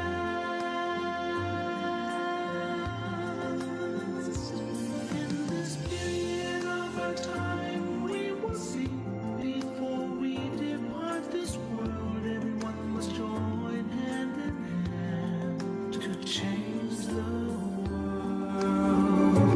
from darkness to brightness, from suffering to happiness, from ignorant to the knowledge one. Change the world, we have to do it the easy way. Be happy and cheerful with childlike innocence. Everyone must join hand in hand. Gently close your eyes, relax, relax. Still your mind at the center of the body and move at the same position of the one who knew from the past. Change the world from the era of darkness to the era of light. From the old era to this new era, the world will be like heaven on earth. No classes in society. Everyone will be evenly happy. We speak the same heavenly language. Become as one with smiles of love. We'll be kind, the world will change. The world will change. Let's come together to change the world. Let's come together to change the world. Let's come together to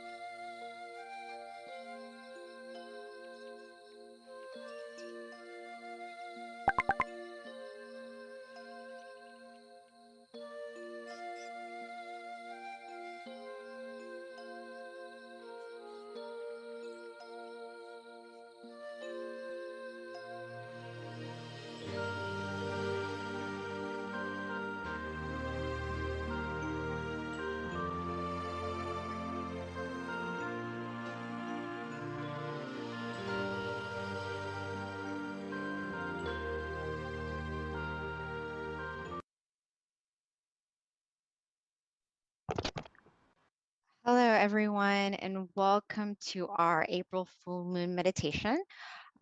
We always start off with a quote, but first of all, let me introduce myself. Hi, I'm B, and I've been so fortunate to be able to help MC these monthly meditations since the beginning of the year.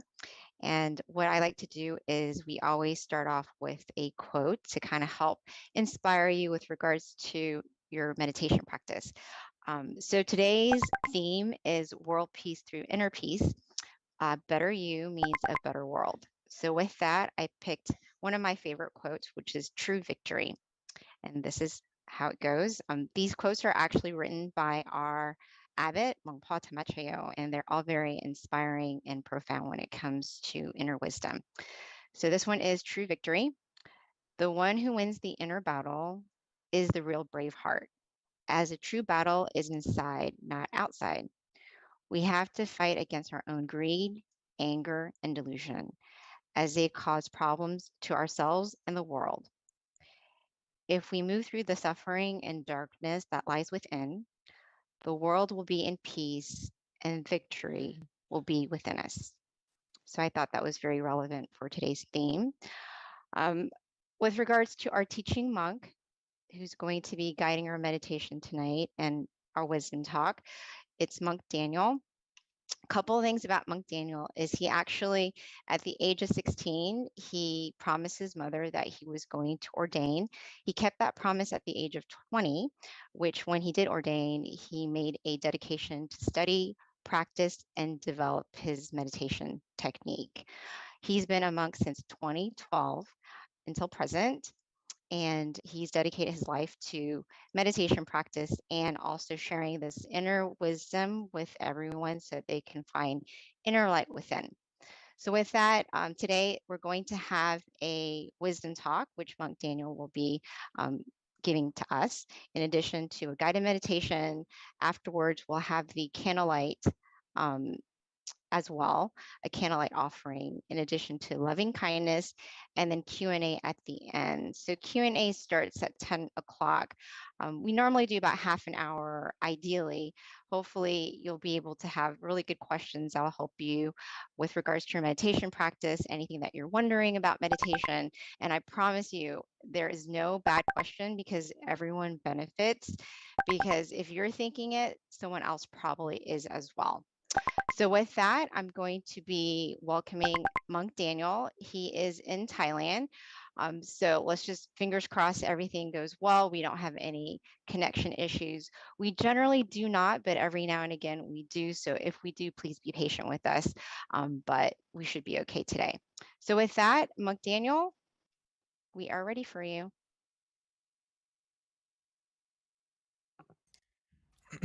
Pete. Good morning, good evening to everyone in America, but good morning from Thailand. It's wonderful to have the opportunity to see everyone. Hopefully everyone's day and tonight will be very peaceful, just like the full moon will be full of happiness and brightness. So yes, I love the quote that our wonderful moderator, Miss B, just gave to us about conquering our mind, which is the true victory, where we can find our inner happiness, our inner brightness. This is the most important thing that we need to put into our life, which will connect to today. A lot of people don't realize that when we take care of our mind and take care of ourselves from within, it's actually going to help the world. And sometimes we may see or feel like, how can I have an impact on the world? Or how can just one person make the world a better place? So I wanted to expand on that a little bit so you can be inspired not only to change yourself from within, but also to help make this world a better place, one person at a time. So let's get into today's topic.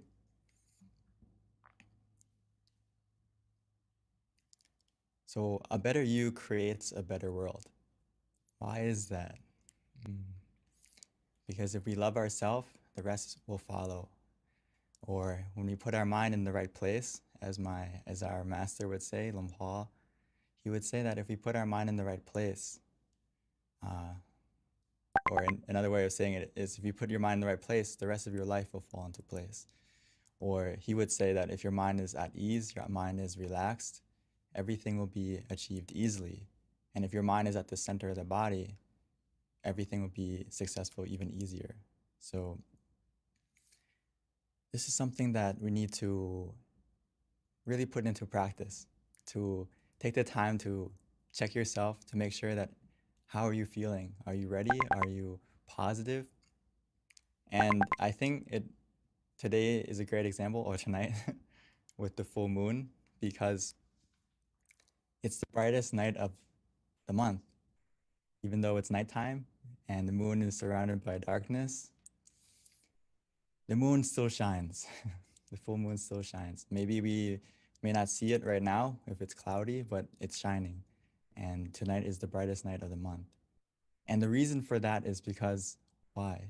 The moon shines because the sun spreads its brightness to it, right? I read that the moon is only bright because it reflects the sun at a minimum, like 3%, but it can still shine as bright as it is tonight. So we can use the moon and also the sun as an example that I wanted to talk about today.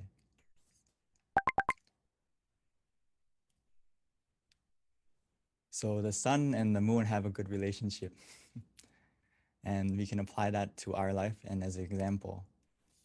Because just like the moon receives the brightness from the sun, it also spreads that brightness to the world, making the sun helps to make the day bright and the moon helps to make the night bright.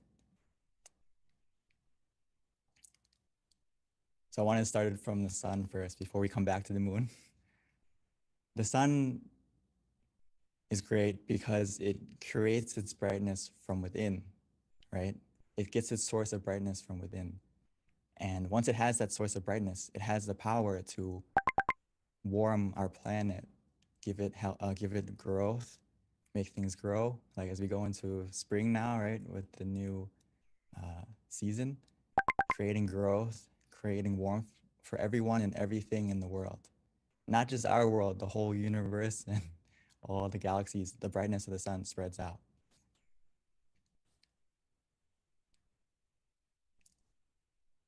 Even in times of darkness, as we can see, when there's a storm, when it's rainy out, it doesn't mean that the sun stops shining. The clouds may be covering it, making us not be able to see its brightness, but it's still shining, no matter the situation, no matter the storm.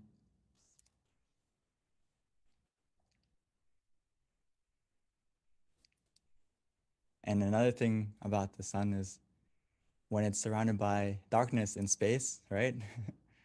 It's surrounded completely by a vast darkness, but that darkness can't overcome its brightness. Actually, its brightness overcomes the darkness and it gives life to our planet and spreads its light throughout the universe. So you may see a pattern here that when you find your own source of brightness or happiness from within, like the sun does, whenever we have obstacles in our life, whenever we have dark moments, which we will all have, when your mind is clear and bright, it can overcome all that darkness.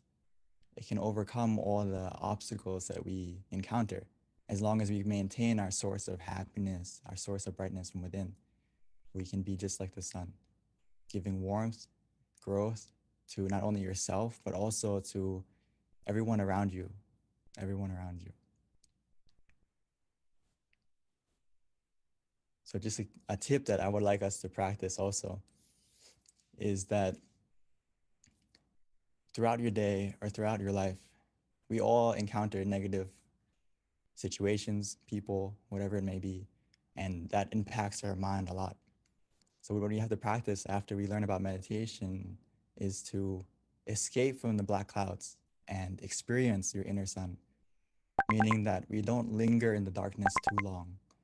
When you have a negative emotion, which we will all have, and the benefit from meditation is you will develop the habit of letting go and getting out of that bad emotion quicker, being able to be aware and mindful of that and be able to switch modes quicker so we don't linger in the darkness. And just like the sun, even though it may be dark, we can still stay shining. And eventually those black clouds will disappear and we can stay with our inner sun, our inner brightness, our inner happiness that's from within us. So just a tip is don't linger in the negativity. The longer we linger in it, the longer we linger in the darkness, it's gonna impact our mind more and more. So we need to learn how to switch modes as quickly as possible. So the way we do that is we need to harness the energy from within, find our inner sun from within, find that source of happiness and maintain that brightness for yourself and for not only for yourself, but also for everyone around you.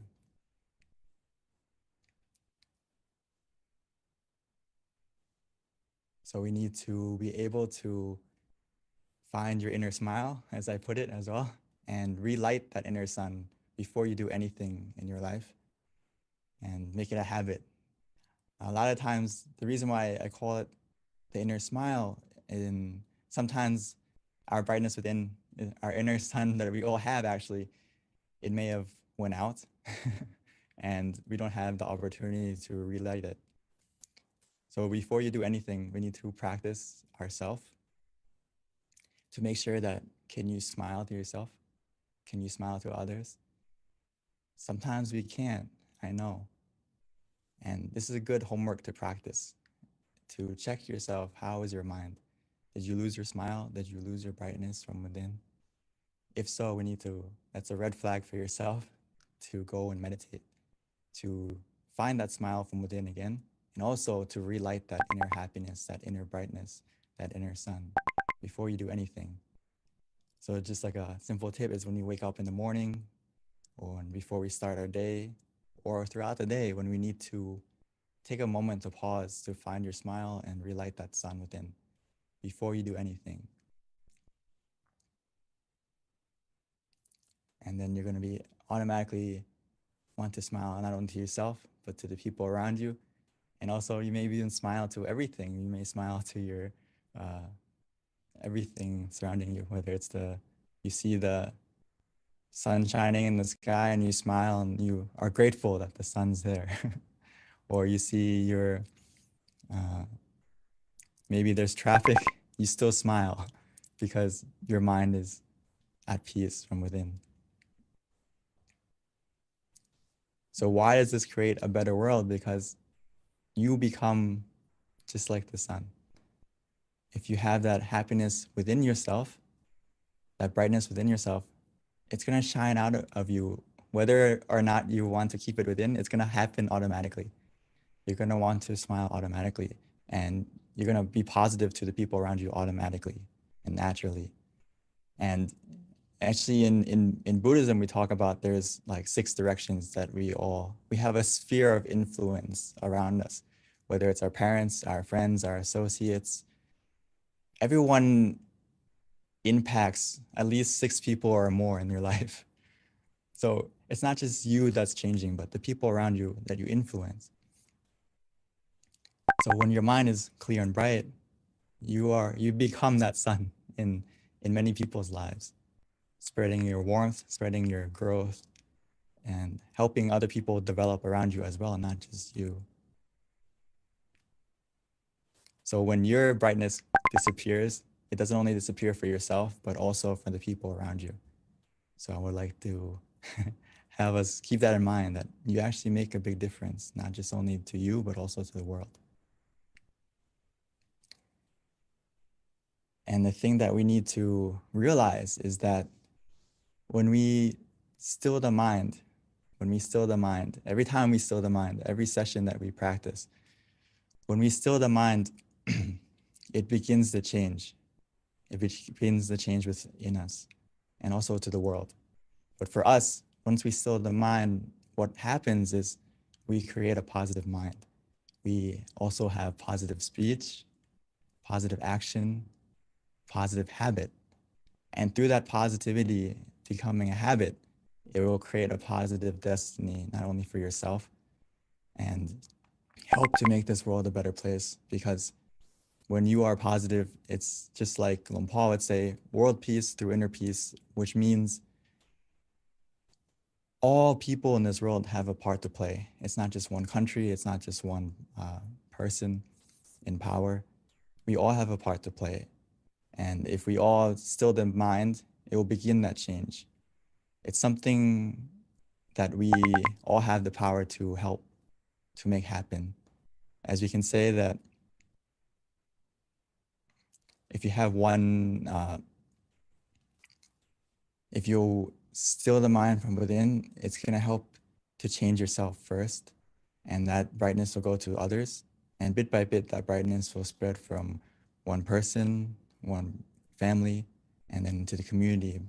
And it'll keep growing as long as we all take responsibility for ourselves to maintain our mind. Maintain our mind to get rid of the greed, delusion, and anger and other negativities in our minds. Only then can we actually make true change to not only ourselves, the people around us, and the environment. So we need to take it easy and treat meditation just like we would do anything else in our life. Take a shower, clean our body, look after ourselves physically. Now we also have to look after ourselves mentally. And take it easy and do it as simply and as a habit, just like we would take a shower, or just like we would exercise and look after our physical self. Now we need to take a step forward and also look after your mental health.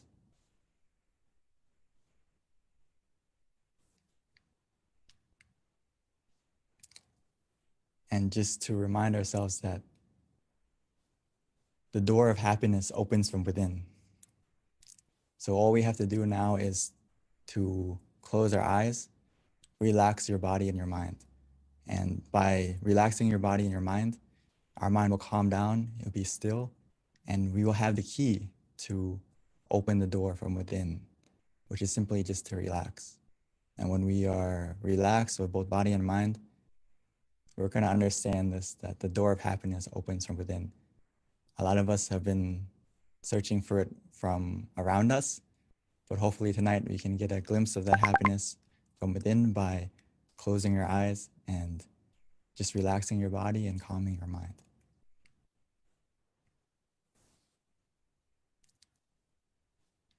So we can go back and check ourselves right now if we have a low battery or not, or how is our happiness feeling right now? How is our happy meter? If it's not full, that's no problem. We can fill it together in just a moment. And also just to keep in mind for yourself going forward that try to be aware of how you're feeling throughout the day and make sure that you are a full battery. Just like our life, we don't really like to let our phone run out of battery or our technology run out of battery. But why do we allow ourselves, our mental health, our physical health to run out of battery? So right now, more than ever, we need to be more aware of our mental health, our inner brightness, our inner happiness, and keep it charged. And for right now, if we haven't kept it charged, no problem. Let's charge it together. Before we start, all we need to use right now is basically to take it easy, take it slow, and then feel the balance. We need to find the balance from within us. We can find that balance with just 2 words that we have to focus on right now is to be conscious, but with comfort. So that means whatever we do, whatever method we're using in just a moment after we relax our body, relax our mind, is make sure those 2 things are in balance, where we feel both conscious, but also we have comfort. This is actually key. And if you understand this finding this balance, you have mastered meditation to a certain degree already, because it's not just about being mindful, but it's also about being relaxed every step of the way in your meditation. These 2 things need to go together. So hopefully together we can practice just a moment now, and we have a chance to be both like the sun and also like the full moon, meaning that the sun creates its brightness from within, making the day bright. The moon receives that brightness and it shares it to the world, making the night bright as well. So we should be both like the moon and the sun, finding our brightness from within. And once we find that brightness, that happiness from within, we need to spread it not only to ourselves, but also to the people around us. So I'd like to invite all of us to meditate together so we can be both like the moon and the sun and find our source of happiness, our inner brightness from within together. So before we start, I would like to invite everyone to take it easy, take it slow, and no need to rush. Take a moment right now to adjust your body, make sure that you are comfortable before we switch modes into meditation together.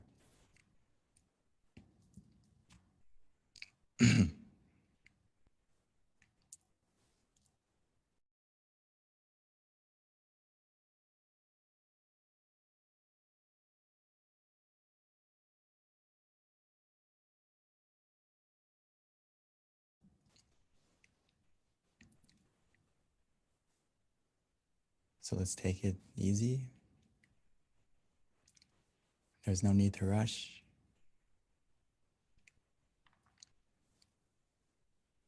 Meditation is about finding the balance between being conscious with comfort.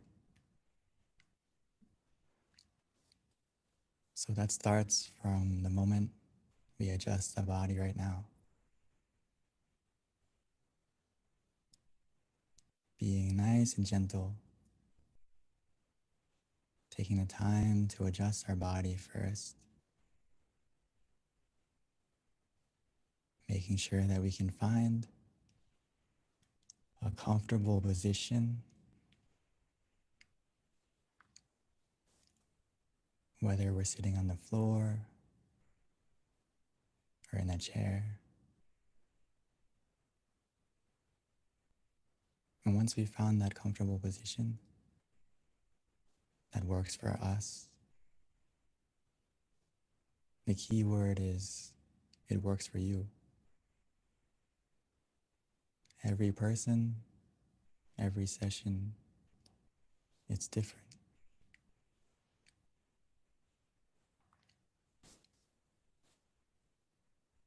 Once you feel comfortable, you can slowly and gently close your eyes, naturally, as if you're about to go to sleep.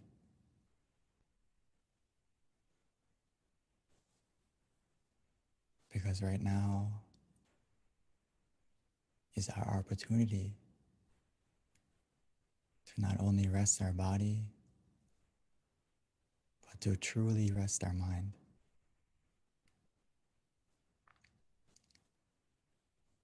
And that process has already begun. The moment we take the time to relax our body and calm our mind, the process of meditation has already begun.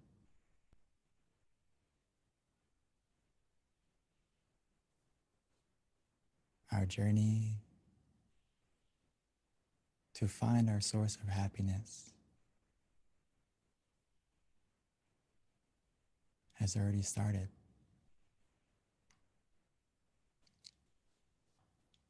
All we need to do now is to relax our body, making sure every single part, from our eyes, our face, all the way down to our feet, making sure every single part of our body is relaxed, is loose.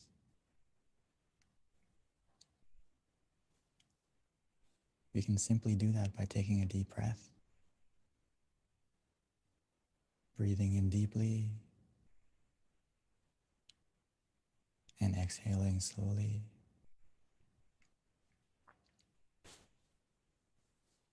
Allowing the relaxation to fill up our whole body. Flowing down from our head and throughout.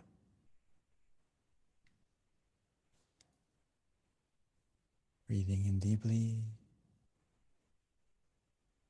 exhaling slowly. Allowing any hidden tension to melt away.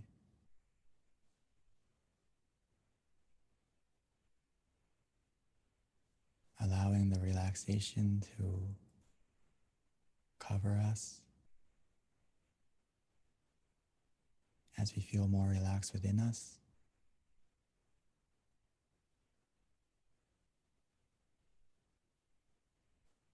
Even as we exhale,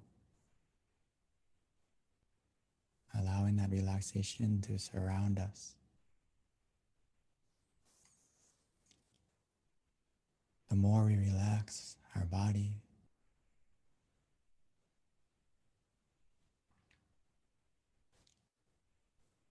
the more weightless our body will become. As our body begins to melt away, gradually, bit by bit.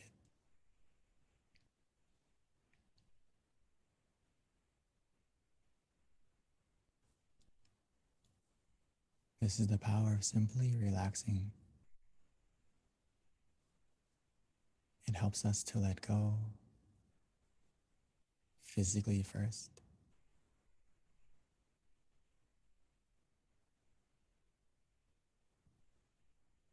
And as we continue with that feeling of relaxation, our mind will begin to let go as well.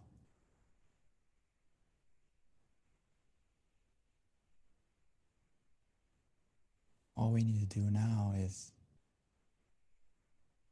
to allow our mind to put everything aside. Any thoughts,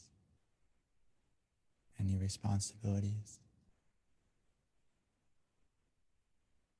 Just put everything aside. We invest so much time. We have so much love to give to everything and everyone. But now allow yourself this time.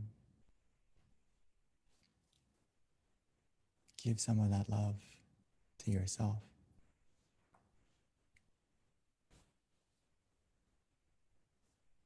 So we can have the opportunity to find our happiness from within first.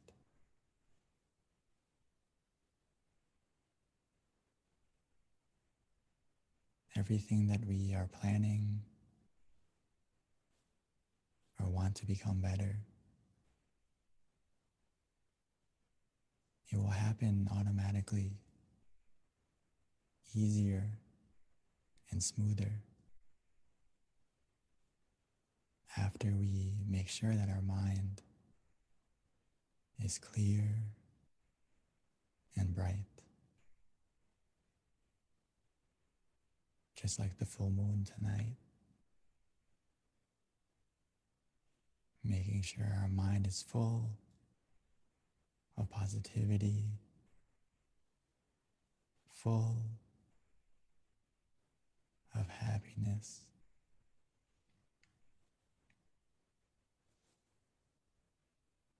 But to help us get to that source, we can start by using any method we like.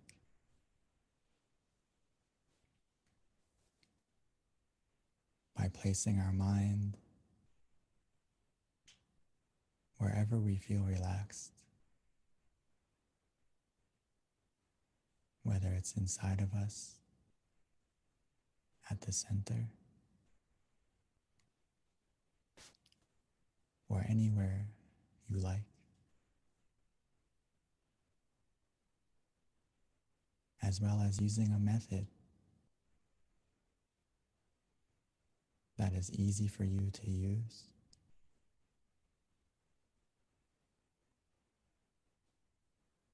whether it's to visualize an image softly and gently,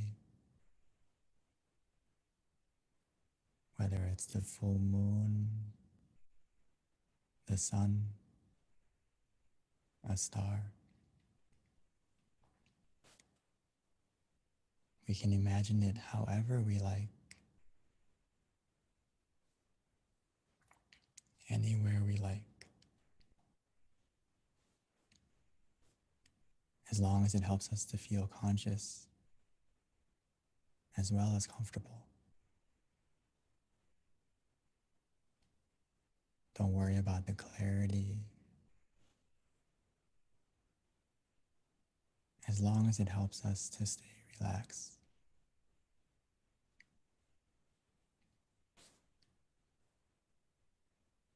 Some of us may find it easy to use the mantra instead, repeating softly and gently in their mind. Samma araham, Samma araham, Samma araham.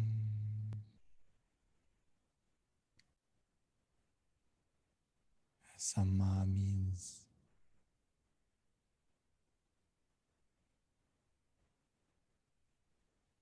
purity.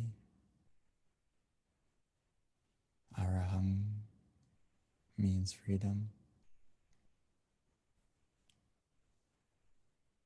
So almost every time we can imagine, every time we repeat the mantra in our mind, it's helping our mind to become more pure, more clear, and free from any negativity, any darkness that may be lingering in our mind.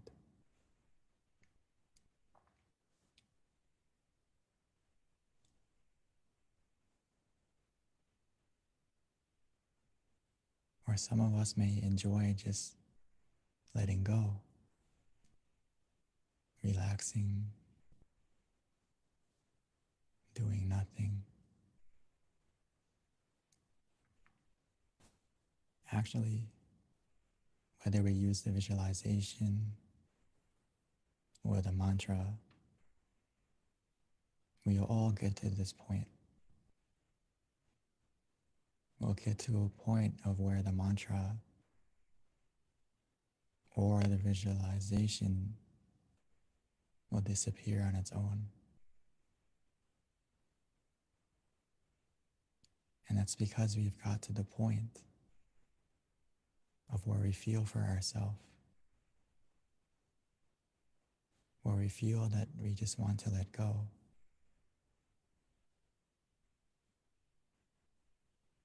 We are free to just be still,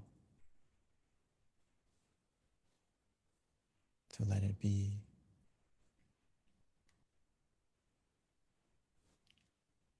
When we get to this point, we will feel it for ourselves. Trust yourself. Trust your feeling. As long as you feel relaxed physically and your mind feels more calm, more relaxed,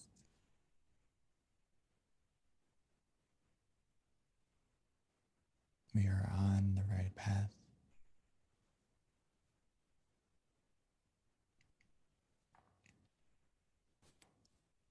Before we know it,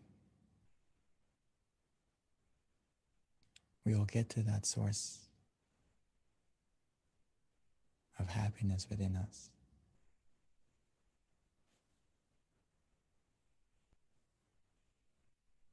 That door of happiness that opens from within.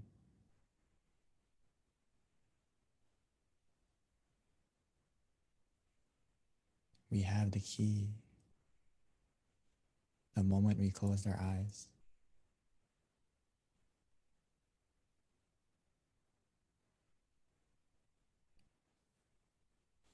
The more we relax our body, the more we calm our mind. Our mind will become still. Our mind will stop. And the moment our mind stops, our inner happiness will begin.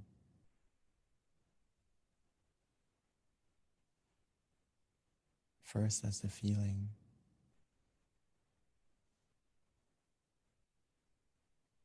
of calm, of contentment.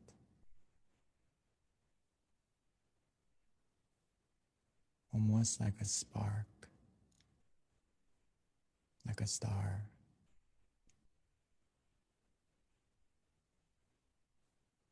And as we continue to relax, take it easy, that feeling will grow and expand as the clouds of our mind will begin to disappear, revealing the full moon shining within us.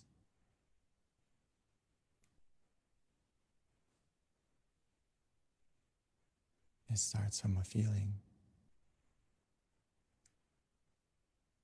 and before we know it, not only will we feel it, we will also see it and experience that source of happiness from within more deeply.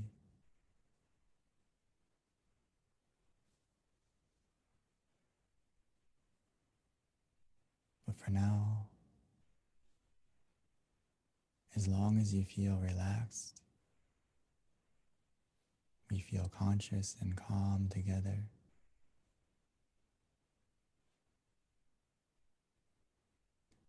Every second that passes by, every moment matters. Every moment counts. Our mind is becoming clearer, brighter, more positive.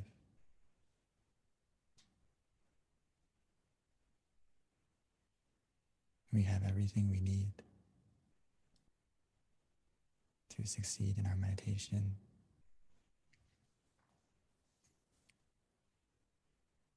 Just continue with this feeling, allowing it to grow.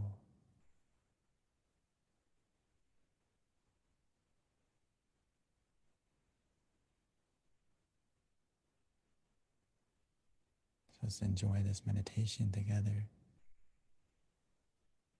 in silence.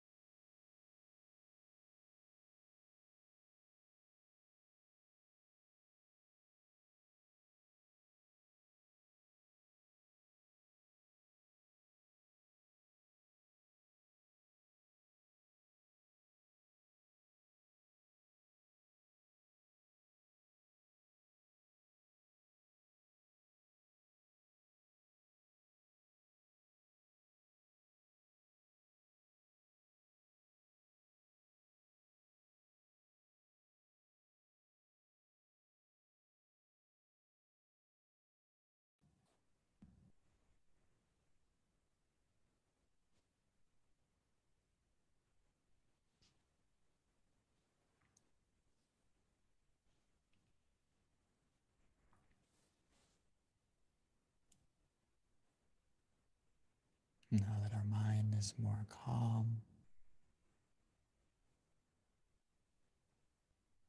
Now that our mind is more clear and bright, let's take a moment to light the candle. Light the candle in front of us, as now we found our light from within.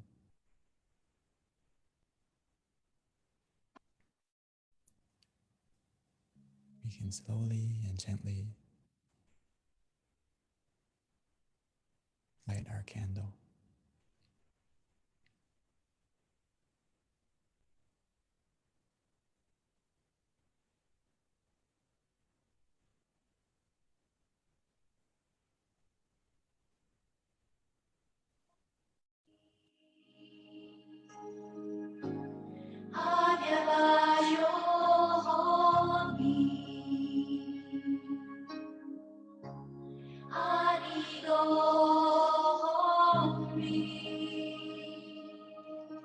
At this time, we invite everyone to turn on their camera, show us your pretty faces so that we can all see each other.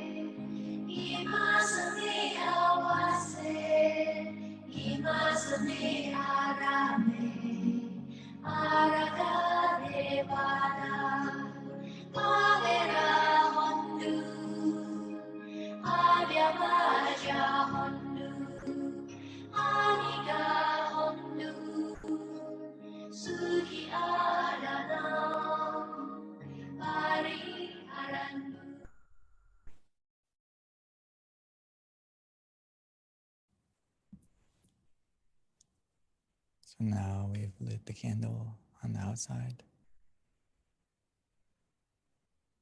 Let's continue to keep our candle, keep our brightness on the inside by continuing to relax our body, to calm our mind.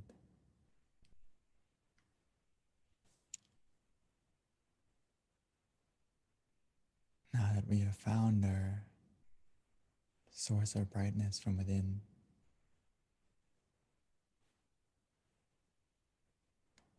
Now that we have taken the time to become more full of happiness, of positivity, let's take a moment to spread our love and kindness, our forgiveness. Spread it just like the full moon.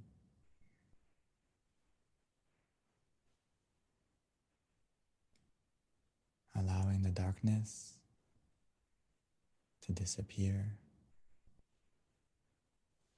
lighting up the night.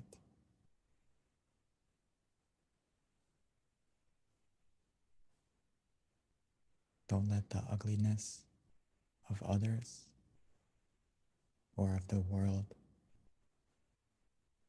destroy the beauty within us. Now that we have found our inner smile, we should spread it to ourselves, smiling to yourself, and continuing to smile and spread your positivity.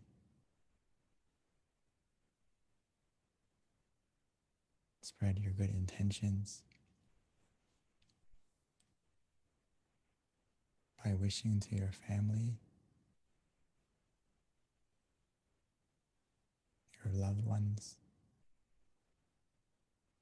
your friends,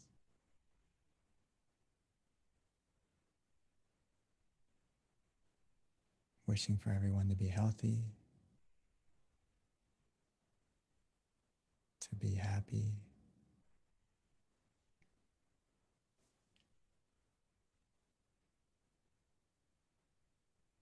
allowing the positivity within you to spread out to everyone and to everything.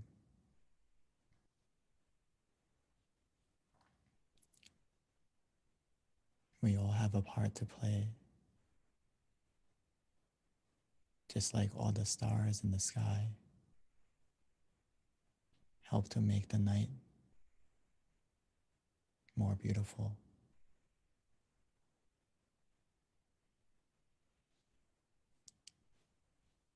Every moment of peace within you right now, every moment that you share it, will help to light up and brighten this world, both in times of darkness and in times of brightness, to become even more and more bright.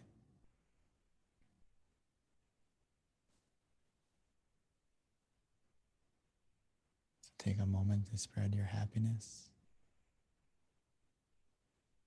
your love and kindness to everything, to everyone.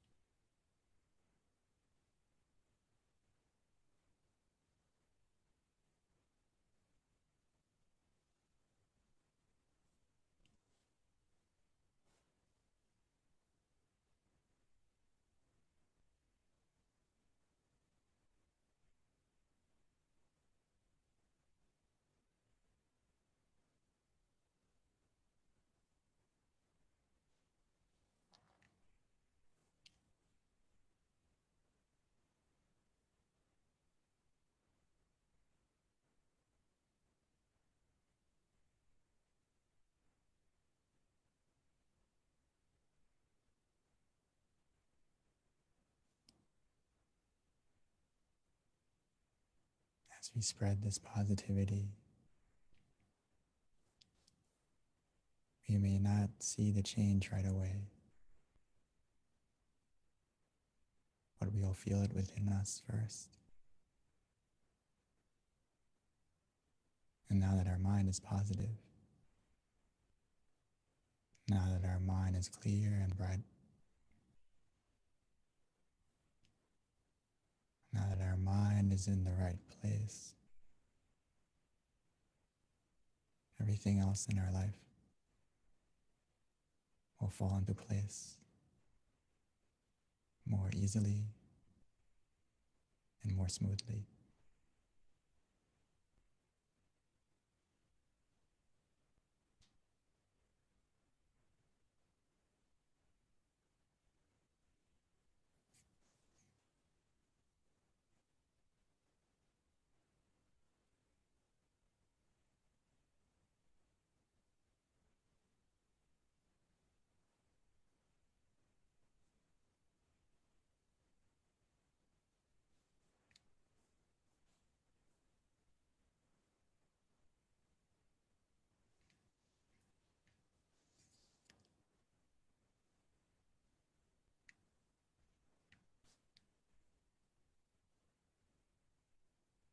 Sapphe patta palapatta pache kannang jayang palang arahantana te sherakang pantami sapaso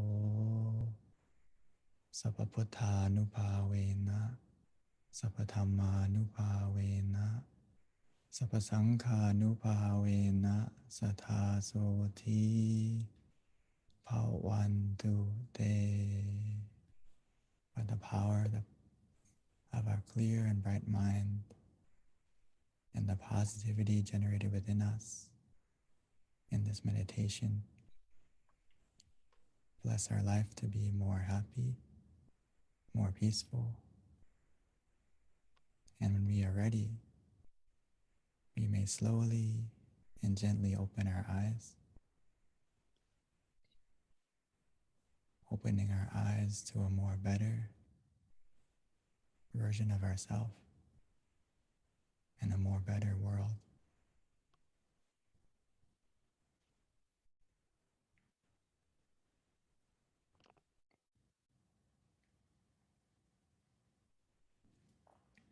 Thank you, Venerable Daniel. That was very, very peaceful and very calming and beautiful meditation, always.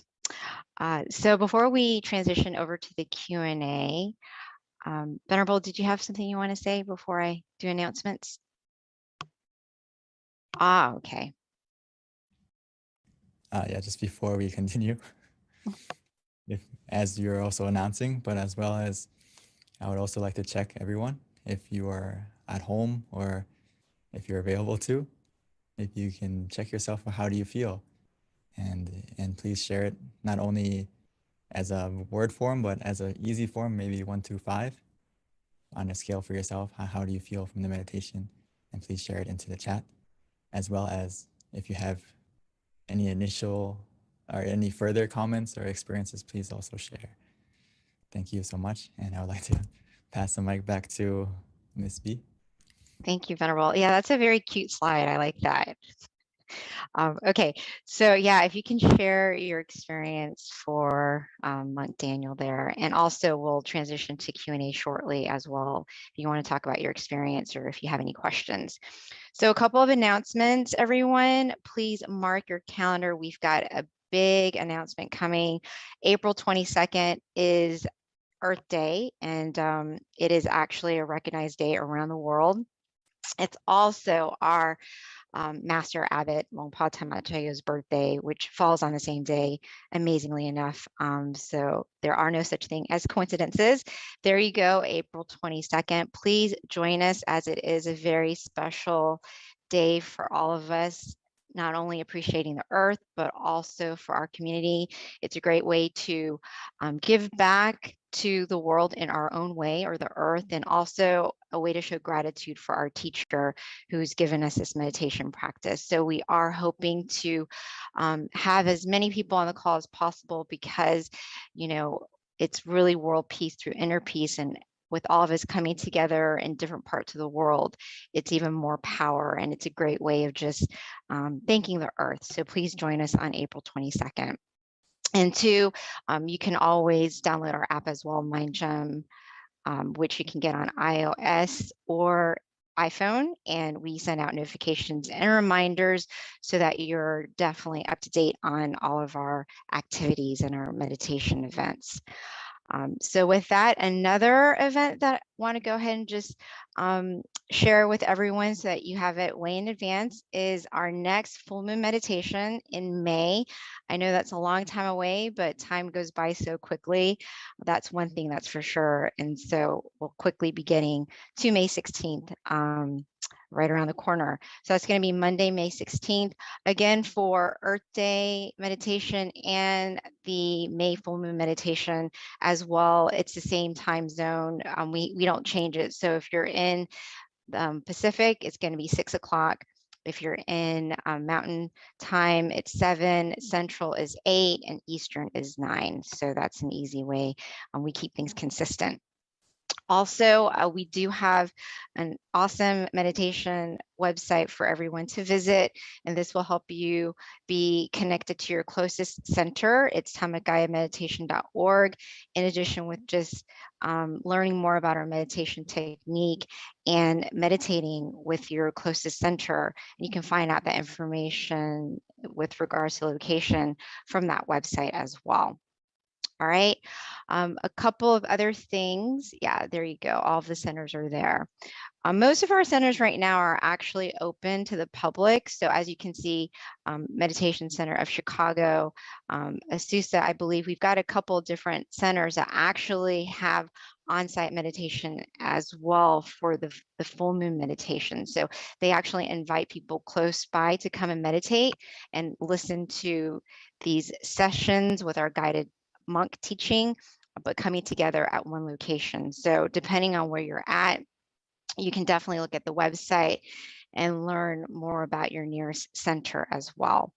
And then that pretty much sums it up in terms of our announcements. Yeah, again, we've got 2 websites. One is tamagayameditation.org, and that will help you locate your nearest center in addition to just learning more about our meditation technique. And then MindGem, there's a website for that, or you can easily just download it as well onto your phone to stay connected to our meditation teachers, notifications, and events. So yeah. And then in addition to our upcoming events, everything can be found on our website and our app. All right. So with that, let's transition over to Q&A with Monk Daniels. We're going to ask him to come back on. And it looks like we might already have a question, which is awesome. So if you have any questions for our teaching monk, this is a great time to ask anything that has to do with your own experience that you want to share, maybe even how to better your own meditation experience. This is definitely a great opportunity to ask his advice. So with that, looks like we do have someone who raised their hand, Mr. Tom Wood. So if we can spotlight Mr. Wood so that he can ask his question, or you can also, oh yeah, can the admin please type out the link for one of our users asking Tamagaya Meditation I think it's .org and then mindgem.org. Okay, so is he still there? I think he disappeared. There we go. Thank you, Quincy. Excellent. So yeah, feel free to either raise your hand and we'll spotlight you, or you can ask your question via chat as well. This is a great time to take advantage of our teaching monk who has a lot of inner experience and guidance for any question you might have.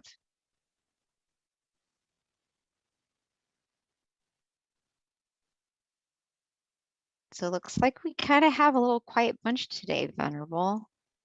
Normally these questions are kind of flowing through. Do you have a question? Yeah. Or want to share your meditation experience? Or if anyone would like to share their experience other than the initial 5 or 4, please feel free. So we can check each other and I can help you. Just make sure your meditation's on the right path, or any tips I could give you as well. But anyway, on the scale, if you have a 3 and an up, you're very good. Even if you felt neutral, that's a very good starting point for anyone who just meditated a moment ago. So don't be discouraged if you didn't feel like super happy or super blissful, but just a moment of where you feel neutral is actually a very good starting point. And from that neutrality, it means that your mind is in balance, and just stay relaxed, and before you know it, it's going to increase. So, okay, we have a question from Yeah, so Venerable, actually there was one earlier that they're starting to come through, so I was paying attention. The first question, which is if we scroll up, but I have it right here. The question is, when we are in pain, how can we meditate? when we have pain, actually, myself included. Sometimes when I first ordained, I was 20 and I grew up in America. So sitting on the floor or sitting in meditation position, like the standard one, it could be painful for me. And also like physically more pain than that. I had some knee surgery. So I also had problems physically when I first started. So there's a couple ways to deal with it. So great question. The first way is a lot of times we can't completely get rid of the pain because physically we have some limitations. But the best thing we can do initially is to adjust yourself to be as comfortable as you can. And when we meditate and close our eyes, it's like a race between the pain and the calmness. So if we can get to the calmness first by using the mantra and using the visualization to kind of take our focus off, it can help us to win over that pain that we may feel like. It depends on the level of pain too, okay? And another thing is, if you feel pain throughout the meditation, like where it's distracting to us to a big degree, I would recommend you just to adjust your position. And sometimes if I felt like a really overwhelming pain when I'm sitting, sometimes I just get up and walk around and still meditate, but in a walking position or in a different position until you feel that pain kind of dissipate, and then you can continue again when that pain goes away.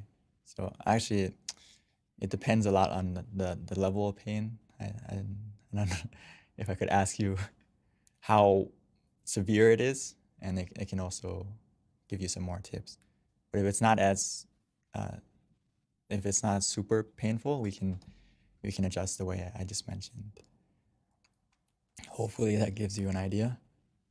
It doesn't, if you have, everyone has, it doesn't mean that if you feel pain, you can't meditate well. It can be a little bit difficult, but we can overcome it in different ways. So Venerable, there is a comment that I feel like is definitely something I wanted to share with you. It's from Jesse.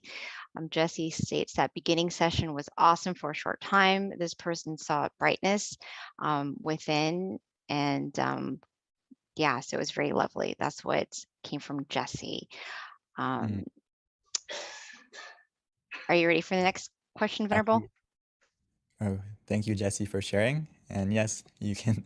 Okay. When your mind is more calm, more peaceful, like I mentioned during the meditation, we may experience it first by a feeling, but if we continue with that feeling, we may encounter something more profound, as Jesse mentioned, where we can not only feel the purity of our mind, that we will also be able to see and experience it more. But yeah, sorry. Oh, the next question, Venerable, is, and I think this is a good one. Actually, every question is always a good one, but this one is, what can you do when you find that it's hard to motivate yourself to meditate, and you find that it's actually like boring? What can you do to motivate yourself? The thing that I find that if we practice when we practice in the right method, the word bored will disappear. So we have to be a little bit observant of ourselves, that are we practicing correctly, and just truly relaxing our body and relaxing our mind, and treat it like don't treat it as meditation, treat it as a time to rest your body and your mind. and you're gonna find that the boredom will disappear because we need to rest our body, rest our mind often. And if you don't feel motivated to meditate, I like to think of the benefits a lot to myself. To motivate me to meditate is to think of that, okay, if my mind is clear and bright, I can achieve and do everything more efficiently. So I use that to motivate myself sometimes when maybe I don't have the drive in the beginning, and I try to think of the benefits and how can that impact not only myself, but how can it also impact the people I care about and love. For example, one way I motivate myself is like, we've all made mistakes in the past. We've all hurt the people that we care about, right? And maybe we don't want to repeat those mistakes. And the best way we can do that is to look after our mind. So to motivate yourself to see the impact it doesn't have, not only does it have for yourself, but also the people around you. So that's one way to, for me to motivate myself as well. Thank you, Long P. I really like that because, I think that's probably a common thing, especially if you meditate daily, that, sometimes you have to really think about the reason why you're doing it to kind of inspire you to do it consistently. And if you kind of see the bigger picture of why meditation is so profound and important, and the more you study it, the more you're going to be committed because, it does start to make sense. One of my teachers used to always say, and it was a little far-fetched at the time, but now I actually agree, he said that you're born to meditate. So if you start to realize that there's some truth in that, you're going to meditate. Yeah, exactly. We need to normalize looking after our mind just like we look after our body. And I think initially it takes a little bit of commitment to do it. But once you study the benefits and also feel the benefits for yourself, you're going to realize that, okay, it's something I need to do. And I really recommend you being as consistent as possible, because actually the method is really easy if you understand just finding the balance between being relaxed and mindful together, or sometimes you can say conscious and comfortable. But the thing is, the hardest thing of meditation is not the practice, but the consistency. And just like exercise, right? Sometimes the first step is to get yourself to the gym or start to work out, and then it kind of gets easier as it becomes a habit and becomes almost like you can't miss it and you want to do it. And this is even more so with meditation, because you're going to feel that happiness, and you're going to have you're going to not only see the happiness within yourself, but the impact of yourself around other people. So. Thank you, Venerable. All right. And then the next question is, why do I always feel sleepy when I meditate? So maybe like how, this can be what this person can do to prevent the sleepiness.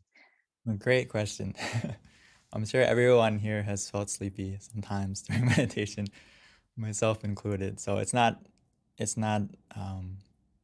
something to be annoyed about.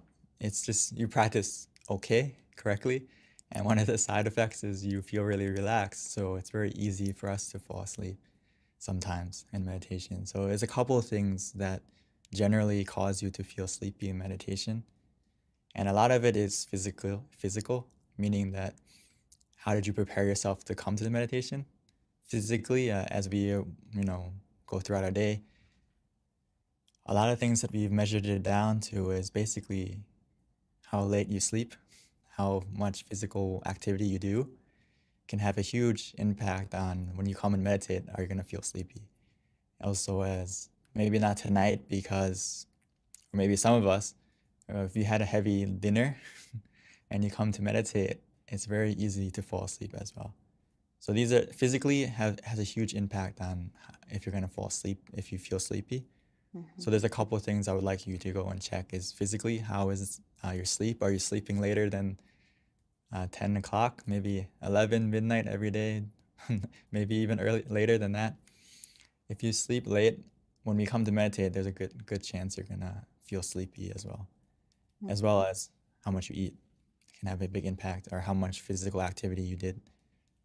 But in the case where you can't control those factors and you come to meditate, what do you do? We have 3 techniques, right? Visualization, mantra, and just relaxing. So it's about picking the right tool for the right job. So when you take a moment to observe yourself before you meditate and you feel sleepy, I recommend you use the mantra or visualization, or even both, to add more awareness to your meditation. Because you already have the sleepy part, you already have the relaxation part, but you need to add the mindfulness part in that case. So hopefully you got the idea. Yeah, thank you, Pete. That actually makes good recommendation. So this next question is from Charity Sills, and the question is it okay to lie down while meditating? And especially this person, considering there's injuries, or is it more powerful to sit up? Oh, to that. I think in this case, in general, I wouldn't recommend you to lay down to meditate in a sleeping position. Only unless in this case, like you said, is if you have injuries or you're physically like unable to sit up or to sit up, because in this case, yes, it's okay to lie down, but if we in a normal situation, I recommend you to sit up just because it helps you to find that balance between being conscious with comfort and being mindful and relaxed together. It's easier when you're sitting in a position or not necessarily lying down, because when you're lying down, just like the question before this, it's very easy to fall asleep. So it depends. It depends on your physical condition. But in this case, please feel free if you are if you have an injury like this. Mhm. So it is still possible, though, correct, Venerable, Yeah. to meditate lying down. You just have to be more aware, because if you're not, you're going to fall asleep. Exactly. Okay. This is an interesting question, Lone P. It's a question/experience. So this person felt very cold, like chills on the arms, but it was very blissful in meditation, and wondering if this is a cleansing of energy or just relaxation, like the temperature dropped. This has happened a few times during meditation. Very good example and question. I would like, for those of us in Thailand right now, it's very hot. So if you can get that experience, that's great. You can feel cool and have your own personal Air air condition. conditioning. Right now it's very hot. But anyway, it's a very good experience, okay? If you feel, the key thing is not only with any sensation, whether it's a cold feeling, some people feel warm, some people even feel hot. But the key thing I would like to ask you back is, other than that sensation, is how did you feel? Which in this case, if you felt, in this case where you said that you feel blissful, you feel, and you have relaxation, that is the key, that to check yourself, that is it a good experience or is it a positive experience? So you can say it's similar to what's actually cleansing you is not necessarily just the sensation, but also the feeling of relaxation, and that you have the blissfulness too. So I would say that it's a result that you're practicing in the right method, and just keep going with that sensation and see where it's going to take you. It's definitely the feeling of relaxation, the feeling of blissfulness, as well as the product of being cool and feeling more cool. It's all in the right direction. So please keep going and spread your coolness and your your coolness to not only yourself, but the people around you. Maybe the people next to you can get closer to feel some of that coolness too. So Venerable, here is a more of a comment, I think. So maybe you can give more insight if this is kind of what happens when you meditate, but it's from Scott. And he says that he finds that when he meditates and he's at work, he's more in tune with himself and his surroundings. He also feels like things click easier when he meditates daily. Yes, it's actually, I'm glad that you mentioned it, so it's not just me saying it, but as we meditate more, we develop mindfulness. Not only that, but not mindfulness just of what you're doing, but it's a focus where you feel also relaxed. So it's not like another focus where we're dialed in on what we're doing and we feel stressed. So when we meditate, we get that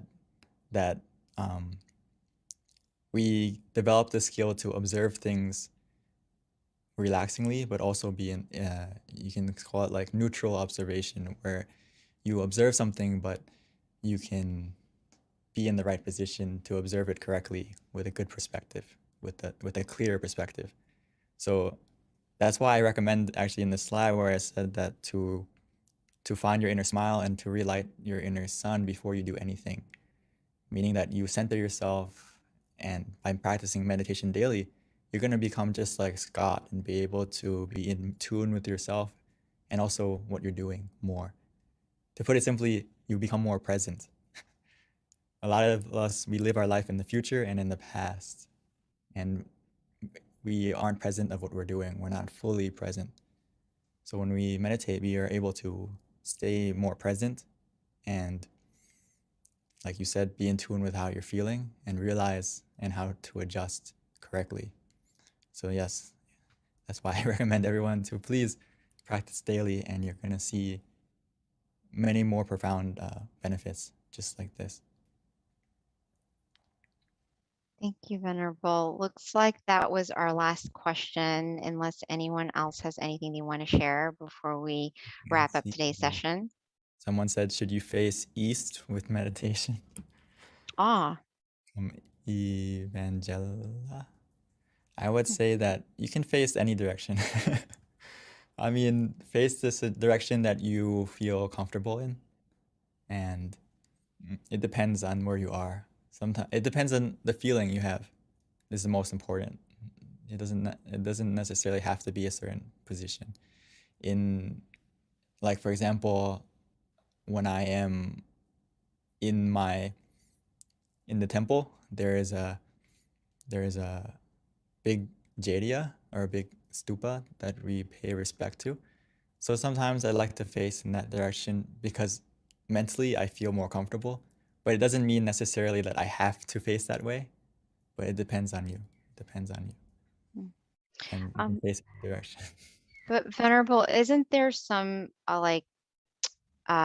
benefit to sitting in the lotus position? I mean, ideally you want to be comfortable, but is there a benefit essentially to sitting in a lotus position versus like a chair?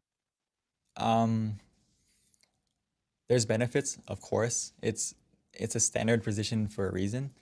And if you can train yourself to be able to sit on the floor and sit in the lotus position, there's benefits, for example, increased awareness, and if you can really keep your back straight comfortably, it helps to reduce the stress on your back to almost be zero if you can stay in.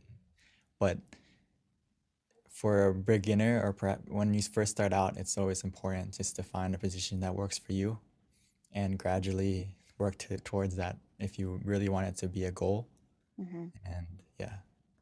Like for me, I couldn't sit on that way for a while, but it took a while to adjust.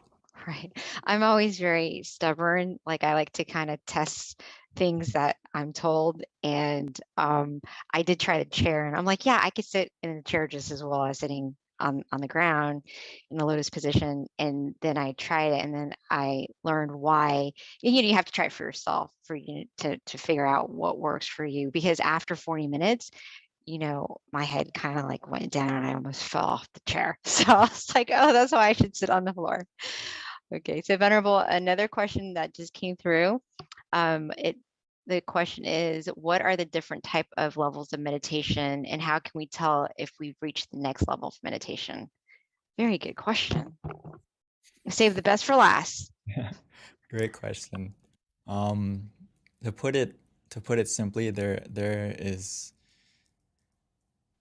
many levels of meditation that we can attain, but for now, I would treat meditation not necessarily are we there yet. It's not like a race to the destination. If we treat meditation that way, it's gonna feel we might feel bored or we might get dissatisfied with our experience. And what I've been practicing and what our master would tell us is that we will know for ourselves when we get to the end, right? So, but we shouldn't sit there waiting like, are we there yet? Are we there yet? Because if we sit like that, we're not gonna enjoy our meditation. So when we practice, treat meditation like harvesting happiness, meaning that your goal for meditation now and every session when you start should just be to relax so we can feel happiness from our meditation. And as we feel relaxed, we feel happiness, our mind is becoming more clear and bright and more purified. So the main goal to meditate is to purify your mind, to clear your mind and fill it with happiness and purity. So that to feel are you at the next level is just to measure that feeling of happiness, that feeling of purity, that every time you meditate, do you feel that level increasing? Because that's the foundation that is going to take you to the next higher level of meditation. If you speak it in Buddhist terms of attaining enlightenment or attaining a deeper, as we say, okay, enlightenment is the highest goal. The foundation to get to that is you have to have a clear mind, a pure mind, a happy mind. So let's focus on the feeling first and measure the feeling for yourself. Every time you meditate, do you feel that feeling increasing? If so, that means you're on the right path and you're getting, if you want to call it the next level of meditation, is that the feeling increased. And as the feeling increases, that purity increases, you're going to see and experience the levels of meditation for yourself. As I think Jessie mentioned earlier, she said she can feel and see the brightness within herself. So that's something that we have to experience for ourselves. And it's something that I also put to, like, I think like B just said, like, you're stubborn, right? And you want to test it for yourself. So that's the key of meditation, or of anything actually, is to test it for yourself. And you're gonna, if you just follow that feeling of relaxation and purity of happiness, you're gonna be able to test it for yourself and experience it for yourself. And that's the thing, Venerable, is it's great because you have the guidance, and because our teachers tell us all the same things. And then if you test it, then you're like, oh, that's why they say that. It just makes it more efficient when you have the proper guidance. But still, people are stubborn. They want to see for themselves. I would say just for now, your best guide is you can feel for yourself if you're on the right path. Listen to your body, listen to your feeling. If you're meditating correctly, your body is going to react a certain way. And how you feel, you're going to feel a certain way. So if you're meditating wrong, your body is going to tell you first, right? You're going to feel tension, you're going to feel stress, and also mentally you're going to feel that way too. So just pay more attention to yourself, and that can also be a guide, actually one of the best guides, Right. Definitely. To be aware of how you're feeling. And if you feel that balance between being mindful and relaxed or being conscious with comfort, that means you're okay. Everything's okay. But again, one of the obstacles is doubt. Yeah. So that's why it's always good to come and meditate together. And if you have any questions, don't be scared to ask, because sometimes we have that doubt. Are we practicing correctly? And my job is to reassure you, and also the monks that practice, to reassure you that, okay, you're on the right path. Right. And I always learn so much just listening to your answers from the questions, because you always add some sort of insight that I didn't really ever think of. So thank you, Venerable. I hope other people feel the same, but your answers are always very profound and simple, but yet inspiring at the same time. So thank you. So Venerable, that wraps it up. It is 10:32. So everyone, thank you so much.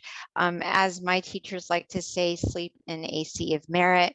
We'll see you next Friday for Earth Day meditation. Please join us. It's going to be super special. And then, of course, the following full moon next month on May 16th. Thank you, everyone. Namaskaran, Venerable Daniel. Thank you, everyone, and hope to see everyone in the next full moon, and also on the 22nd. Yes. Namaskaran, Pete. Atu.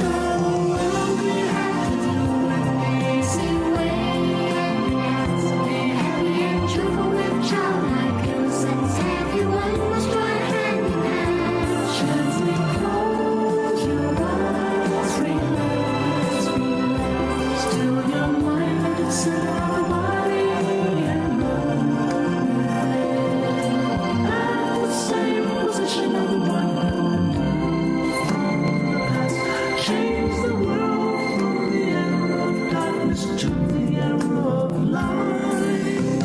From the old era to this new era, the world will be like heaven on earth. No classes in society.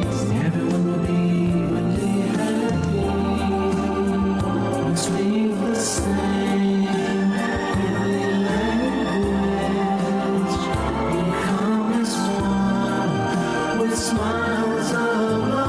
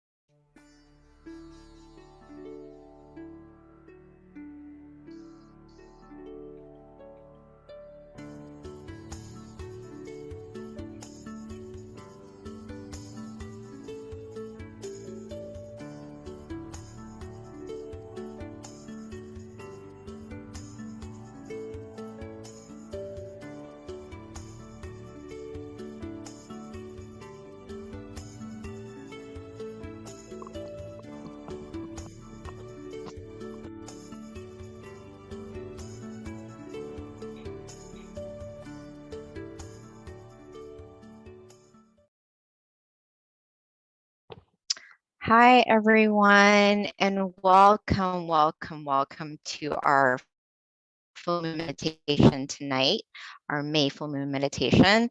The theme today is Wesak Day, which is a day of inner peace. So I found a quote that I felt was very appropriate, not only to honor the Buddha being our ultimate teacher, but all of our teachers, because this definitely is a representation of all good teachers.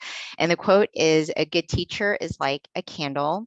It consumes itself to light the way for others." So I feel like that's very appropriate, and that's definitely in honor of all of our teachers. So that's a quote of the day. With regards to today's schedule, we're going to have a short wisdom talk followed by our meditation and then candlelight, along with loving kindness and then Q&A at the end. So please stay. Our Q&A is actually one of my favorite with regards to our full moon meditation. I learned so much. A little bit about our teaching monk Jackie. He ordained in 2014. And after graduating, that's when he ordained. He got his BBA. Once he ordained to life, and so he found his goal and his passion, which is to practice his passion, which is meditation, not only cultivating it, but sharing it to others as well. So that's a little bit about Venerable Jackie, Monk Jackie.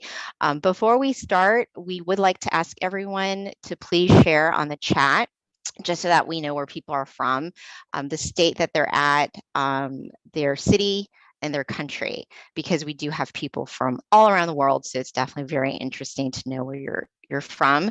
So if you can put that in the chat, that would be very helpful. Thank you, everyone. All right, so at this time, I would like to invite Monk Jackie to start our session for us. Good morning. Good evening. Good evening to everyone. It's morning time here, so. Depending on where you are in the world. Yes. So I'm thinking maybe other people from other places around the world are joining also. So good morning, good afternoon, and good evening to everyone, right? Welcome everyone to our full moon meditation tonight. Okay. Hopefully you all have had good meditation sessions from our past full moon events also. And hopefully this one will be a great one for you all as well. Okay. It is Vesak Day tonight, right? And we would have a little information to share to you about that. But before we go into that and to our meditation, there's something I'd like to share. Okay.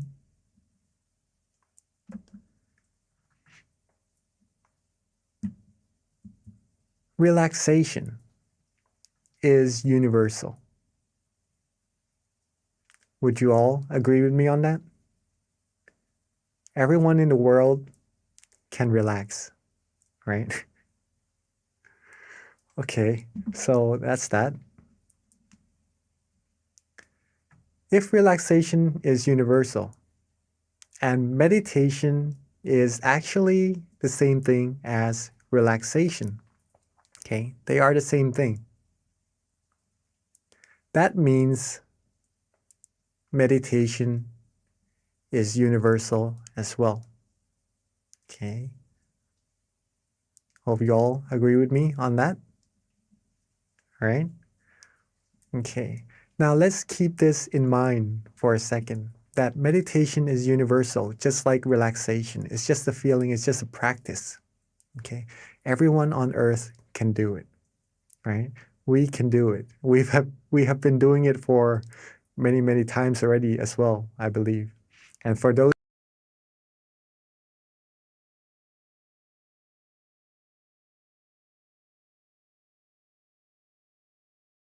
already as well, I believe. And for those who are new, meditation is relaxation. It is very easy to do. But the result is more and more profound once you practice it more and more. Okay? Now, meditation is universal, right? Meditation also leads us to happiness, Okay. Not just any happiness, though. It leads us to true happiness. What is true happiness? True happiness is a type of happiness where you could always have. It doesn't go away. It doesn't depart from you. You don't depart from it, unlike the other happinesses we find on the outside. Okay. When you want this happiness, you could always access it. You'll be able to rely on yourself for happiness and to be able to help others be happy as well. This is what true happiness is. Okay. Meditation is universal, and meditation brings true happiness. Let's put it this way first so that we understand this phrase. Everyone can have true happiness. If you can relax, then you can have true happiness. Okay. So, in other words, everyone here today is able to find true peace, true happiness for sure. Okay. Now, we know this already. How do we do it? How do we meditate? How do we find this true happiness inside of us? Simply by relaxing our body and mind. That's it. As simple as that, right? If you can relax, you can meditate. You can relax your body, you can relax your mind. That is already meditation. Thus, this word, relaxation, or feeling comfortable, feeling good, feeling calm, is very, very important in meditation and for everyone as well. We may feel relaxed from time to time. We may feel good when we are sitting in a comfortable chair before we go to bed. After coming out of the shower, we feel good, we feel relaxed. But sometimes we are used to it, that we overlook it, of how important it actually is, this feeling of relaxation. This is the feeling that will bring you deeper and deeper into more and more happiness inside of yourself. Okay, so let's take a look at how it does that a little bit more. So if you're able to relax your body, relax your mind. Okay. I don't know if you can see this, but there's a little word, relaxation, on the bottom right here, right? On the left of the screen. We might start off with a good amount of relaxation, right? That we feel, okay, this is our relaxation right now. I'm feeling good. I'm feeling calm. That's good. If we keep that feeling going, if we keep being relaxed more and more, be with that relaxation, it will grow. It will become a little bit bigger. Okay. And then when we keep being more and more relaxed, more and more calm, keep going, it becomes a little bit bigger. Okay. And I guess you all know what's going to happen next. If we keep being more and more relaxed, be with that relaxation, it's going to get even bigger and becomes even bigger until it becomes very, very big. I literally expanded the word relaxation so that the white part is all that we can see right now. So it eliminates all the other undesirable feelings away. And all there is left inside of our mind would be the feeling of relaxation. Okay? It becomes so big that this relaxation becomes peace. It becomes serenity in our mind. Nothing else can come in. No negative feelings, no negative energy could penetrate. It becomes true happiness. Okay. This is the power of relaxation. This is the power of meditation. Okay. Now we know how to meditate, right? Not that difficult. And if we practice together more and more, we would find true peace little by little until reaching the very utmost of it. Nothing can penetrate, and that's the ultimate goal of meditation. Okay. Now this was discovered.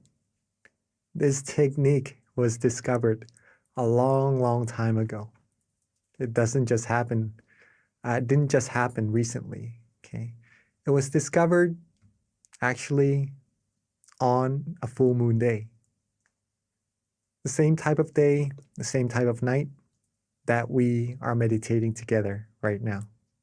Interesting enough, it is on the 6th lunar month also, which is tonight, right? The 6th lunar month.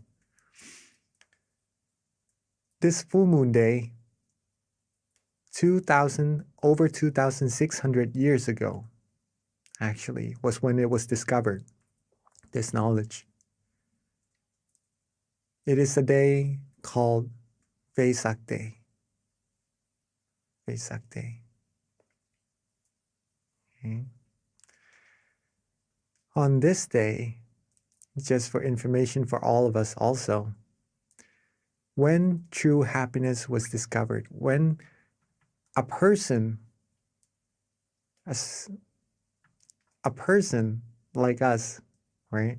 A person was able to discover true happiness inside. It is actually on the same day that this person was born, discovered this true peace, true happiness inside, and passed away, right? It's on the same day, but on a different year, just so you know. Okay. And this person, we all know who this person is already, actually, from seeing the picture, right? Is the Lord Buddha. On this Vesak Day, over 2,600 years ago, he sat down and vowed that if he doesn't attain true happiness or the knowledge to eliminate all negativities from the mind, right? If his flesh or blood were to vanish, if his flesh and blood were to vanish and all there's left is his skin, his tendons, and his bones, he would not quit until he reaches true happiness, until he was able to eliminate all negativities from the mind. And so he did. So he did. And he passed the knowledge down to many, many people, and so they did also. Okay. Until generations after generations, reaching us here in the present day, we too can find this true happiness by just relaxing, by just meditating. Now, along his years of teaching, there is this one phrase that he said, Nati Santi Parang Sukham. It is in Bali, right? An old language. It means there is no happiness greater than the peace of mind. So for everyone here, if you are seeking happiness, are you all looking for happiness? Do you all want to be happy?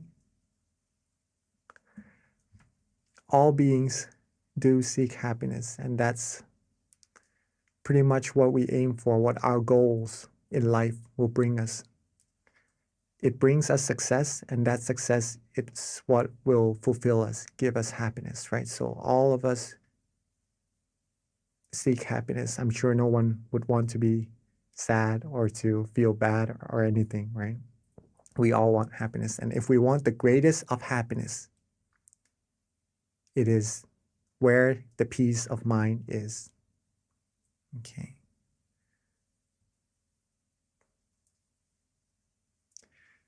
If true happiness is what you seek, if you like to rely on yourself for happiness, you want to help yourself and help other people around you become happy.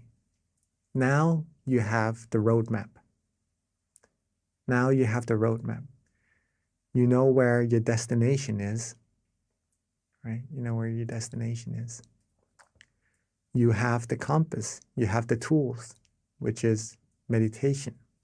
And how to get there is just to be relaxed. Keep being relaxed more and more until we reach our destination.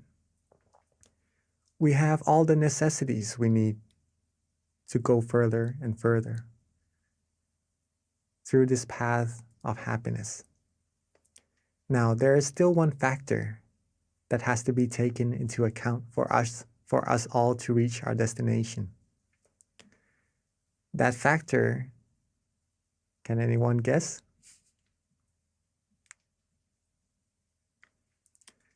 That factor is you. It is all of us. Meditation is not something one person can do for another. It is like eating. If I eat, then I will be full. If you eat, you will be full. Okay? If I eat and you don't, then I'm the only person who will be full. Right? Same as meditation. If you meditate, you're going to be the person who finds true happiness. If you have the knowledge, if you know how to do it, you have the destination, the roadmap, and everything. Well, if we take into account, right, if we take that into practice, we will sure reach our destination. And I'm sure all of us would be keen, right, to reach that destination altogether. If we can be truly happy inside, if we can find that true happiness inside of all of us,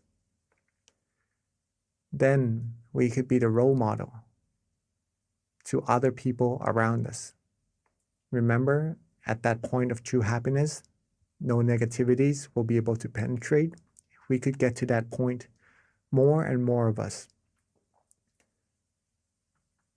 no negativities will be able to come in, okay? Not just into our mind, but into our community, to our society.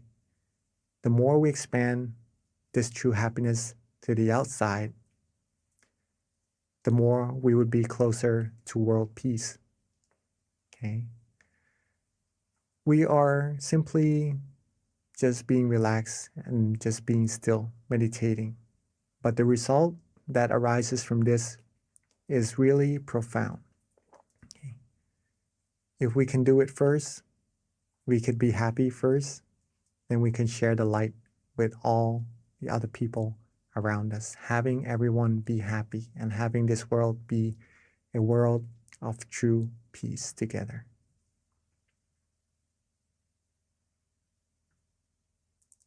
All right. Hopefully that was interesting enough of how meditation just being something that is maybe a little bit overlooked, right? Just being relaxed. But by being relaxed more and more, it becomes something very big and profound. So I think it is a good time for us to actually take this into practice together. Okay. So when we are all ready, before we meditate, make sure you're comfortable. Make sure your body is relaxed as well, right? Because that's what we need for our meditation. So let's get ourselves adjusted, our body adjusted, so that we feel good in our meditation together for a few moments.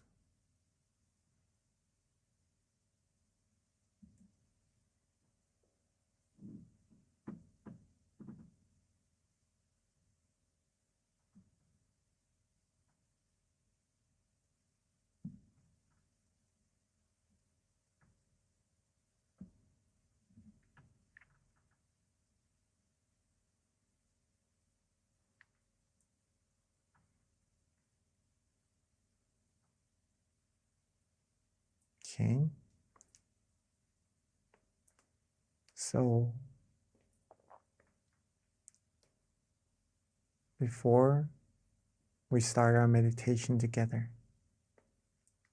let's check our body, see if we are comfortable in this position already. And when we are ready, let's softly and gently close our eyes.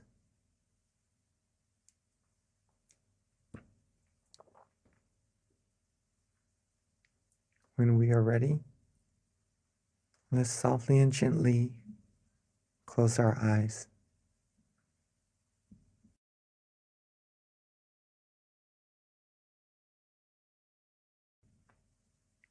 Take our time. There's no need to rush at all.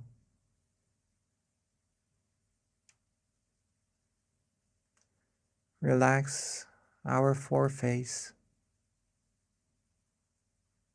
Relax our eyebrows, our cheeks, our chin, our jaws. Relax our neck, our shoulders, our waist, our thighs, our legs, all the way down to the tips of our toes.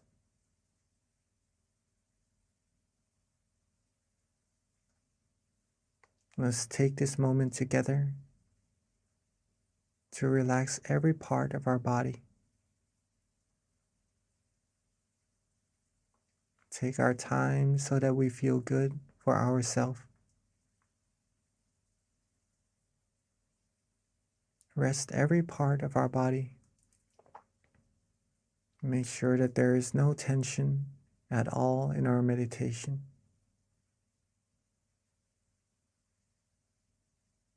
If we feel good, if we feel relaxed, then we are on the right path.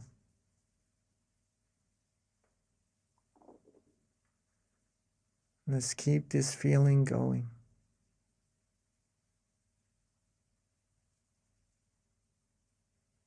Keep ourselves calm.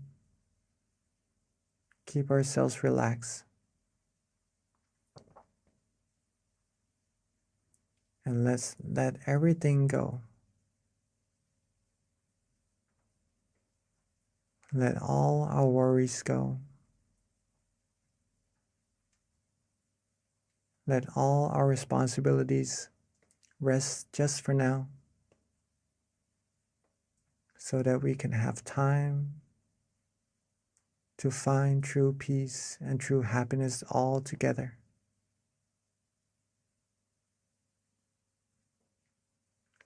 If we are relaxed in both our body and mind right now, if we feel good in our meditation right now, keep that feeling.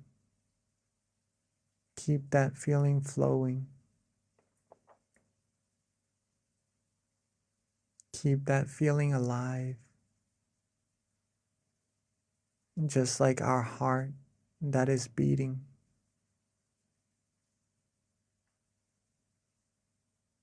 This feeling of relaxation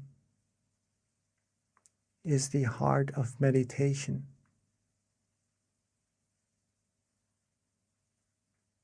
So as long as we feel good, as long as we feel calm, as long as we feel relaxed in our meditation, then the heart of our meditation is beating.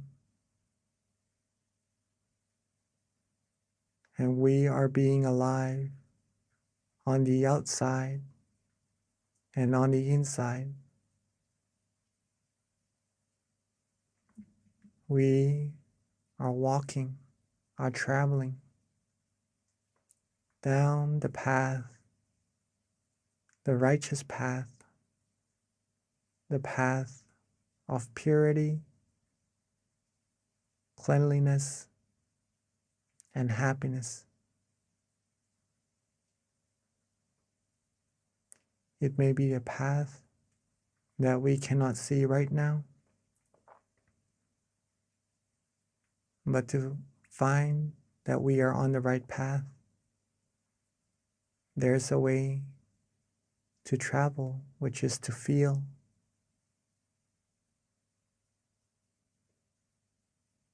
To feel calm, to feel relaxed, to feel restful. And that's how we know we are traveling on the right path, in the right direction, getting closer, closer to the utmost of happiness, the greatest of happiness. But it is like a tree as well, where we cannot rush for it to grow, where we cannot rush for it to bear fruit.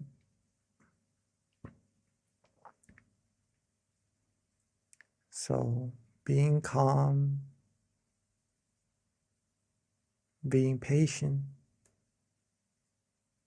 being relaxed along this road, enjoy every second of this journey is what will take us to our destination.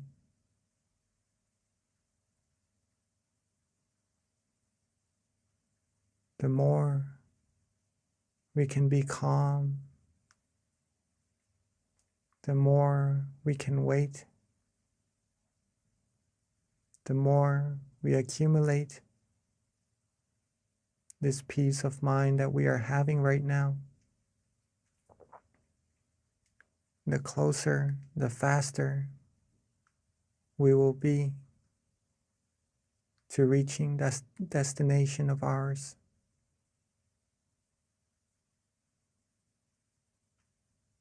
So let's keep ourselves calm. Let's keep our body relaxed. Let's keep our mind relaxed.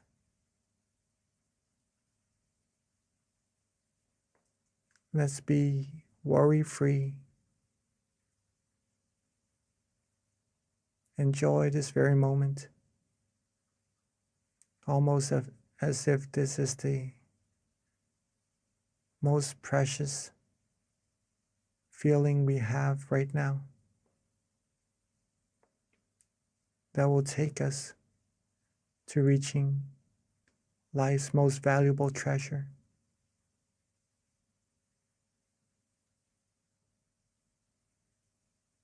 Keep our body relaxed.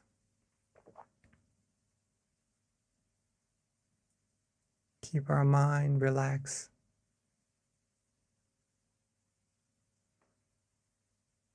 Soon the brightness, the feeling of brightness will shine. We will find that from closing our eyes and all that we can see is darkness, it will start to slowly dissipate, and gradually we will feel lighter, brighter.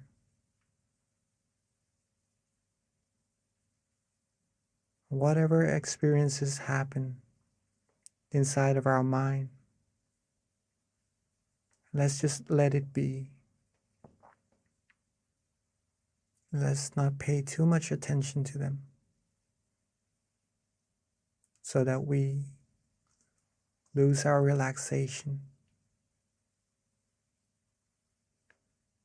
the more we're able to relax,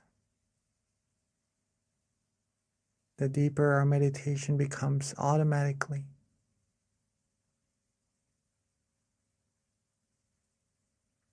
This is our vehicle. This is our tool.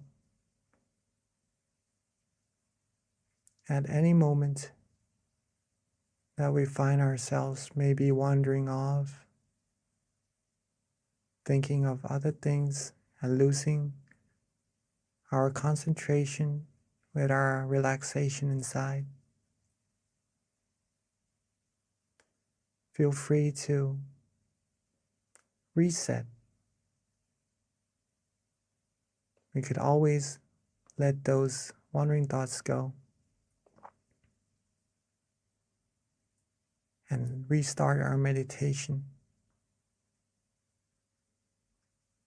Come back to feeling relaxed again in our body and our mind. We'll be right on the road once more, going deeper and deeper into our meditation.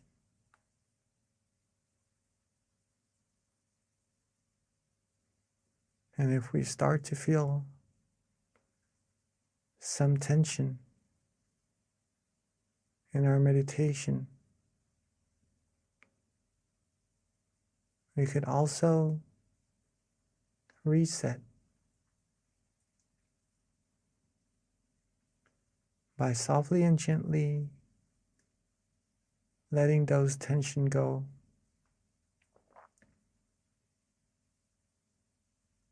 Relax our body. Relax our mind once again, so that we could come back right onto the road that leads us to further and further relaxation.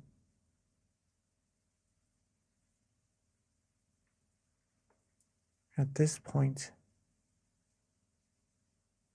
if you're feeling calm, you're feeling relaxed,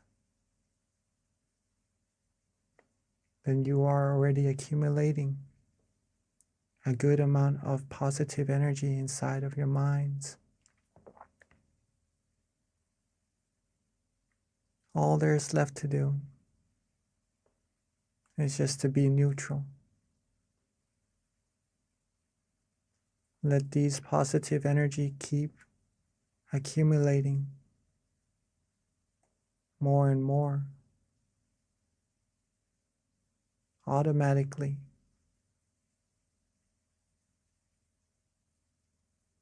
All the wondrous things, all the good things are being bestowed to us right now, just by relaxing, releasing, letting go, whether if we know it or not. You're a being, you are receiving a great amount of positivities. So let's keep ourselves calm, keep ourselves relaxed. Keep receiving these positivities to our lives, to our mind, and to later share with everyone else in the world. Let's keep these things going. And let's relax, enjoy our meditation together in silence for this time being.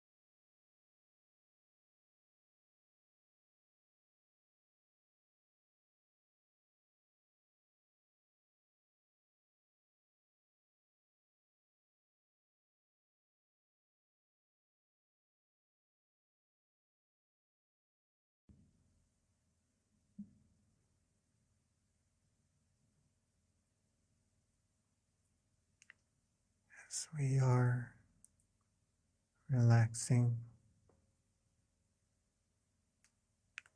as we are letting go, feeling our relaxation, feeling our body resting,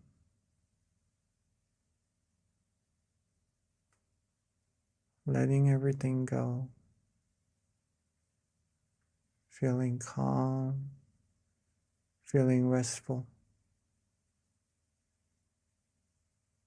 We may start to feel the flow of energy inside of ourselves. Some may start to have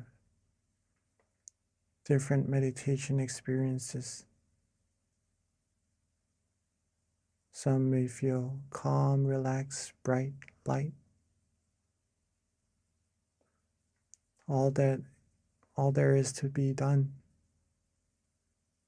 right now is to just be neutral.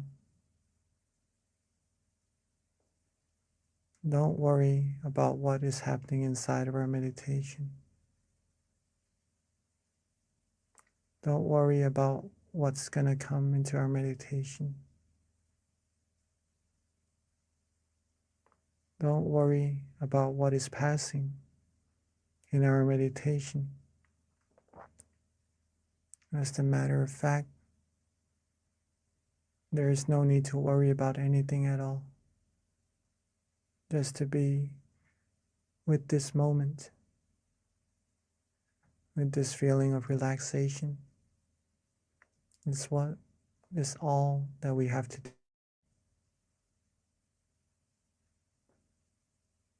And now that our mind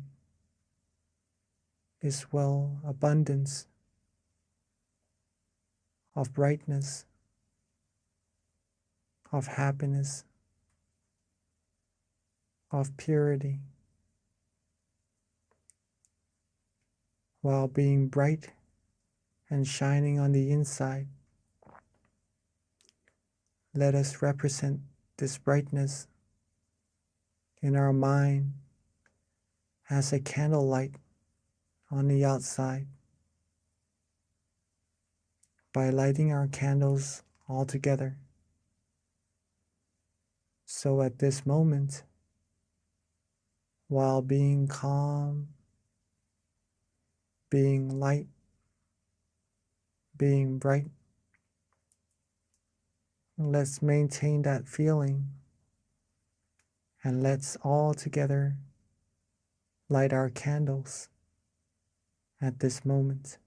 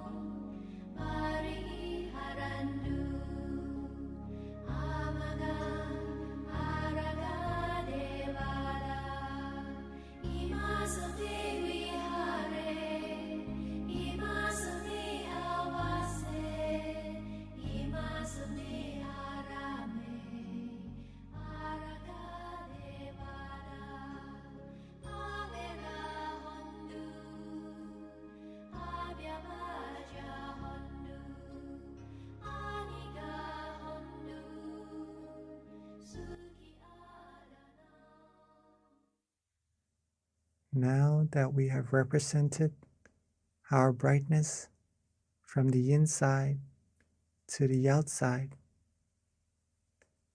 let's together come back to our seats and close our eyes softly and gently once more.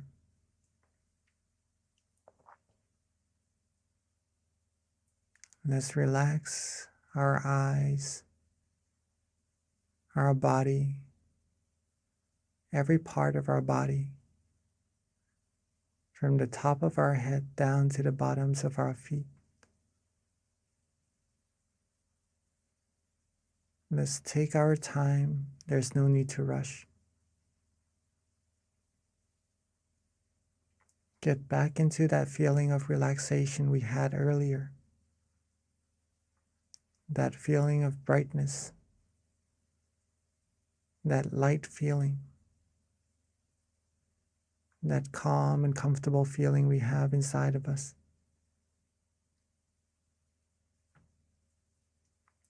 And let's softly and gently bring our candle lights inside of our mind.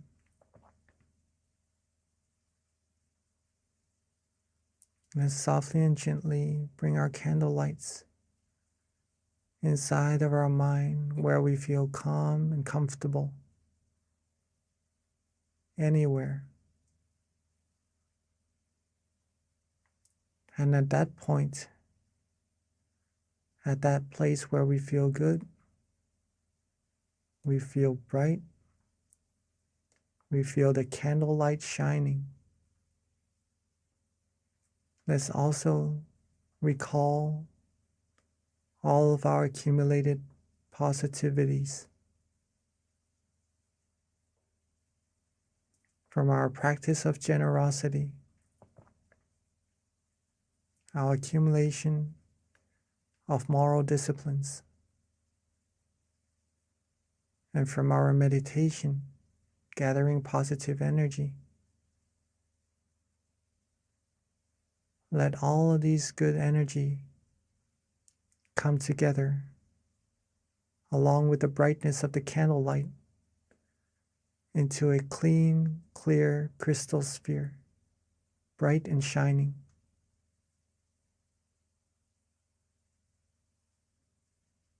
Let's think of our family and friends. Let's recall our loved ones. And let this crystal sphere, this sphere of merit, radiate its brilliance outwards, reaching our family and friends, sharing with them all the positivities we have.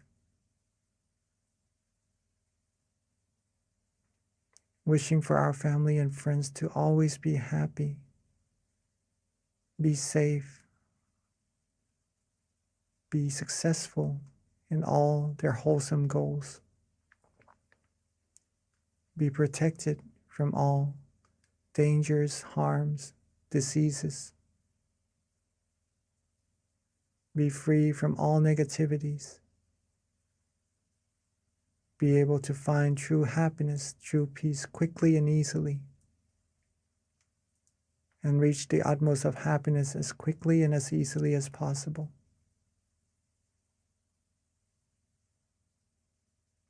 And let's share our brightness, the brilliance of our mind outwards even further.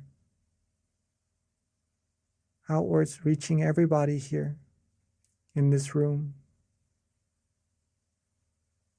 Outwards, reaching everybody in our community. Reaching everybody in our city. Outwards further, reaching everybody in our country. And outwards further, reaching everybody in our world. Seeing this world clean, clear, and bright and shining. Seeing everyone on it clean, clear, and bright as well. And wish for everyone to always be happy, always be healthy, be fulfilled in all their wholesome goals, be free from all sadnesses, sorrows, sufferings, all harms, dangers, diseases, wars, be free from any form of negativity. And may everyone on earth be able to find true peace quickly and easily. And may this world be a world of true happiness, true peace quickly and easily. And may we all reach the utmost of happiness as quickly and as easily as possible. And let's share our loving kindness outwards even further into space, into the universe. Outwards infinitely. Outwards unlimitedly, reaching all beings no matter where they are. Wishing all the good things for all beings as well. And let's take a few moments to share our loving together, our loving kindness together in silence.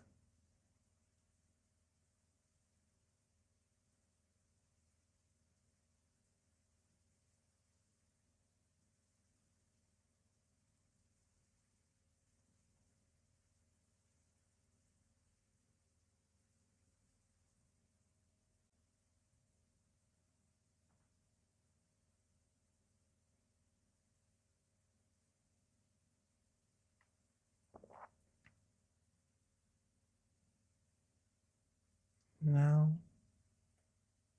that we have shared our peace, our love, our positive energy outwards to all beings together, let's softly and gently bring our attention back to ourselves.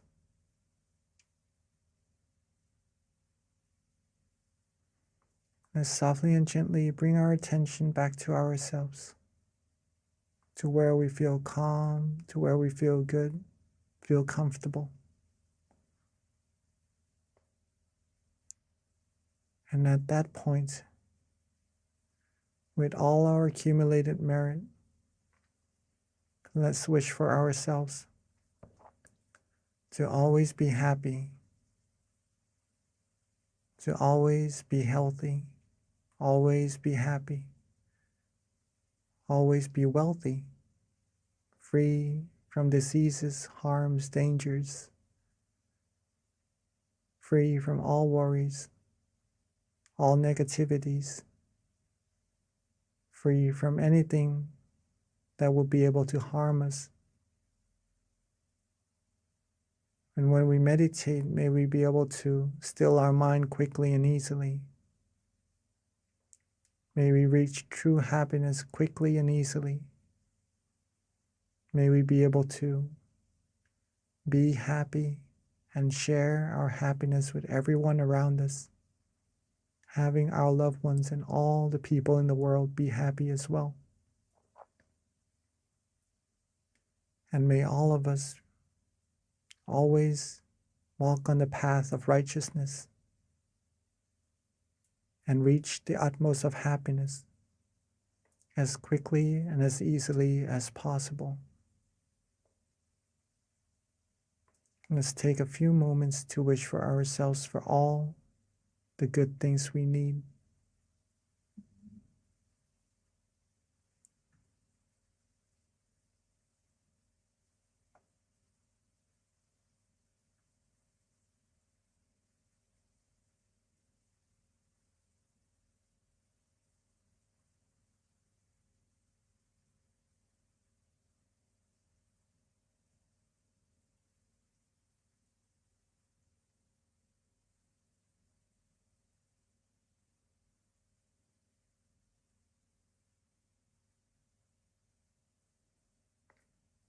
Now that we are coming towards the end of our meditation together,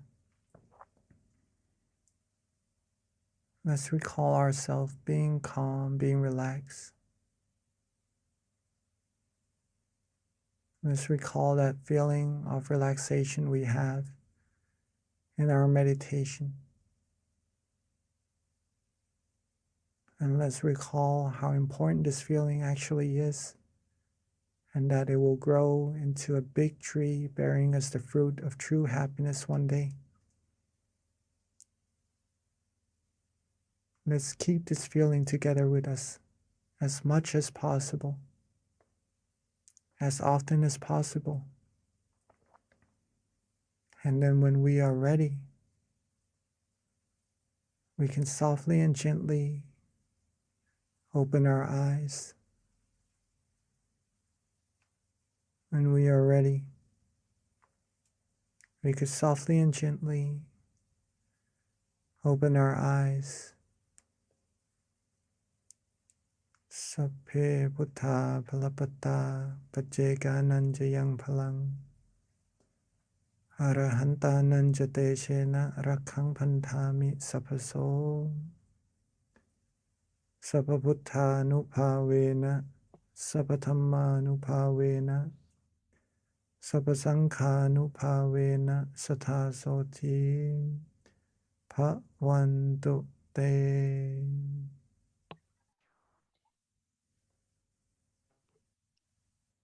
Thank you, Venerable Jackie, for that lovely guided meditation.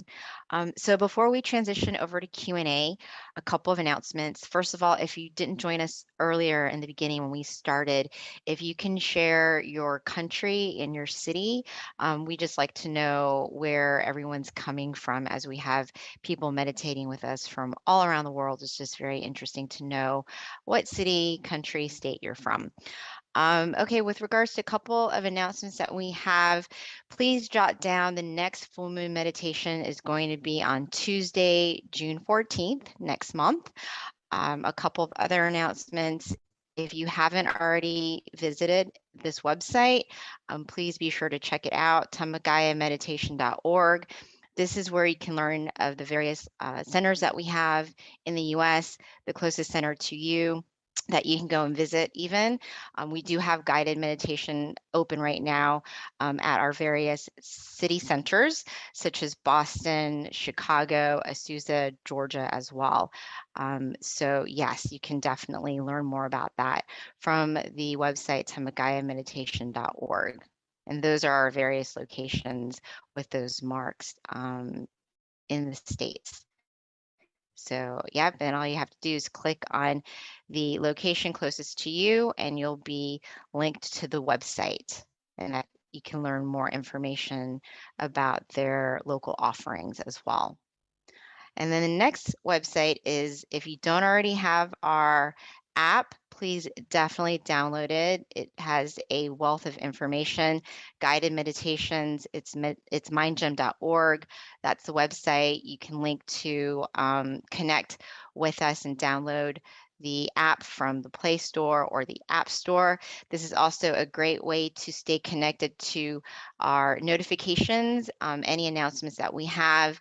Every month when we've got our full moon meditation, there's a notification that comes out through the app to remind you. So it's definitely a great way to stay in touch with us and keep up to date on our announcements. And then lastly, we've got something interesting going on. It is, first of all, we want to invite everyone to upload a picture of themselves in meditation. It's going to be part of the Guinness World Record, where we're going to try to have as many different entries as possible. And then it's open until August 6th. So there's a QR code right there. All you need to do is just upload a picture of yourself in meditation. We're trying to make the most people meditating online, which we have actually broken many different Guinness World Records before. So this is just another cool one that we've got going on. So everyone on this call, please be sure to send a picture of yourself in meditation on the QR code right there. All right, and that wraps it up for our announcements. So at this time, we're going to transition back over to Monk Jackie and then have our Q&A session. So please, if you've got time, stay with us, but we do understand for those who need to hop off. But this is definitely a great time to have your questions answered, further understanding about meditation, or any questions you might have with regards to your practice, how to improve it. Looks like we have a question right now, Mung Jackie, from Shrirat. Yep. So if we can get the spotlight on Shrirat, please. And then anybody else, if you've got a question, you can either raise your hand or just put it on chat as well. Yes, I think Shirat can open your microphone, and all right. Or you can always put it on chat too, whichever is Yes. easiest.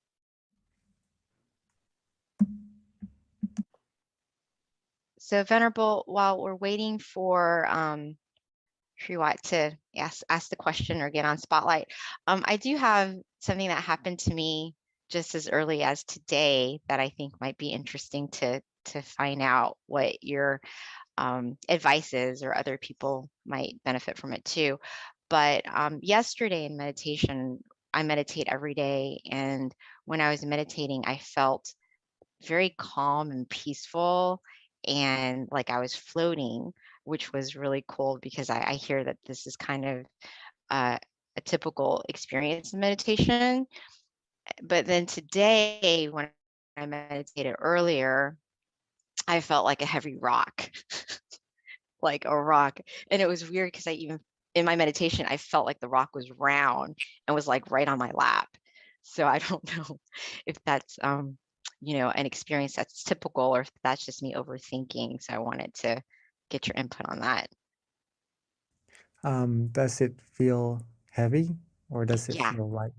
The rock Feels felt light. heavy today. Yesterday felt very light and floating, and today it was like a rock on my lap. Right. And I was like, this is new. Okay. I think That that is was kind of actually odd. quite normal in meditation. Oh, Okay, first of all, very beautiful that you are meditating every day. That is actually what is needed to progress in meditation. No matter what meditation experiences we have, right? Sometimes good, sometimes we feel not as good as the day before. If we keep meditating, we are progressing no matter what. The only way we're not progressing in meditation is that we do not meditate. Okay. Now, sometimes when we have good meditation experiences one time, right? The next time we may look forward to getting the same meditation experience. And there are many reasons, right? That rock is there.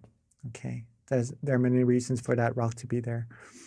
So one reason is that maybe we are anticipating a same meditation experience. Maybe we're anticipating that we're doing the same thing, so maybe the same experience should happen to us. And that anticipation from before not having any, right? Now there is a little bit that may cause a slight tension in our meditation. Okay. And that is what is causing that feeling of heaviness, or maybe we could interpret it as a round rock, right? Another thing is that we may have accidentally put some effort into our meditation, And it may be a slight effort at first, but if we keep that effort going, it may be bigger and bigger as well, right? Like the feeling of relaxation. If we start off by being just a little bit relaxed and we're content with it, it will grow and grow and become bigger relaxation as well, right? Same thing with the tension. It may be a little bit, and then it becomes more prominent. What we can do with this is that once we notice ourselves being a little bit uncomfortable in our meditation, it feels a little bit different. It feels skeptical in our meditation. We're not sure if we're doing it correctly or not at all in our meditation. If we have this feeling, reset straight away. Reset straight away. Okay, don't hesitate, don't go further to see whether if this is correct or not, because once we have doubts, that shows that we are maybe going a little bit off course already. Reset straight away, come back to relaxing, do what we like, do what we enjoy. And then when we have that feeling of relaxation, we are certain about that is the right path, that is the right way, and that will bring you further and deeper down the middle path, down the path of true happiness for sure. Okay, hopefully that answers your question. Yeah, thank you, Venerable. Yeah, the rock and knowing it was round sitting on my lap was a very weird experience I haven't had before, but thank you. So yeah, we do have a question from Ashley that just came through, and Ashley asked if you recommend writing down your meditation experience every single day. Yes, yes, if that is possible, please do. That will help you observe whether what you did today that benefited you. All right. So what you did that was good for you, if you keep repeating that, it will become bigger and bigger also. You will get better and better in meditation. And it will help you observe what didn't really benefit you also. So if we lessen those things, then we will be able to progress in our meditation also. So meditation, writing journals is a great way to improve in our meditation. And that's also recommended by our master himself, right? If you could write after your sessions, right, in every session, that would be even better, okay? But see what works for you, what helps you observe yourself better, and then do that, then we could improve our meditation from there. So Venerable, we've got a question from Miss J, and Miss J is new to meditation, wants to know how she can become better. To become better in meditation is very easy, but it takes consistency, pretty much that. Meditation is very, very, very easy, right? We're just relaxing and just keeping that feeling with us. Sometimes we have tension, sometimes we have some experiences that we are not certain whether we're on the right path or not. And sometimes we are sure that we are on the right path, okay? Whatever happens in our meditation, accumulate more of those feelings that you like. Okay, this is how we improve. When we are certain that we enjoy meditation, that feeling, that relaxation, accumulate more of that. Maybe it could be 1 second, 2 seconds, 3 seconds, 1 minute. If it goes away, reset, come back to do it again. Accumulate like putting money into a piggy bank. One day it will become full. We'll have like a bigger piggy bank and we keep accumulating it. It'll become full again. It becomes bigger and bigger. Once we know it, we are now millionaires pretty much. We would be very wealthy of the happiness inside of our mind. Okay. Consistency, repetition, be relaxed often. That's how you're gonna improve in your meditation. Thank you, Venerable. So we've got a question from Deb, and her question is, first of all, she had a beautiful meditation experience and it felt very peaceful, but she wants to know how she can do this as a daily activity where she's able to keep calm and have that peaceful feeling consistently. I actually have something that I can share with you about this. Let me just try to find it. All right, so to be able to have this feeling with you more often until it becomes part of you. Same thing with what Ashley asked, right? Or Miss J, Similar, right? Miss J yeah. asked, how to improve meditation. Oh, just a second. I'm on airplane mode right now. Uh-oh.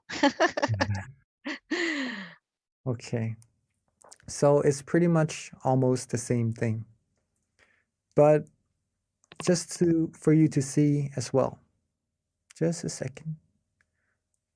Right? We have the 3 things for us to improve now, which is consistency, repetition, sorry. So we have consistency, repetition, and be relaxed often, right? Now, what would happen to our meditation is this. At first, the first sentence, right?